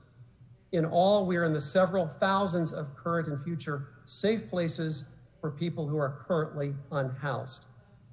Now, as chair of the Homelessness and Poverty Committee, like I mentioned, I wanted to have this discussion on the floor, but we now have a draft ordinance before us today, which I didn't expect, and we really haven't had the opportunity to hear from a wide range of our constituencies, nor had adequate time to evaluate what is before us today.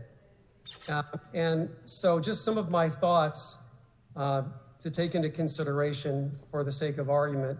Since this is a district by district agreement that is pending, I ask rhetorically, why can't enforcement be in effect after we reach the 60% threshold as stated in the settlement? In other words, what would be the rush to adopt this ordinance now when there's so much distress? And frankly, I agree that there are additional legal concerns since we're just now beginning to stand up the lodging resources that I mentioned, but are still far from reaching Judge Carter's requirements in the settlement agreement. So colleagues, here is what over the months and recent years, what has synthesized into what constituents in my district in large part collectively are calling for. Constituents everywhere, residents and businesses, they want our sidewalks passable and clean 24 hours a day, 7 days a week. Folks, by and large, want regular cleanups at encampment sites where hygienic services are offered, COVID testing, showers, and case management services to folks in the vicinity on a regular basis. But as you said, Mr. Blumenfield, that is not what is before us today, and I really wish it was, and I hope it will come soon. Constituents also want removal of excess, non-essential, contaminated materials that are left in the public rights of way that are no longer being used. And most importantly of all, and we hear this in almost everyone who calls or emails or that I talk with in person, people want fair, humane, reasonable approaches to all of these issues. And then lastly, we're in a pandemic. My focus has been to help keep people housed and fed during the pandemic, and that will continue after this pandemic begins to ease. And that's where all of my energies have gone. And collectively, I think that's kind of where we all are. There is an undeniable element of collective and extreme distress because of COVID-19 for people who are living on the margins. We've worked so hard at helping people with rent, with their bills, and a whole variety of assistance that we've offered through the actions that we've taken. And we should all be very proud of that. We've taken more action than almost any other city across the country. I want to make sure that we proceed with extreme caution in our approach under this environment at this time especially. To reiterate, we're just now at the beginning to effectuate actual safe indoor spaces for people to come indoors in larger numbers than ever before. Making this move right now seems premature to me. I mean, the humanitarian crises affecting every corner of the city, which we just heard callers from all over the place making that very, very strong case, must be dealt with. And despite what many people think, it will absolutely eventually require enforcement. What we need at this moment is attention to keep sidewalks passable and clean while humanely and directly engaging people experiencing homelessness with great compassion and relentless case management that includes mental health and substance abuse treatment and a determination to put people on a path to wellness. And again, I mentioned this, we're doing this even though we don't have a public health department. That's handled through the county. We're working on addressing that deficiency as never before as well. Colleagues, we have two diametrically opposing views on this council. I think we could find a way forward and incorporate elements of Mike's substitute motion into an ordinance that also takes into account the need for enforcement coupled with housing as it becomes available. In my mind's eye, we're almost always saying the same thing, but we're just miles apart on how to achieve it, and we have to come together, or at least closer together, on an approach. The magnitude of homelessness in our city is just too great to look at this issue in any other way but through a clear-eyed lens. And I believe that that's what people are demanding of us, who are on opposite sides of the spectrum. No matter what we do, there will be ample criticism from various sources, and nobody understands that better than me. But in my heart of hearts, I feel that we can do better. So, therefore, colleagues, I'm going to recommend that we take a fresh look at our approach while taking into account our pending settlement agreement with Judge David Carter. I'm convinced that it could be better balanced. So therefore, I'm going to recommend that we postpone today's vote, do some reconciliation, or at least give it our best shot, and make a better informed decision later. And that's what I would like to say, Madam President. Mr. Price? Thank you, Madam President. I certainly appreciate the comments from my colleagues. I understand the controversy behind the item and why people feel so passionately on both sides of this issue. You know, I live in a neighborhood with an abundance of tents. And, you know, I look like a majority of the folks I see in these encampments. So I can relate. You know, we've had some success with the encampment to home model. I think we've been able to place almost 70 individuals experiencing homelessness into some kind of a housing situation. We've had some success with the Care Plus cleanup activities, but we have to do more. And what we have on the books now simply doesn't work. Every day we're offering beds to people in my district and doing our best to get them off the streets. But when we do so, we have no legal remedy to remove some of the bulky items, you know, like dozens of bicycles, bedroom furniture from the street. And oftentimes we have people go to the shelters at night and then come back to their tents during the day. Or, you know, we have people who refuse the beds. And we have no legal remedy to move them to a safer, more humane location. Living on the street, especially near freeways, is not a place for anyone to be. And while we've identified probably 6,000 or so individuals living on or under the freeways citywide, there are almost 600 in CD9 alone. 600. And coupled with gang activity in my district, life on the streets is doubly dangerous. Homeless individuals have been harassed to pay taxes to gangs, and we have several encampments that were set on fire because they didn't pay or attempted to move out of the area. So to me, a more serious threat to the health and safety of our community is taking these tents down rather than a safer in place kind of strategy. I firmly believe that folks are safer in shelters or safe parking away from high traffic areas, away from the influence of gangs, than they are on the streets. And while some people disagree with our approach on this, I know that the majority of people in my district feel the same way I do. And while they may not be the loudest voices today, because many are frontline workers unable to call in, my office hears from them on a daily basis. And colleagues, many of my constituents called in today, businesses and residents, and I want to thank them for those efforts. Many of my constituents feel the city doesn't care about South LA. They see the difference in how our streets look versus some streets on the west side. And they see the stark contrast in services and feel like their neighborhood is always taking the brunt of the homeless and housing crisis in this city. And I think sometimes they are right. Why should they not be able to use the sidewalk and instead have to walk in the street when taking their kids to school or the parks or to the store? Why should business owners and their employees not be able to get in and out of their buildings safely because of tents and other objects that have been fastened to the building? Hello, how you just raised this thing. Why should people see piles of trash and buckets with urine and feces in the alleys and on streets abutting their property? Why has it become an acceptable state of living in some parts of our city? Well, it's just not right.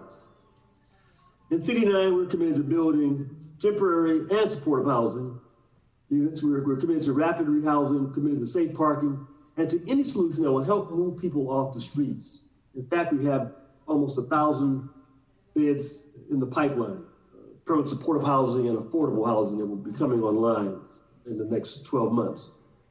But in making that commitment, my constituents and I expect to see areas around these housing facilities and shelters cleaned up. We need this legal tool to help us in making our plans a reality, to house the unhoused, to remove items from the street, and to ensure the health and safety of our community. So I said in strong support of the Bloomfield motion, and colleagues, I ask that you join me. We have to take action, and I think that time is now. Thank you. Mr. De Leon?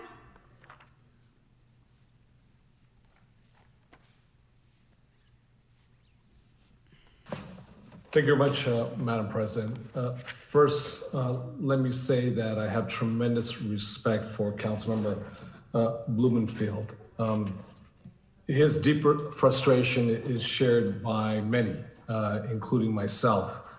Our businesses, our neighborhoods, everybody, regardless of your lot in life, deserves clean and very safe streets. I think Councilmember O'Farrell just mentioned a few moments ago that those streets, those sidewalks, those alleyways should be clean and safe 24/7. And I think collectively, we're all on the same page. We agree. And that's why I harbor a lot of respect for Councilmember Blumenfield. We've served together in the Assembly as well as some of our years overlapped. And again, let me just emphasize, we all deserve clean and safe streets, again, regardless of what zip code and where you live. We will get there. I have no doubt. But I don't believe at this moment in time that this is the correct way. We want and we need solutions that won't further balkanize the city. And this is an inflection point in our nation's and city's history.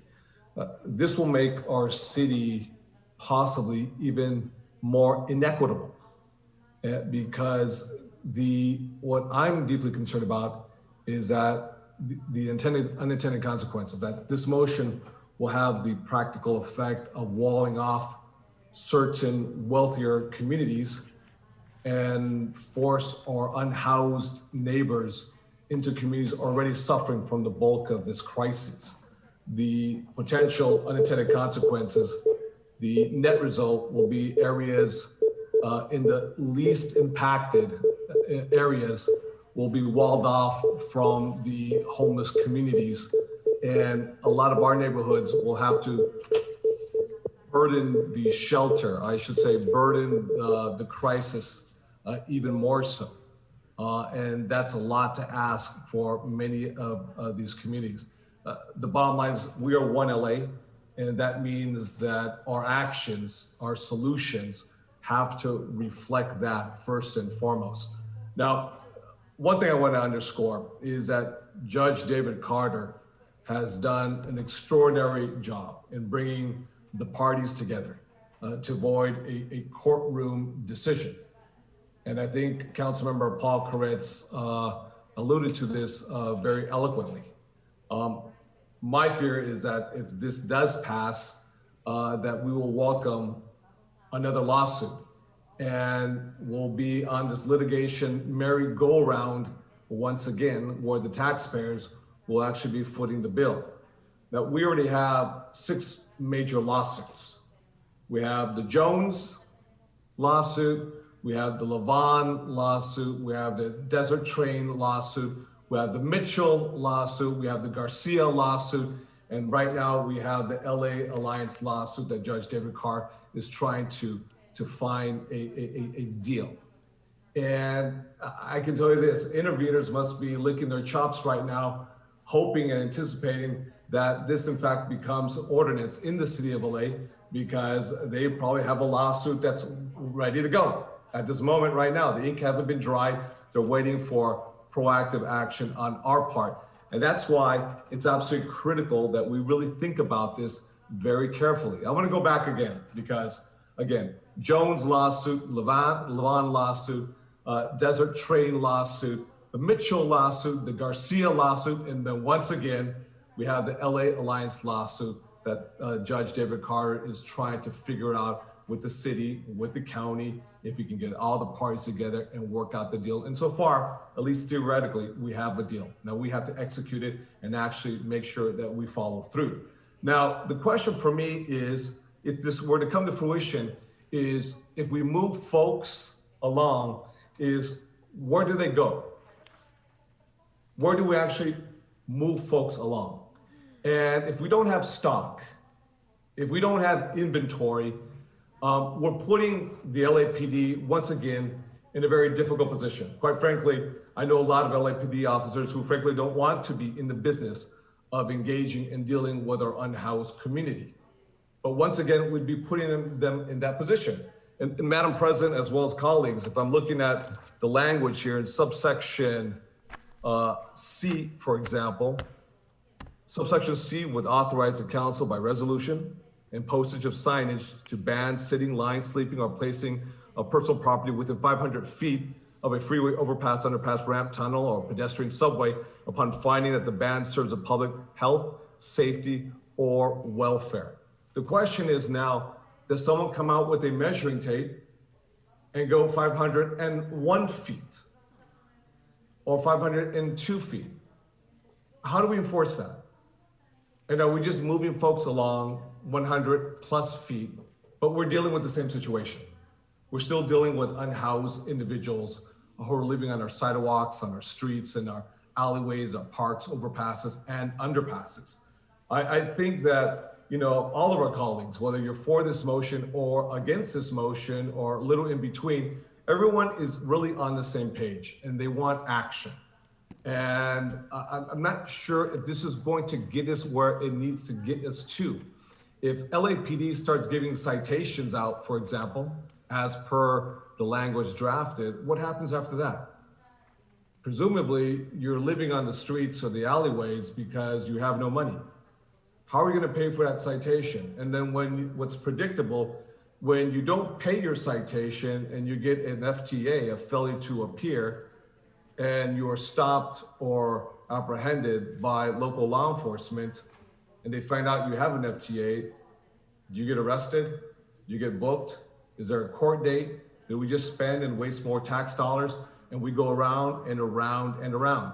Now, I'm going to say this, that if we're having problems, you know, with our 60,000 plus countywide unhoused community members, how are we going to deal when this issue, when we have that tsunami that's on the near horizon come January 31st, when that eviction moratorium in 2021, January 31st to be exact, expires. And we have everyday Angelenos who have to come up with January's rent, December's rent, November, October, September, August, July, June, and so forth.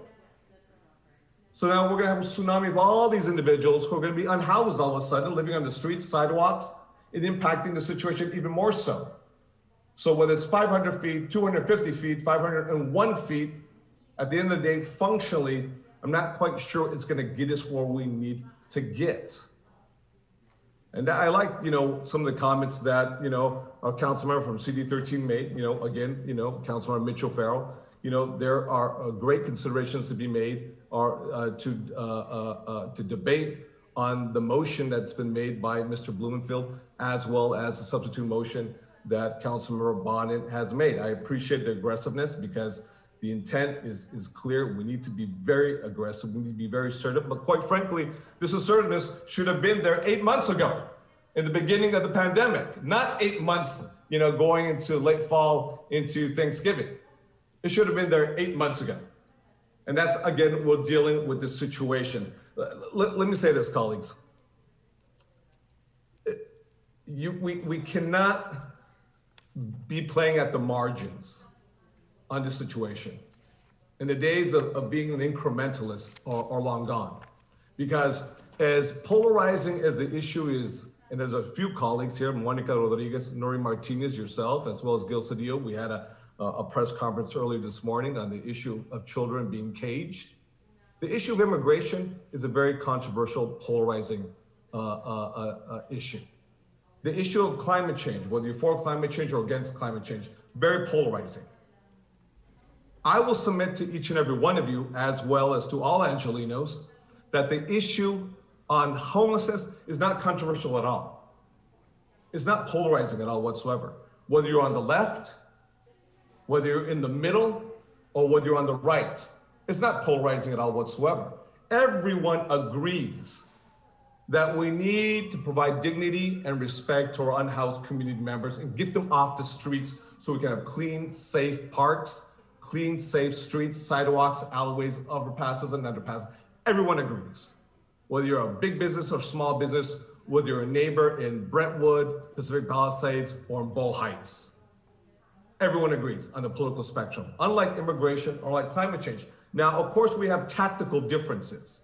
And those tactical differences, I guess we get too involved in the scrum. We need to deal with the macro issue with real measurements, because I actually may not concur with some of my colleagues where I believe it's best that an individual like Judge David Carter makes the decisions for us. Ideally, as political officials, we should be making the decisions for ourselves for the betterment of our constituents in our districts and the city as a whole, as opposed to a U.S. federal judge with the sharp tip of the spear dictating the terms of the negotiations while we're negotiating against ourselves. Ideally, collectively, if we could get our act together and can move forward with the larger vision, that would benefit the city and the county as well. As well, I would say, as be a model for the rest of the state and even the rest of the country. So as much as I appreciate Judge David Carter and his incredible work in bringing all the parties together and saying, hey, before I make a decision, let's see what we can negotiate together. Most ideally, we will be the ones who are controlling our destiny for the betterment of all Angelinos. Colleagues, I'm going to say to each and every one of you, we cannot cheat. We cannot cut corners. We can't take shortcuts. You have to either build, you have to either build with value to get the volume that you need because of all the individuals living on our streets. You have to purchase, if we have to purchase, and we have to reuse all the physical assets that we have. We have to look at all city, county, and state lands that exist today that are underutilized or not utilized at all whatsoever, or repurpose that so we can eliminate costs altogether when it comes to land acquisition. There's a lot of things we need to come together, but we really need to really focus and have that ability to have that engagement with all of us together and not just rely on the city attorney to come up with and interpret. Because this, again, in conclusion, Madam President, this is going to be litigated if it passes right away. And then here we go again in the litigation merry-go-round. And I don't want to waste my time, and I'm sure my colleagues' time don't want to be wasted on the Jones, the Levon, the Mitchell, the Garcia, the LA Lions, and another host of folks who are going to get, some folks are going to get paid anyways at the end of the day. And secondly, again, where do we go from here? Because if we move folks, where's the housing? Where are the roofs? We're starting it backwards. These are motions to be made once you have inventory and you have stock. Once you have that inventory, then we can move folks, whether they like it or not, into housing because the taxpayers have foot that bill. Mr. De Leon, I need to caution you on your time, sir. Madam President, I appreciate the opportunity to share a few words with all of you, and I look forward to the further discussion. Thank you. Mr. Buscaino? Thank you, Madam President and colleagues. Let me take you to the street level. Something that we like to do among these chambers, among the horseshoe, is legislate, debate, but let's be reminded of what's happening in the streets today. I'd like to ask IT to show some recent photos of some encampments. These photos were taken in my district.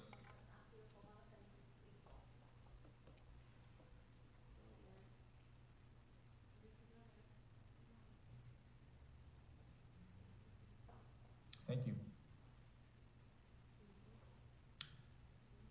Members, the city has swung between two extremes on this issue of homelessness, and the worsening crisis on our streets demands that we find a middle ground.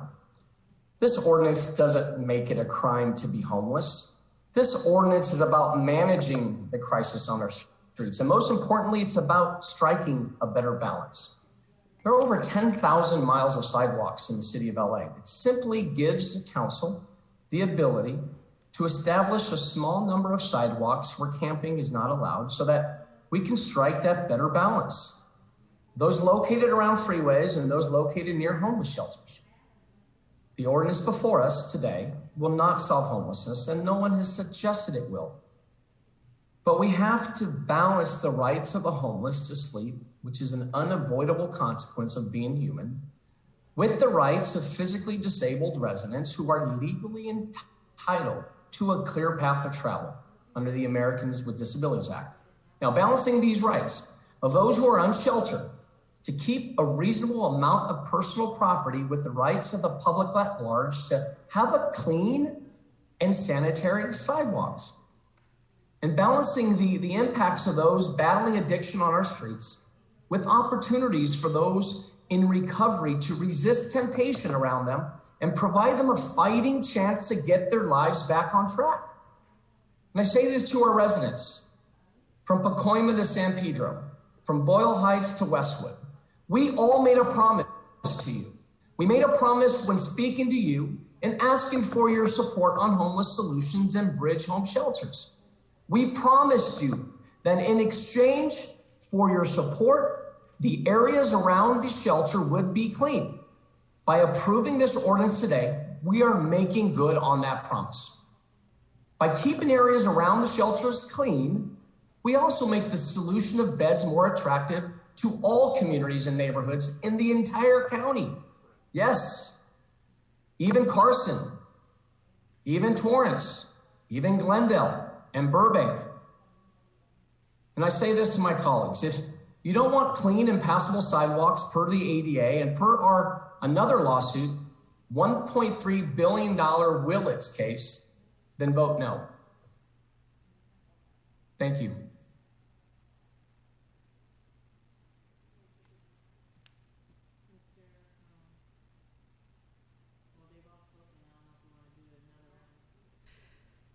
Mr. Harris Dawson? Thank you, Madam Chair, and thank you to all the members who've opined on this important topic. I agree with my colleagues who suggest that we're all much closer together on this issue, even though our votes might indicate that we're far apart. I think it is, almost a nearly sacred promise that we made to residents. We said if you put a bridge home shelter in your neighborhood, we would enforce around the shelter. And now, with this engagement of Judge Carter around the freeways, we're in a similar position. I would simply offer to the debate this question. And that question is, what happens when? What are the protocols?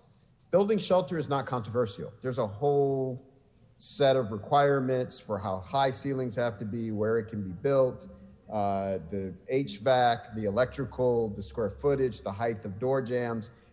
There are an extreme number of conditions and regulations that everybody agrees on across the board.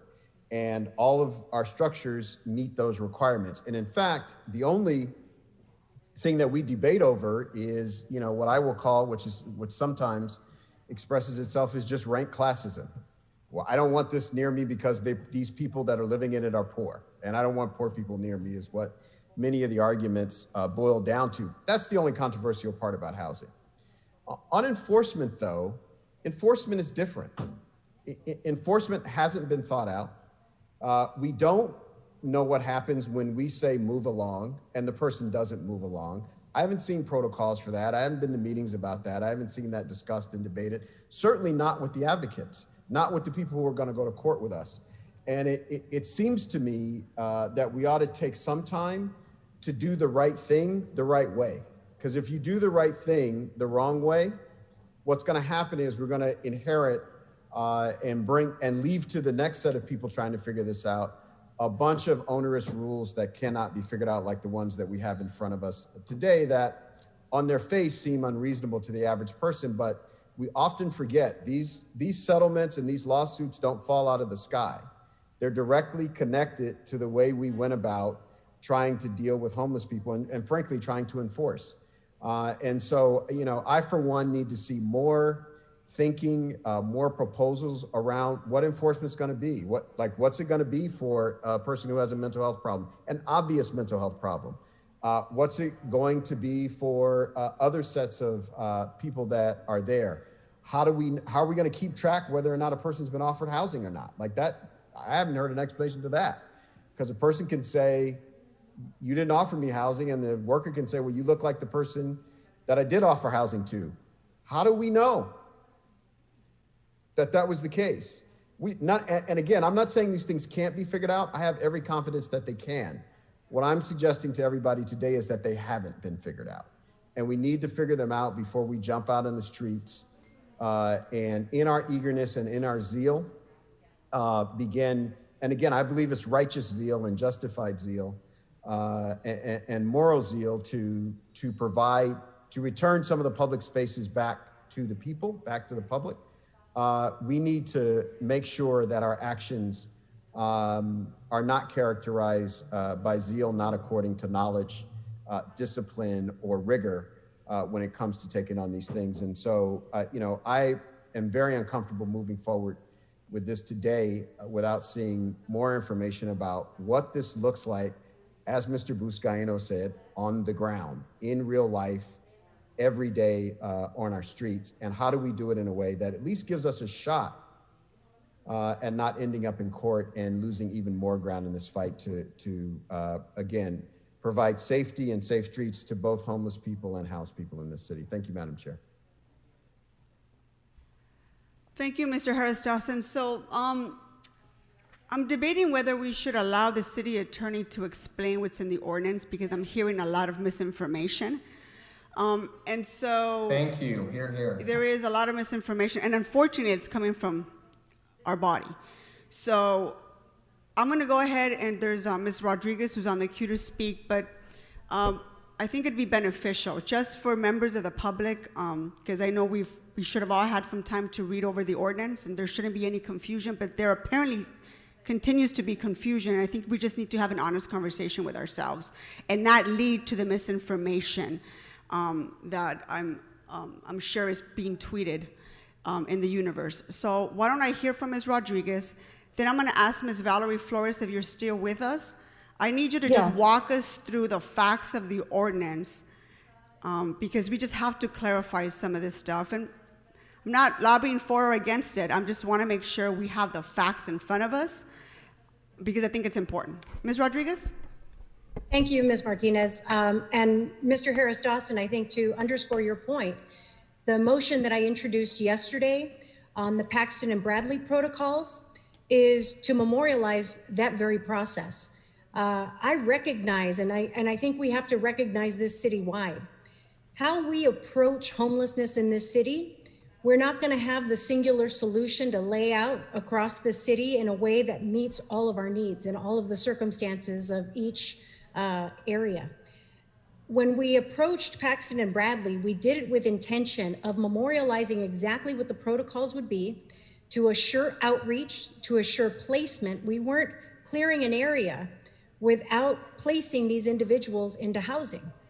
The concern, though, for the residents that have had to endure multiple incidents of trafficking associated with that location and a variety of circumstances, and even just consistent posting.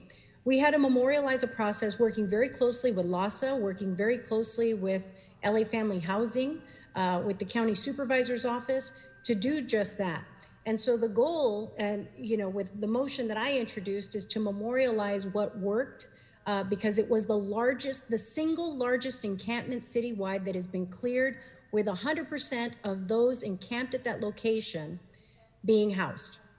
And the whole goal of all of this is to incent that process being implemented and cleared in these areas, because these communities have endured their share of, and from the images of what Mr. Buscaino has shared, it's a microcosm of what many of us, we know to be true, and what many residents have had to endure in not having access to their sidewalks and having the patience with which they're expecting this council to act. I agree. I think this has to be reflective of our efforts to both build housing and ensure placement of these individuals. And that's what worked in Orange County. When we talk about what Judge Carter did, it was both working in tandem with one another to assure that they were both going to have the placement of these individuals, so that then we could regain the restoration of clearing of these areas and availing those sidewalks and those public spaces for the benefit of the residents and those in these areas that have had to endure the encampments of that area.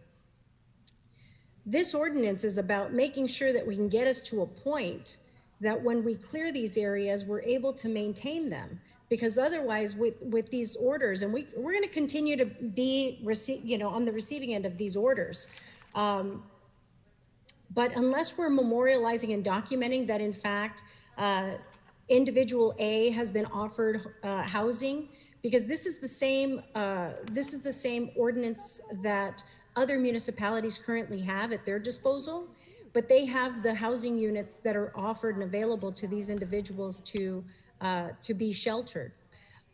Currently in my district, my numbers are increased by the fact that I'm providing emergency winter shelter for Burbank. And so my numbers are impacted by providing facilities for these other areas. I need to make sure that we can retain our ability to have housing for our own communities, housing for our areas, and assuring our constituents that when they are availing these facilities, that we will then be able to regain our sidewalks. And it's about maintaining health standards in these areas, which right now are not being met. And so I think the goal here, and I agree with Mr. O'Farrell, I don't think we're we're different in our approaches to, in what our goals are, in terms of wanting to restore the cleanliness and standards of these sidewalks and of these public spaces. But we do need to provide some guidance and protocols on how, in fact, to do that and assure our city family and those in sanitation and other departments that have been involved in this, some end game. We have to work our way there. And if we don't have these tools in place to support this work, then we're never going to get off this hamster wheel. So I look forward to Valerie giving more clarity on and explanation on what we're trying to achieve here. But this is with respect to these specific areas where we're really focusing our attention in clearing these areas.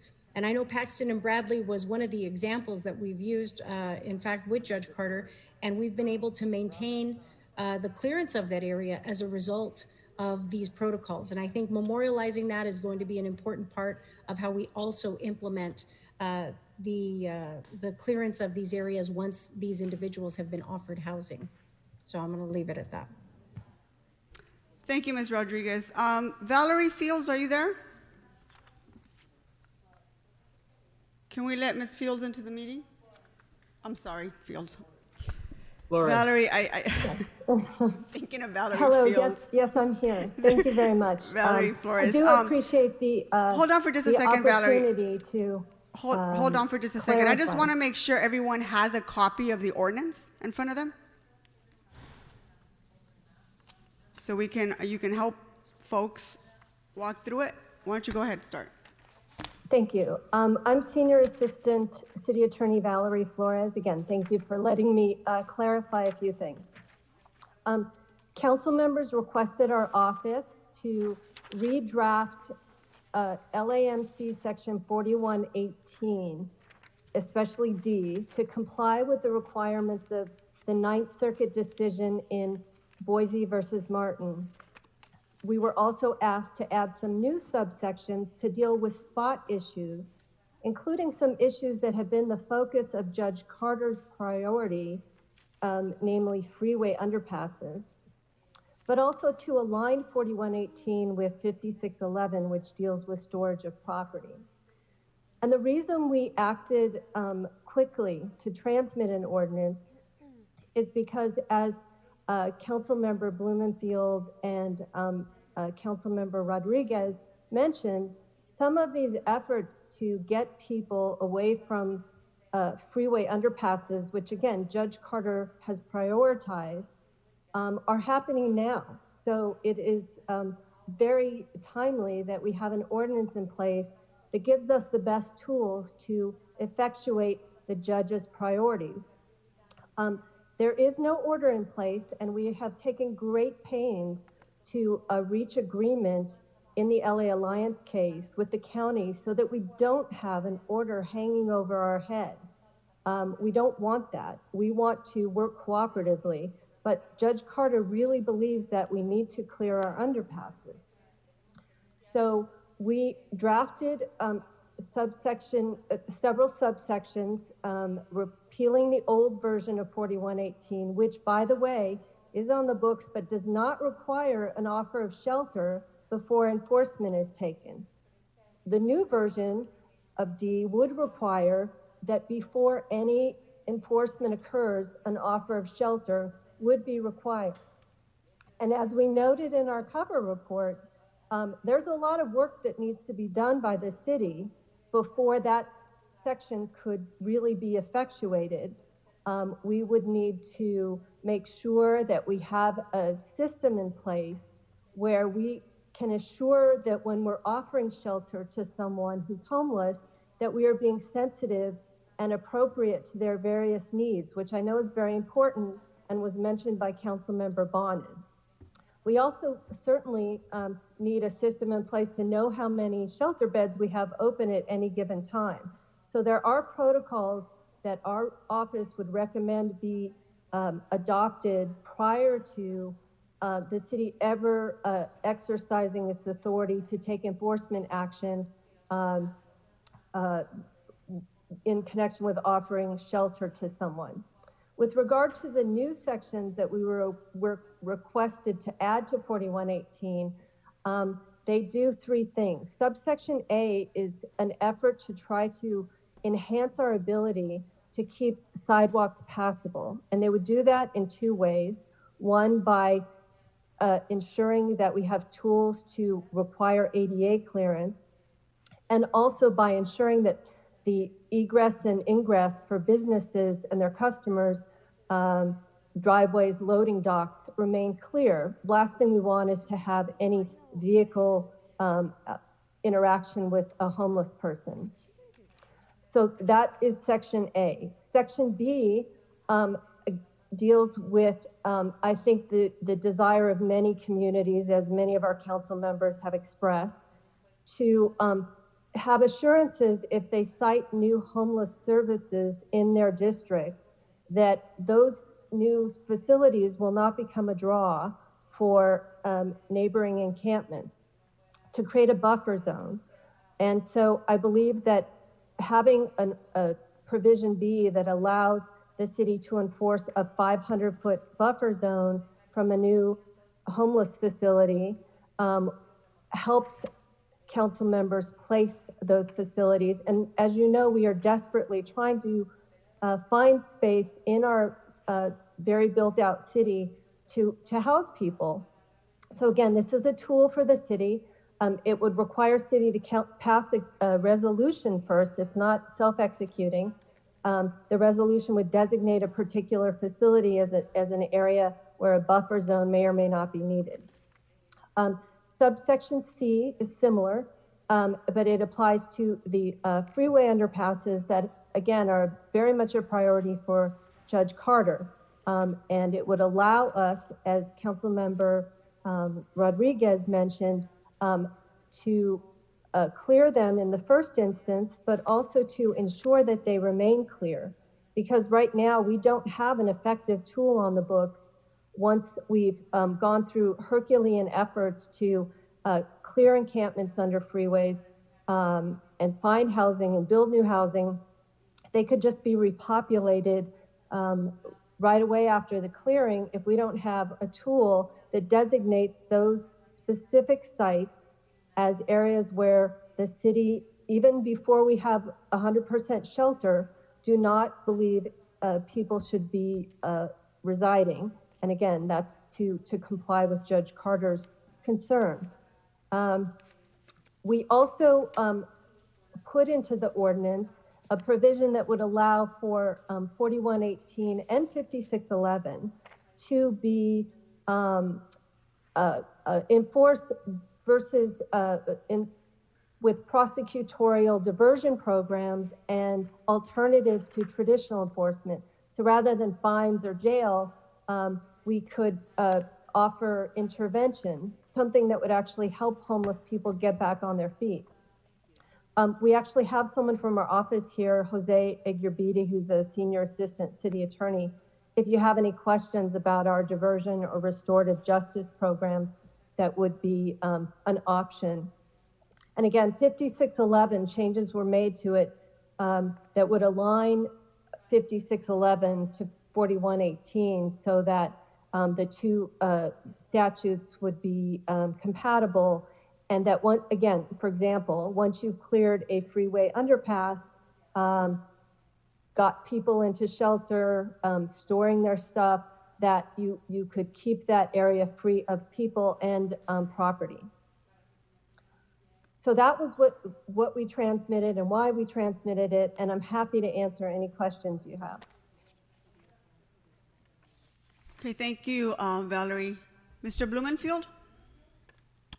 Thank you, and I really appreciate the discussion and everybody's input. As has been said by several colleagues, I think we're all very much on the same page in terms of wanting to get housing and wanting, that's our top priority, is to figure out how we can have more shelter, more housing, and help the people off the street.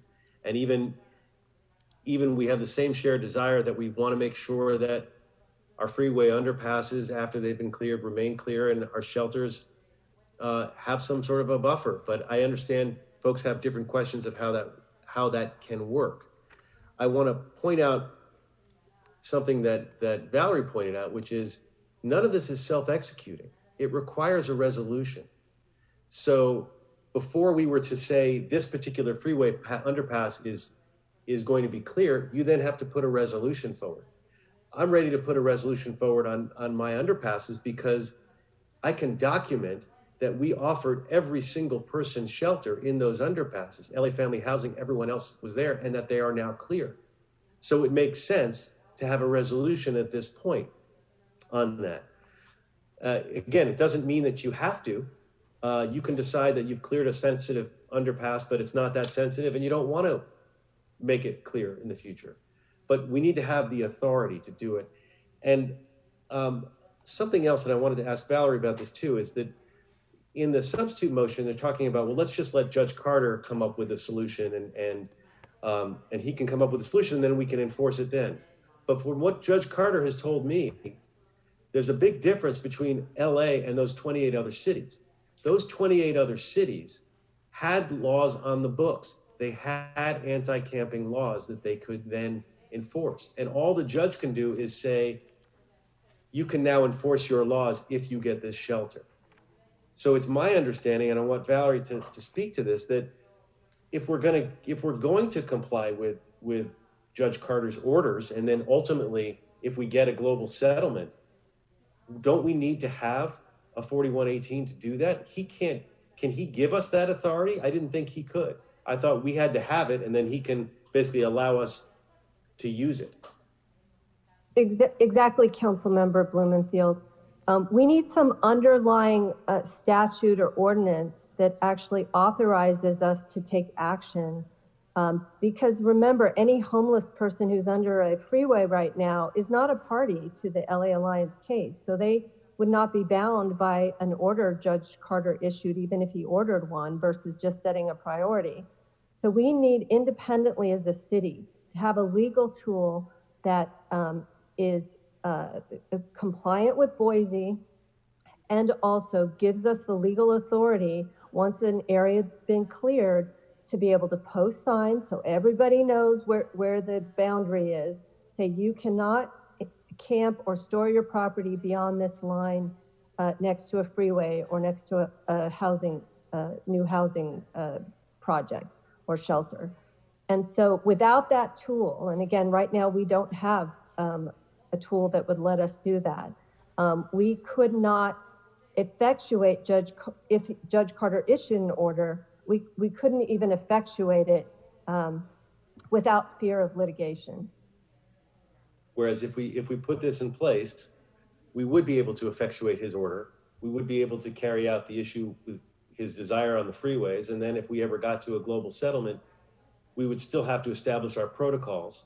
And you know, Ms. Rodriguez had some great ideas on that and what they did on Paxton.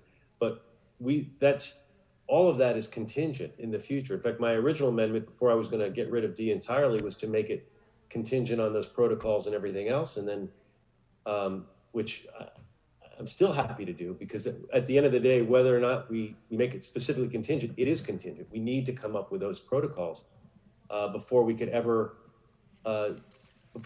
start enforcing beyond the very discrete elements of this measure. Is that right?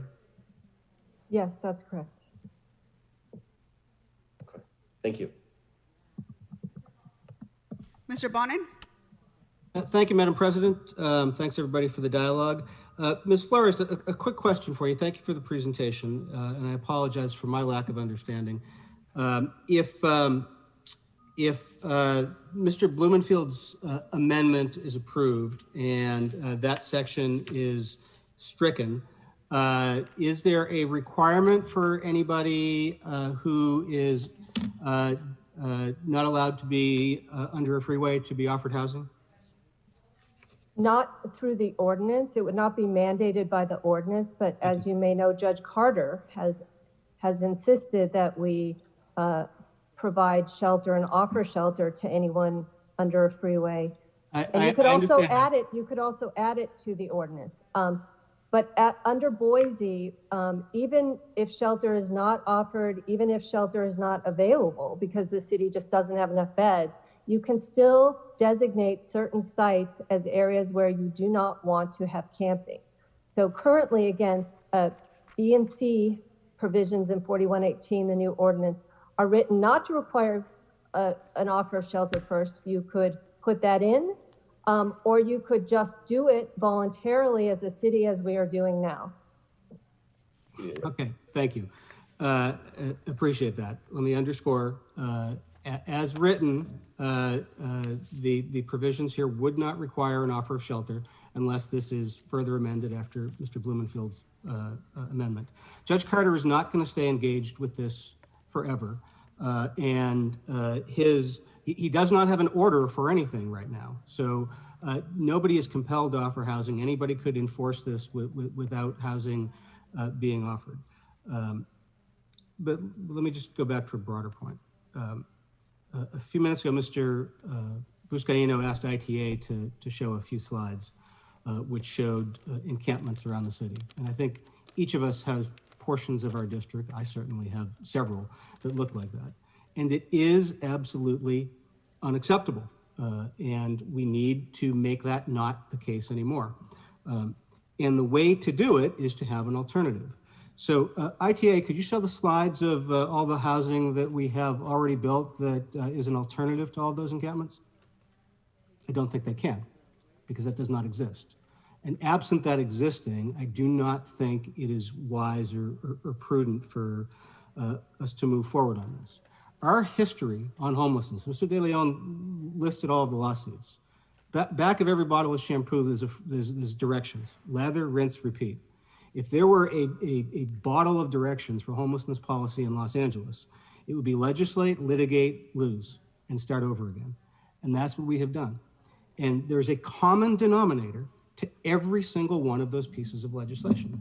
Is in each case, whether it is Desert Train or whether it is Levon or whether it is Jones, the courts have consistently said you cannot do A until you have provided an alternative, whether it is storage or whether it is housing or whether it is shelter.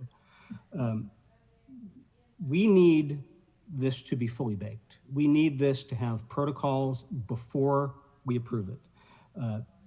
I would caution us to have our own separate, against us having our own separate protocols, because it is our own separate protocols and different styles of enforcement in different districts that have historically led to litigation. In the Desert Train case, my predecessor was having LAPD enforce against vehicular living more aggressively than in other places. And there were facts in the case where an officer told somebody to get out of their vehicle, and the person said, well, where should I sleep? And the officer said, legally, correctly, you can sleep on the sidewalk. And that helped lead to the Desert Train litigation. As part of, I believe it was the Levon litigation, there was a different standard under a previous council administration that pushed for more aggressive sanitation sweeps, which contributed to that litigation. We need a universal standard. So what I would suggest is, I think it's pretty clear that this is not fully baked and that we are not ready to put this in place. There are just too many details to be worked out that Mr. De Leon has detailed, that Mr. Harris-Dawson has detailed, that Mr. Koretz has detailed, Mr. Rue has detailed. I would move that we send this back to committee for further deliberation. Second. Second. Mr. Koretz? Yes, that was my second. And Mr. Rue, I think also. Yeah, we have you on the record. Thanks. Mr. Koretz? Yes. Just one thing I wanted to point out, because I know some of my colleagues in doing their bridge shelters leaned heavily on explaining to neighbors that the areas would be cleaned around them. I didn't do that so much, partly because it didn't matter whether neighbors were NIMBY or not, although by and large, surprisingly, in my district, people have been very supportive. But I don't have a lot of choices. There's almost nothing available. So where we have a site for bridge housing, we're just going to do it, not worry about talking people into it. But be that as it may, I think it was a necessary tool for some districts. And while that was a strongly made pledge, a few little things have happened in the last 7 months since then that were not anticipated. And I think because it is clearly a bad health protocol to move people around when we don't absolutely need to, whether we made those pledges or not, I think we have to recognize the health realities that is a bad plan. And I would encourage us not to insert that element into this legislation. I think at best, also, this is a highly split council. I'm not sure that sends a good message for something like this to pass on an 8-7 vote. And while people sometimes criticize us for having worked out so much of our policy in committees and then getting a unanimous vote on the council floor, if there ever was an issue where there should be more of a consensus, I think it's this one, and I don't think it's there. And so if for no other reason than that, and I believe there are many reasons, I think we should send this back for further study and to actually create a policy where there can be a consensus among the council.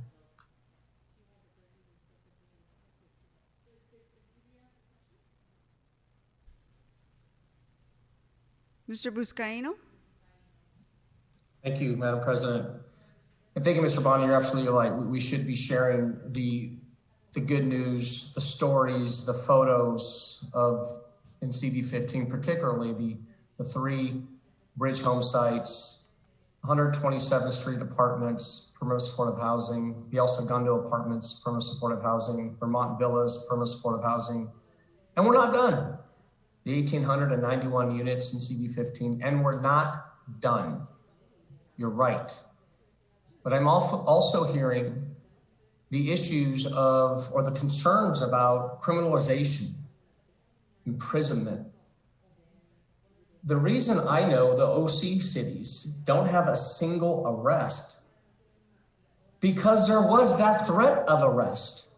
And I can tell you firsthand, as I shared with my colleagues over and over, I've helped Jamila. I've helped Jamila Salam through the entire booking process. When there's a threat that your freedom will be taken away, some people are going to change their lives. I've helped David. I've helped Rudy. I've helped Mr. Pacheco. And it was all through that outreach. And sometimes it was through that booking process. And let me tell you, that is not the way forward. We know that there are consequences that need to be met. And let's talk about those consequences. There are positive consequences. And Ms. Flores, who's on the call, can share in subsection D, and let me read it, that violations of this section may be eligible for referral to a diversion-led program. Is that right, Ms. Flores? That's correct. So how about this? If you don't take down your tent, then you have to go to the drug treatment program. If you don't take down your tent, then you have to go through an AA program. It doesn't necessarily have to be a negative consequences. If you don't take down your tent, you're going to go to jail. That's not the way forward. In fact, we haven't had consequences in the last 4 years. 5611 was watered down. And look at our streets today. It's disgusting because of a lack of consequences. And those consequences, colleagues, does not have to be jail.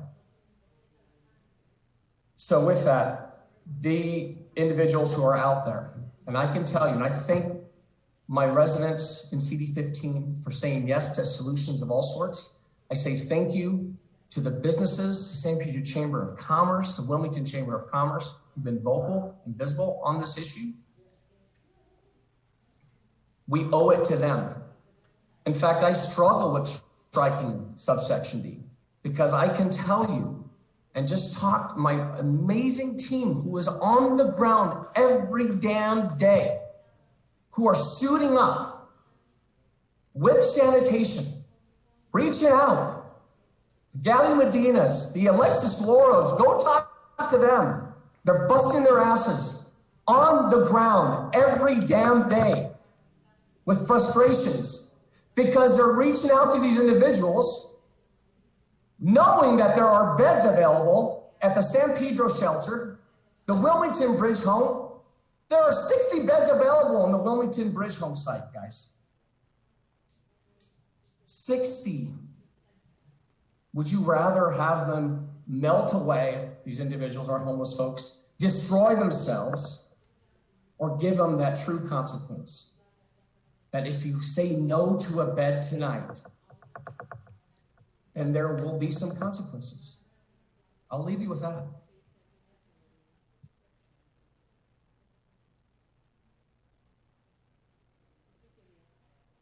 Mr. Cedillo?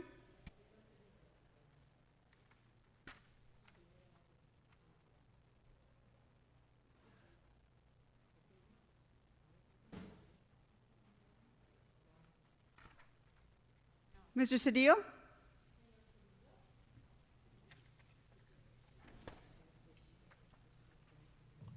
Mr. Cedillo?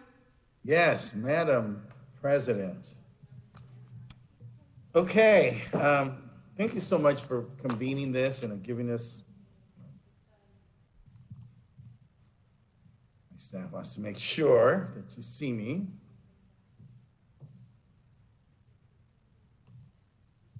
We're having technical difficulties, Madam Chair. Okay, are we good to go? You're good. Yes, sir, we can see you and we can hear you. Go ahead. Okay, how about that? So look, let me thank you for bringing this matter and giving us the full discussion and letting the public get a sense of the type of deliberations that these types of policy changes require. And, the seriousness and the critical investment, this intellectual capital that this body houses is engaged in. I want to approach this real simply. As I always ask my staff, what's the goal? What are we trying to accomplish? And does our plan, does our strategy, does it take us in that direction? And so that's the same approach I apply and I'll apply here. My first goal is to get shelter for the homeless. This doesn't do that. And I think Mr. Harris-Dawson noted that this is an enforcement document, not a document that's going to help us build housing. But the first goal we have is to build shelter and housing for the homeless. And so we should think about that. And each and every single one of us, I know there's a new discussion about citywide, but to me, citywide is a discussion that in some respects, with all due respect, abdicates our individual responsibilities. And frankly, if you want to be citywide, frankly, I ran for city council and I will continue to run for city council because I'm interested in building up my district. And so I know the responsibilities and the obligations that are inherent in that, and part of that is addressing the concerns to our unhoused residents. So that's my first goal. The second is, and all of us should embrace this, and there's a kind of odd, kind of ironic, almost hypocritical discussion about kind of protecting the freeways for the homeless. And my goal is to get the homeless away from the freeways. And maybe there should be some standalone resolution that addresses that. We should all want to get the homeless away from the freeways. The judges, we note that as kind of like some preoccupation of the judge. We should all share that. The homeless are our most vulnerable citizens of our city, the most likely to have health challenges and multiple conditions. They're the ones who are challenged with substance abuse, poverty, mental illness. So they're the most vulnerable. And then we put them in the most, and we're advocating, or some people are advocating, to put them in the most dangerous place for them to be. And that's a freeway. I mean, the only place more dangerous to sleep next to a freeway is to sleep on the freeway. And so this is ridiculous that this is a fight to try to keep the homeless next to a freeway. The fight should be to keep them away from a freeway. There's an abundance of research, science, articles that everybody can simply Google that will tell you how dangerous it is to live near a freeway. And that to live near a freeway, that you need a whole series of mitigations, that you need air filters in your building, that you need triple pane windows, that you need sound walls, that you need landscaping, that you need design. All these are essential to mitigate the dangers of living near a freeway. And people are here fighting us not to remove and not to move homeless people away from a freeway. We've got to rethink this. That is just the wrong fight to have. But the question then is, where do they go? And again, that takes us back to the first goal of us creating the housing, the stock of housing at every type for the homeless so that we can move them there. My third goal is to make sure that in whatever ordinance we write, that there is a big public concern. I've written about this, about whose job it is to address and implement and execute these policies. And clearly, we have to accept that we have overtaxed the LAPD, that the public is very sensitive to that, and that this is a job for some other departments, but not the Los Angeles Police Department. And so whatever ordinance or policy that we write, it's one that we want executed by someone other than the members of the Los Angeles Police Department. And so the ordinances that we write should say that clearly. And that's, this is, at the end of the day, an argument for a continuance on this matter, Madam Chair, because I think we have a lot of coherence and a lot of agreements, but I don't see that this document articulates that. If it is a document that says that none of this happens unless people are housed, that should probably be the first sentence. And I would not vote for a document that doesn't state that first and foremost.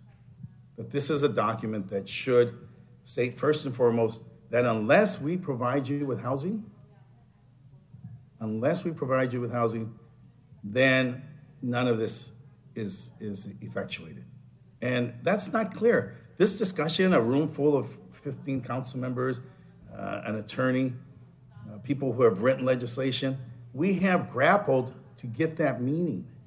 This should be plain and simple. It should be plain and simple so that the public, so the city of Los Angeles and all its residents understand what the new law is and what the city has taken forward in addressing these issues. This question of how we house people and what are the conditions to move them away from the freeways, that should be up front. It needs to be clear, it needs to be convincing, it needs to be simple, because it's really difficult to figure out what this ordinance was intended to do or what it said. And I say that with all due respect to the architects of it, but frankly, this is a very sensitive time period and a very sensitive subject matter, and so the language should be very clear, should be concrete, and should be really upfront. I don't want to be redundant, Madam Chair. I think the afternoon is late. I think this motion and the proffered substitute motion should be continued. I think you should take jurisdiction of this, and that we should come back to figure out how we can write a document that addresses the concerns, the legitimate concerns that the public has about the ADA compliance, that is a matter of law, the legitimate concerns that they have about homeless people living near freeways, being in the most vulnerable position, and what that does to them. I'm surprised no one has sued us on that matter, and the concerns about how we build housing in this city.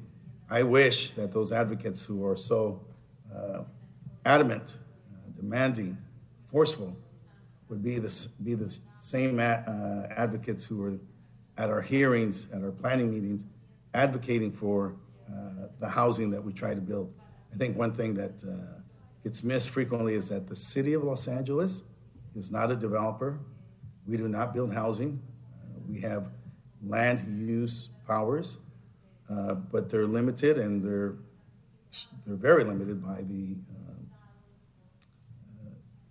development proposals that are offered and proffered in the city, and that we need people who feel strongly about these issues to also be speaking up to make sure that we continue to build, because without building, we will not have the housing, the shelters, the bridge housing, the safe parking, all the strategies that we have, all the ones that we're executing in our district to reduce homelessness.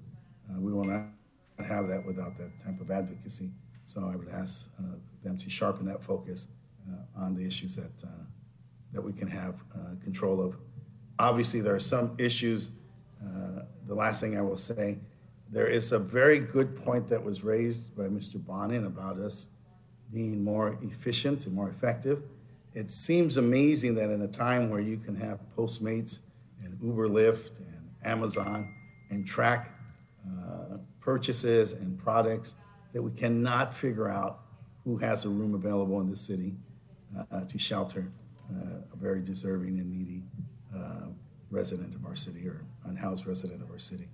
That should be something that we should be able to do promptly. Other than that, Madam Chair, I thank you again for your leadership on this matter, and speak in favor of the motion to continue this matter so that we can, as we would say in Sacramento, the matter's not yet cooked, and so that we can continue the process of developing the legislation, one that merits the challenges of this moment. I thank you. Mr. Krikorian? Well, thank you very much, Madam President, and thank you, colleagues. I've wanted to listen more than speak today, and I'm glad that I did. And let me thank Mr. Blumenfield, first of all, for teeing up this conversation and moving this forward, because this has been one of the better discussions that we've had on the most complicated, difficult social crisis and public health crisis and human rights crisis of our time. We've talked about homelessness a lot. We've done a lot of things, on different aspects of this issue. And it always seems to be, no matter what we do, exceptionally and, in my view, grossly unnecessarily polarizing. And I heard 14 of my colleagues speak today, and I agreed with something that every single one of them said. And I think this kind of conversation is what we need to do to develop a consensus around solutions. And it is never as simple as saying, don't do this enforcement thing because you haven't done the thing I want you to do, or only do this, but don't do the other thing. It is never that simple. And with respect, Mike, I know that it was a rhetorical device that you were doing when you called upon ITA to put up those pictures, but I could put up those pictures for the rest of this meeting. Every single member of the council could put up those pictures. They could put up the pictures of the permanent supportive housing that we've built. They could put up the pictures of the bridge home shelters that we've built, the safe parking lots that have been opened. In my case, the Services Navigation Center, first one in the city, 185 beds of bridge home shelter. I could put up the pictures of the 3 cabin communities that I have ready to go and underway already that will provide sufficient capacity to house every single homeless person in my district who's living on the streets right now. Every single one. So it is unfair to the public, I think, and it's unfair to this institution when we say that, we're just not doing anything. It's just not true. And I know the people who want to accuse us of the vilest sorts of evil that call into these meetings believe that's true, but it isn't. Have we done enough? Absolutely not. And has the county done enough in stepping up and providing the services that it should be providing for mental health care and substance abuse and the other things that are inherent aspects of this problem? They have absolutely not done enough. And so we need to continue to press forward with all of those things. But at the same time, I don't think that it makes any sense to think that we can find permanent solutions to this by without putting as one of my service providers puts it, without putting people to a moment of choice. There has to be a time when a person who is living on the streets has an opportunity to choose to be housed. And they have to be given an appropriate and available and accessible opportunity for that housing. But if they turn it down, and if they choose not to do that for reasons that are not legitimate reasons, the alternative of living on the streets can never be acceptable. A lot of the advocates talk about, the number of deaths that we've had among our homeless population, and it's sobering and it's horrifying. But, a lot of the deaths that we experience and a lot of the adverse ramifications that we experience are the result of crimes in which the homeless are victimized, or it's the result of their untreated mental illness or untreated substance abuse that would be much easier avoided if they were not living on the streets. So at some point, it is better for that person, and it will be a harm reduction measure to get people off the streets, by offering them, by providing outreach, by providing services. But at the end of the day, by telling them, now is the day you are coming off the streets and taking the services that we're offering. If you don't have that, there are going to be people who are going to continue to die on the streets. So I think it's important that we continue to have this discussion about what is the proper balance that we strike. When and where shall we provide enforcement relating to this? And I welcome Mr. Cedillo's suggestion. I think that we keep that dialogue going. I'd like to have a discussion like this every week. I think it was a terrific opportunity for us to continue to build consensus.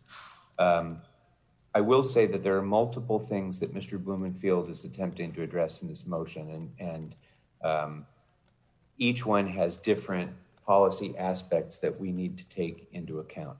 I don't think there should be any controversy among any of us about the need to keep the public right-of-way accessible.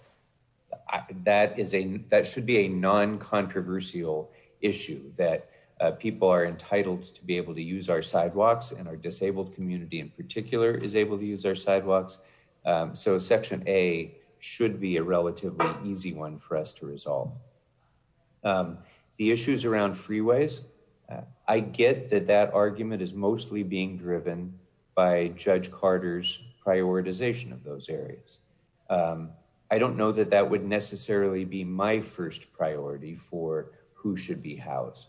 I think a person's vulnerability should probably be a more important prioritization in housing them than, you know, the fact that they happen to be under a freeway overpass. But there are special concerns there too.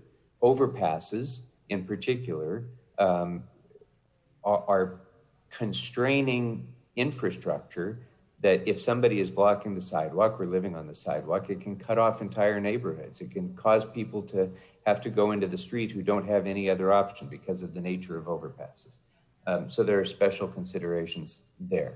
But the issue around the bridge home facilities and other homeless facilities, I think this is an issue that has its own set of compelling arguments that are for the best interests of the people who are being served by those facilities, as well as the surrounding neighborhood. This is not a NIMBY issue.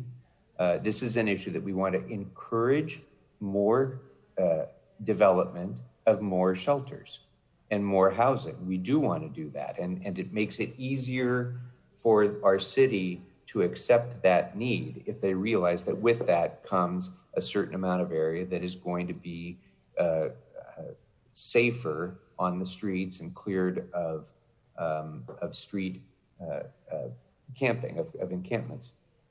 At the same time, it's better for the people who are in shelters if they aren't surrounded by people who are interacting with them on the streets. And service providers will tell you that's the problem that they have often, especially with people suffering from addiction, is an interaction with people who are living around the shelters. So for all of those reasons, I think that we need to have that buffer zone around particularly the bridge housing shelters. So I think I would like to see this discussion continue.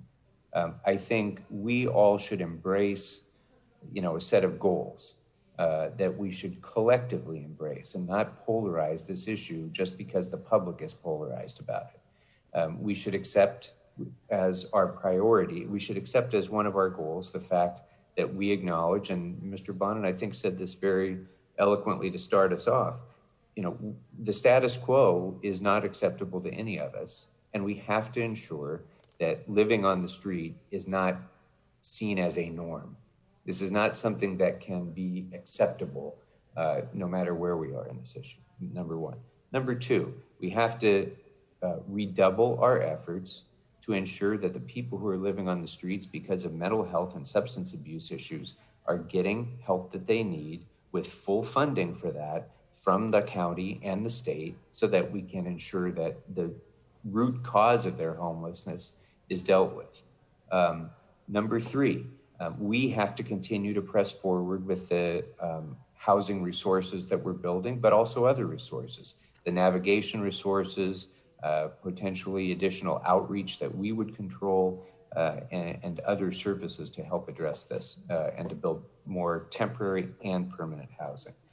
But number four, we also have to address that as we're doing those things and when we do those things, we have to have some mechanism to compel compliance with those goals so that there is no longer a situation where entire areas are blighted by refuse, to make sure that people are not choosing to live on the street as a lifestyle choice or as a result of a mental illness or substance abuse problem that is causing them not to be able to make the decisions that are in the best interests of themselves, the decisions that will help them help save their lives.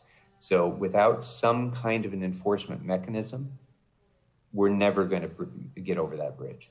So, Madam President, I support the suggestion that we continue this discussion. I think that the direction that Mr. Blumenfield has started us on is a goal that we need to continue to work towards. There's things that, in my view, I would be more comfortable with if we could refine better. I think the suggestions that Mr. Bonin presented in his substitute motion are good suggestions as well, and in some respects things that are long overdue, like the sharing of data and making available to service providers and law enforcement and our offices and everyone else who impacts the homeless population, accurate, complete data about shelter availability, about case history, and about the other things that we need to be able to solve individuals' problems. So there's some really good things in there, but I think they're on separate tracks. So in my view, we should just continue both of those issues in council, continue this dialogue, work with the city attorney. And I'm sorry, one last thing on the freeway overpasses, because this is directly related to the Judge Carter litigation, I think that whatever solution we shape, and I'm sensitive to what Ms. Flores said about having an ordinance in place first, but I think that the terms of that ordinance do need to be contained within the overall settlement package. Because I want, in the ideal world, the ordinance that we develop, if we develop it pertaining to overpasses with the plaintiffs in that case, we have a better opportunity to ensure the defensibility of that ordinance as we go forward. And we don't give up a potential item for discussion in the larger settlement context. So I would like to see that be to evolve within the context of that settlement negotiation as well. So all that being said, Madam President, that was a lot. I would support the motion to continue this in council rather than re-refer it to committee. Thank you, Mr. Krikorian. Mr. Cedillo, did you have an announcement? I need to get to Ms. Rodriguez. Yes, Madam Chair, real quickly, we will reschedule the scheduled Housing Committee meeting. We will work with your office to find the appropriate time. Thank you. Ms. Rodriguez? Thank you, Madam President. And thank you, Mr. Krikorian, I think, for framing the conversation and all the various elements that needed to be addressed in the conversation. These are difficult conversations to have, but I want to thank you, Mr. Blumenfield, for helping to bring this forward, because in fact, we do need to have something on the books with respect to enforcement. And as was reflected by the report the CLA did in reviewing some of the other municipalities within the county's jurisdiction on which camping laws and parking restriction ordinances they have in place, they all have them in place. They're eligible for enforcement when they offer sufficient shelter beds and they offer the opportunity for these individuals to be sheltered. With respect to Paxton and Bradley and the protocols that we memorialized in that process, it was to, again, take a local example and turn it into a citywide protocol, because it is very complicated against all of the various service providers. We don't have a singular methodology. And so, I suggested to Mr. Blumenfield, as we've memorialized the Paxton and Bradley protocols, that be the example of what's embodied in this ordinance so that we can have a consistent protocol that helps to assure, because all of this is based in the fundamental goal of getting these individuals housed. I just want to make it clear. It's not for the sake of enforcement. It's for the sake of offering these individuals, we get them housed. And once we get them housed, we clear these areas for the community, because the community deserves that. But that is the primary goal. That was what we succeeded in doing for 67 individuals at Paxton and Bradley. And it's what I know Mr. Blumenfield has been engrossed in his example under the 101 freeway. And each of us has our own example to show. But I think it's important for us to develop those, to take the documentation and the process, because what it also does, it helps us also hold these outreach entities, regardless of which, if it's LAHSA or your SPA lead, it holds them accountable to the outreach efforts that need to be conducted at each of these encampments, because that's also something that's not happening with uniformity and consistency. So I think all of these things are important, but for those that seek to misrepresent what our goal is of every single member on this council, And I know Ms. Martinez and I know, you know, for certain council districts, when we talk about the numbers of units that we've constructed, not just in permanent supportive housing and bridge housing, and thank you, Mr. Krikorian, for really capturing that. But let's talk about affordable housing and the numbers of affordable housing units that we've also provided to help make sure that families don't end up on the street to begin with. Many of us have disproportionately had a great deal of those numbers of units also constructed in our districts.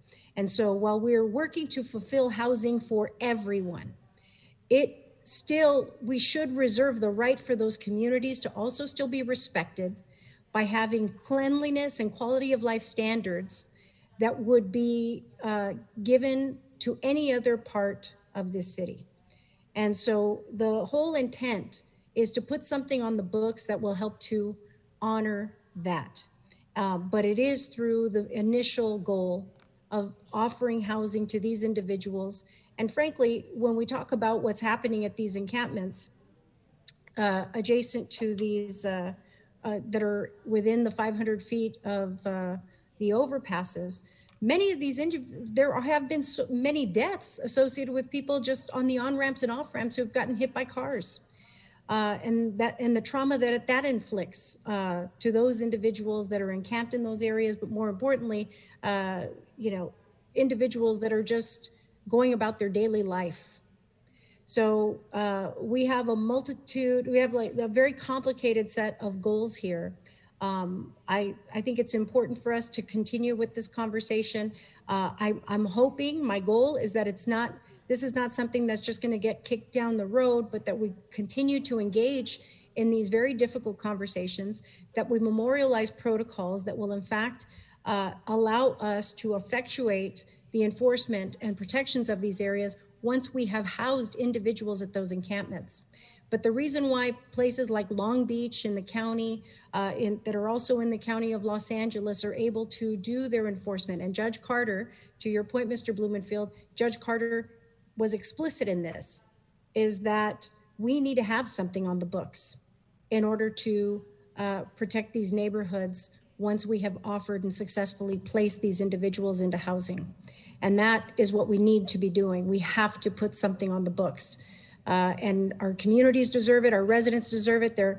We need to make sure, and for those of us, and we can, you know, we can each cite all of the variety of bridge housing and interim permanent supportive housing and safe parking facilities that we've created.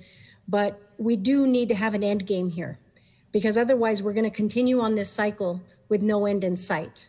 And we need to have enforcement mechanisms that help to preserve and improve the quality of life in these neighborhoods. So I want to thank you, Mr. Blumenfield. I think, as sanitation and everyone is, LASA is involved in providing the documentation and the protocols, it should be incorporated as part of this so that we can help to make sure that we preserve all of the work and associated with the efforts that we are going through right now in clearing these areas, because otherwise we're never going to get out of the cycle of those same locations being repopulated. And it's about giving our communities the dignity and the respect that they deserve after enduring many of the circumstances that they have had to deal with in these areas. So thank you, colleagues, for all of your insightful comments. I look forward to these protocols being memorialized as part of this, Mr. Blumenfield, and we can talk about the amendments on that so that it's explicitly clear for everyone that the actual goal as part of this enforcement effort is primary offering of housing and getting these individuals housed. And we have examples of that. We've successfully executed that. And the goal is to preserve the work so that we don't have to chase our tails on a specific location without any end in sight. Thank you. Thank you, Ms. Rodriguez. Mr. Price? Thank you again, Madam President. I just want to agree with all my colleagues. I think our goal certainly is to provide housing, not to enforce. That should not be the focus, but to provide housing. And like Councilmembers Blumenfeld and Rodriguez, I have plans to move individuals into shelters as early as next month. Again, with the homelessness to home, encampment to home program. And I think it's going to be very, very important to move forward with those plans. You know, we've got LASA, we've got Hopkins, we got Judge Carter. But if we don't move expeditiously, I think all of our efforts are just going to be wasted. So I look forward to continuing this, to bringing it back quickly, working with all parties as we develop the protocols that are going to be necessary so that we can move forward. Otherwise, I think we're stalling and we do no one any service, most of which is that we're leaving those who are unsheltered out in the cold again. And so let's move forward expeditiously. Thank you. Thank you, Mr. Price. Members, so I know that's been a lengthy discussion, and I think that's good. I think the debate and the conversation and the ongoing discussions is great. But I've been serving on this council now for 7 years, and it also feels like we've been having 7 years worth of discussions and debates about how to deal with this homeless crisis. And Mr. Bonin, I couldn't agree with you more. I think the fact that the city attorney was able to turn this ordinance around so quickly is kind of shocking. Because I've been waiting for the last 7 years to get us moving in a direction where we can stop, for lack of a better word, the bleeding of people who are continuing to become homeless and living on our streets, and that has not happened. And I also think we need to have an honest conversation about enforcement. I know it's a scary word. I know it's a controversial word. But Ms. Rodriguez, you and I know what that looks like in our neighborhoods because we grew up there. And we chose to raise our families there. And we chose to represent those neighborhoods. In the San Fernando Valley, we often don't get credit for the fact that we've been sheltering, providing services to the neediest among us for decades. For decades, Ms. Rodriguez. In fact, when Measure HHH was passed, if it wasn't for me advocating that we figure out how we equitably build housing across this city, guess where most of the permanent supportive housing would have been built in the San Fernando Valley, in our districts. Because that's just the way we do things here. That's what we do to communities of color. That's how we respect communities of color. We put things that nobody else wants in communities like ours. That's why we have the Valley Generating Station. That's why we have the dumps in our district. That's why we have dozens of landfills that are no longer operating, but they were in our districts.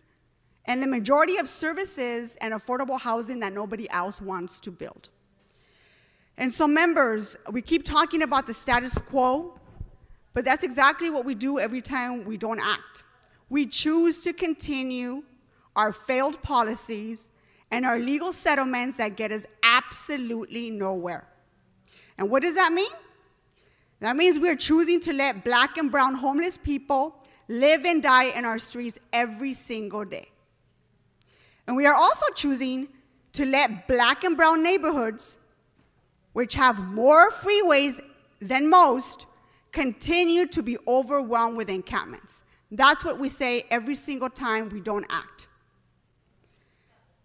And we're doing this while most entitled communities and more affluent populations advocate out of guilt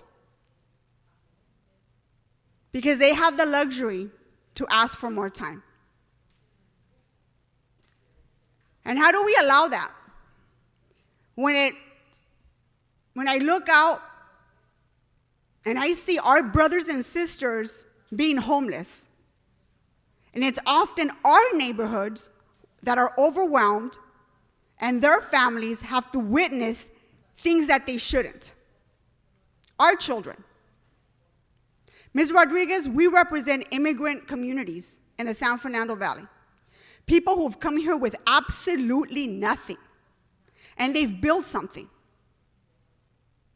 Like my father, the dishwasher, for 30 years, bought a house,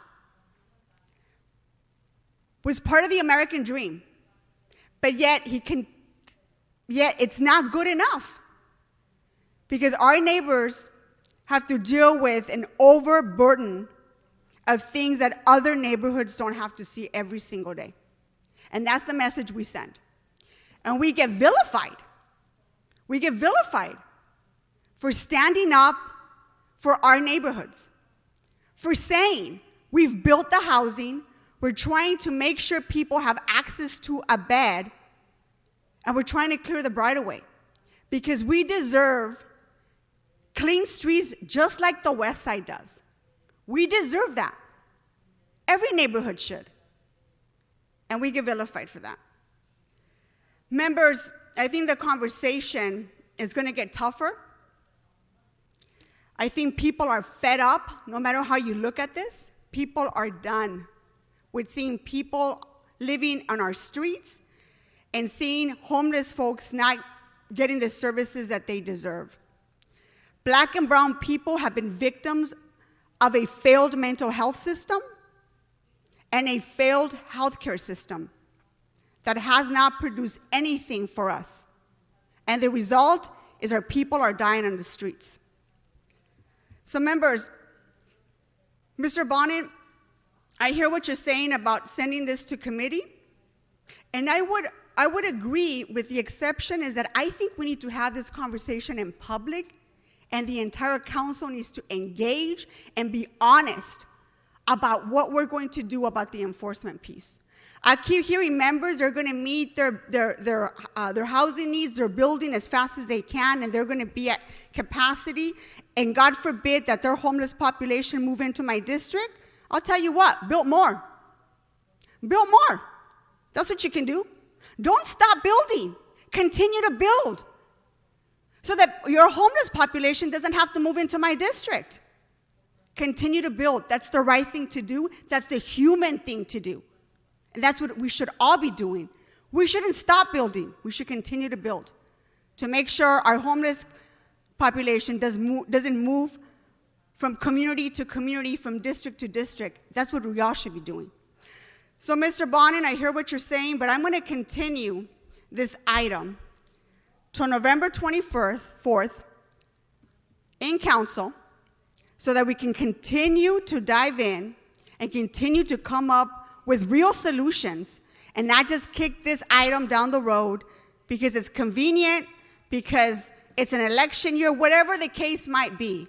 I want us to have a deep and honest discussion among ourselves about what we're going to do with this enforcement piece as we move forward with Judge Carter's, with the Judge Carter lawsuit. So, without objection, I want this item back in committee. You mentioned November 21st, just to clarify. To November 24th. 24th, okay. November 24th, we're going to continue this item. Without objection, that will be the order. Thank you very much. Whoa, whoa, whoa. Some of us are on the queue, and some of us may have an objection. Are you objecting for it to come back to council on November 24th? I would like to say so. Sure. Thank you. Thank you, Madam President. I appreciate your comments and the sentiment and the frustration. It's one we all share. I have an enormous population of unhoused people in my district. Venice has one of the largest concentrations of homelessness in the city and some of the largest homeless encampments.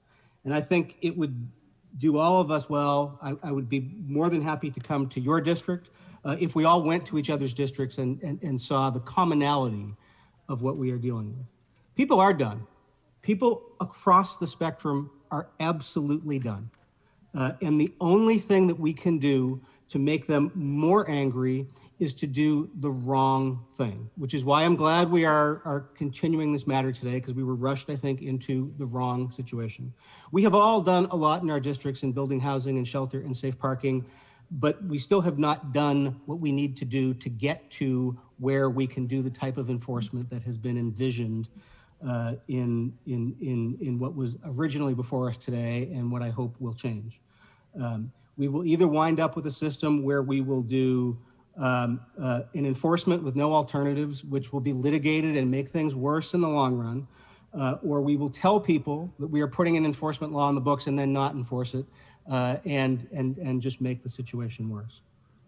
I agree that we should continue this. I'm relatively agnostic on whether it's committee or council, but I think if we want to have a situation that results in a resolution that has progress, that houses people, then that is a conversation that personally I think it's only going to work well under Judge Carter, bringing everybody together, because I don't know that we have the ability to get all the different parties together. But if we are going to do this through council and not committee, I would recommend that any proposals that we are all going to make about protocols, about specifics, be put out to the public at least a week in advance so that public health officials, social service agencies, and stakeholders can weigh in. I think we need to give them time so that we can get significant input from them that can help us shape this in a concrete way.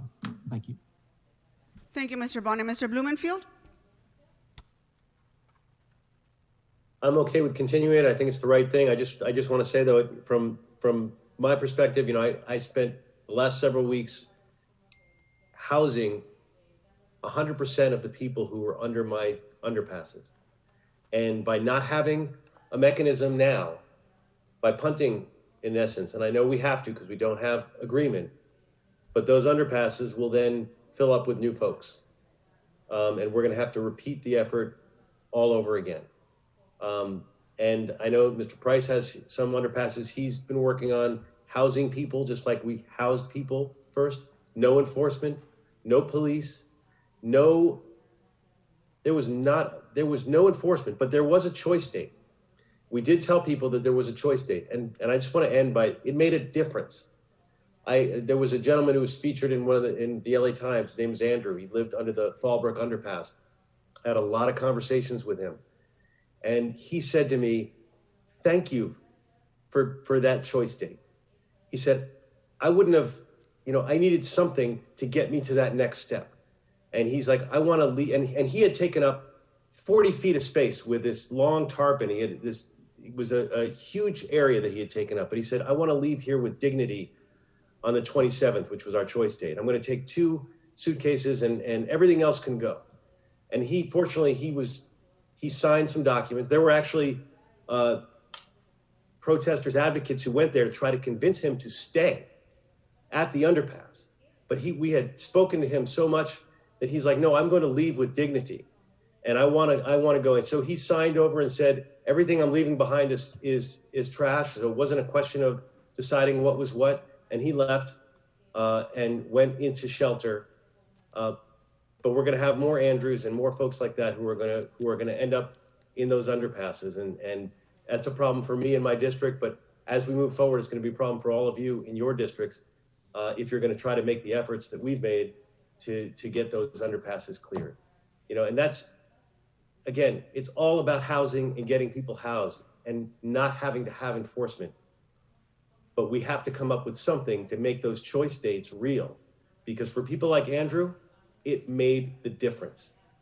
It was incredibly moving, the conversation I had with him, and I really hope his life is turning around right now because of that.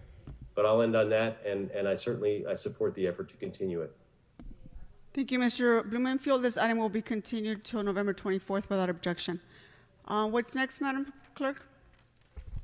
Would council like to adjourn the special and convene the regular? Yeah, let's adjourn our special meeting and go back to our regular meeting. And now what's before us? Council has verbal motions. Can we go ahead and start with the first one? Thank you, Madam President. The first verbal motion introduced by Councilmember Martinez and seconded by Councilmember Rodriguez is referred to the Energy, Climate Change, and Environmental Justice Committee, and it moves that the Department of Water and Power report with a plan and timeline for decommissioning the Valley Generating Station. Verbal confirmation of the seconder is required. Confirmed. Thank you. Next. Thank you.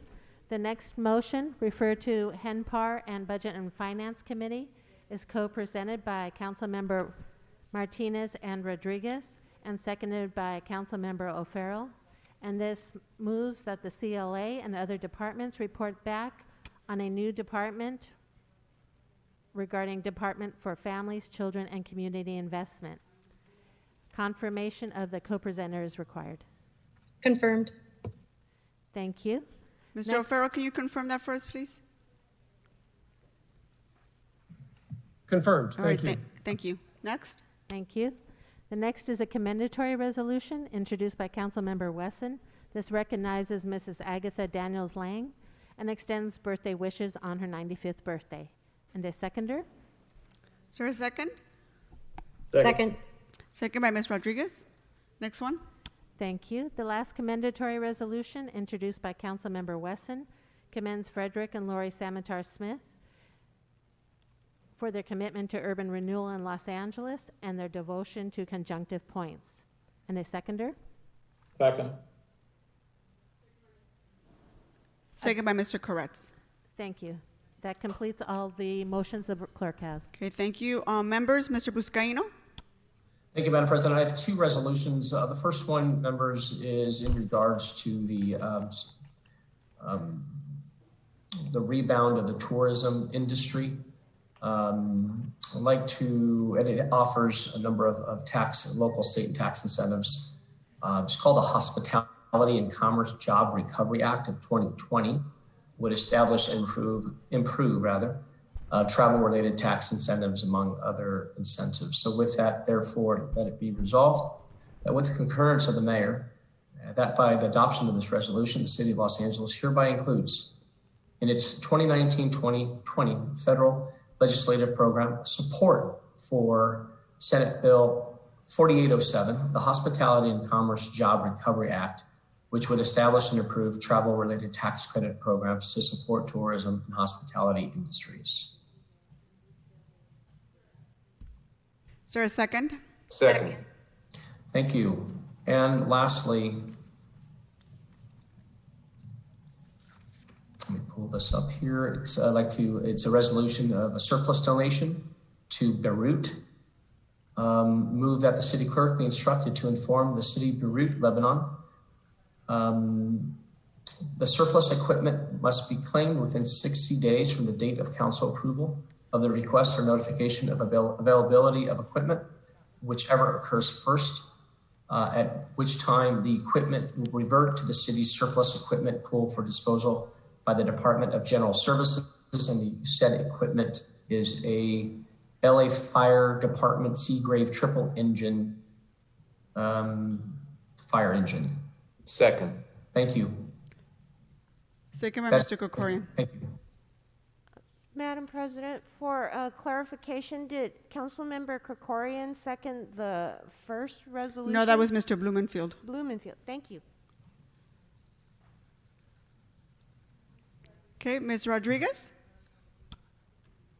Thank you, Madam President. My moving clause is I therefore move that the Los Angeles Fire Department submit a report to the Board of Public Works within 30 days for the recommendation of the sale of one LAFD 1996 red Seagrave triple engine at below market value in accordance with AAC section 22.547 to the city of Obregón, Mexico, to meet the objectives of mutual cooperation between the cities, and a finding be made that the city of Obregón, Mexico is eligible to purchase the one LAFD 1996 red Seagrave triple engine at below market value in accordance with 22.547. I further move that the city attorney expedite preparation of appropriate documents to effectuate the sale and transfer, and further move that the city clerk be instructed to inform the city of Obregón, Mexico,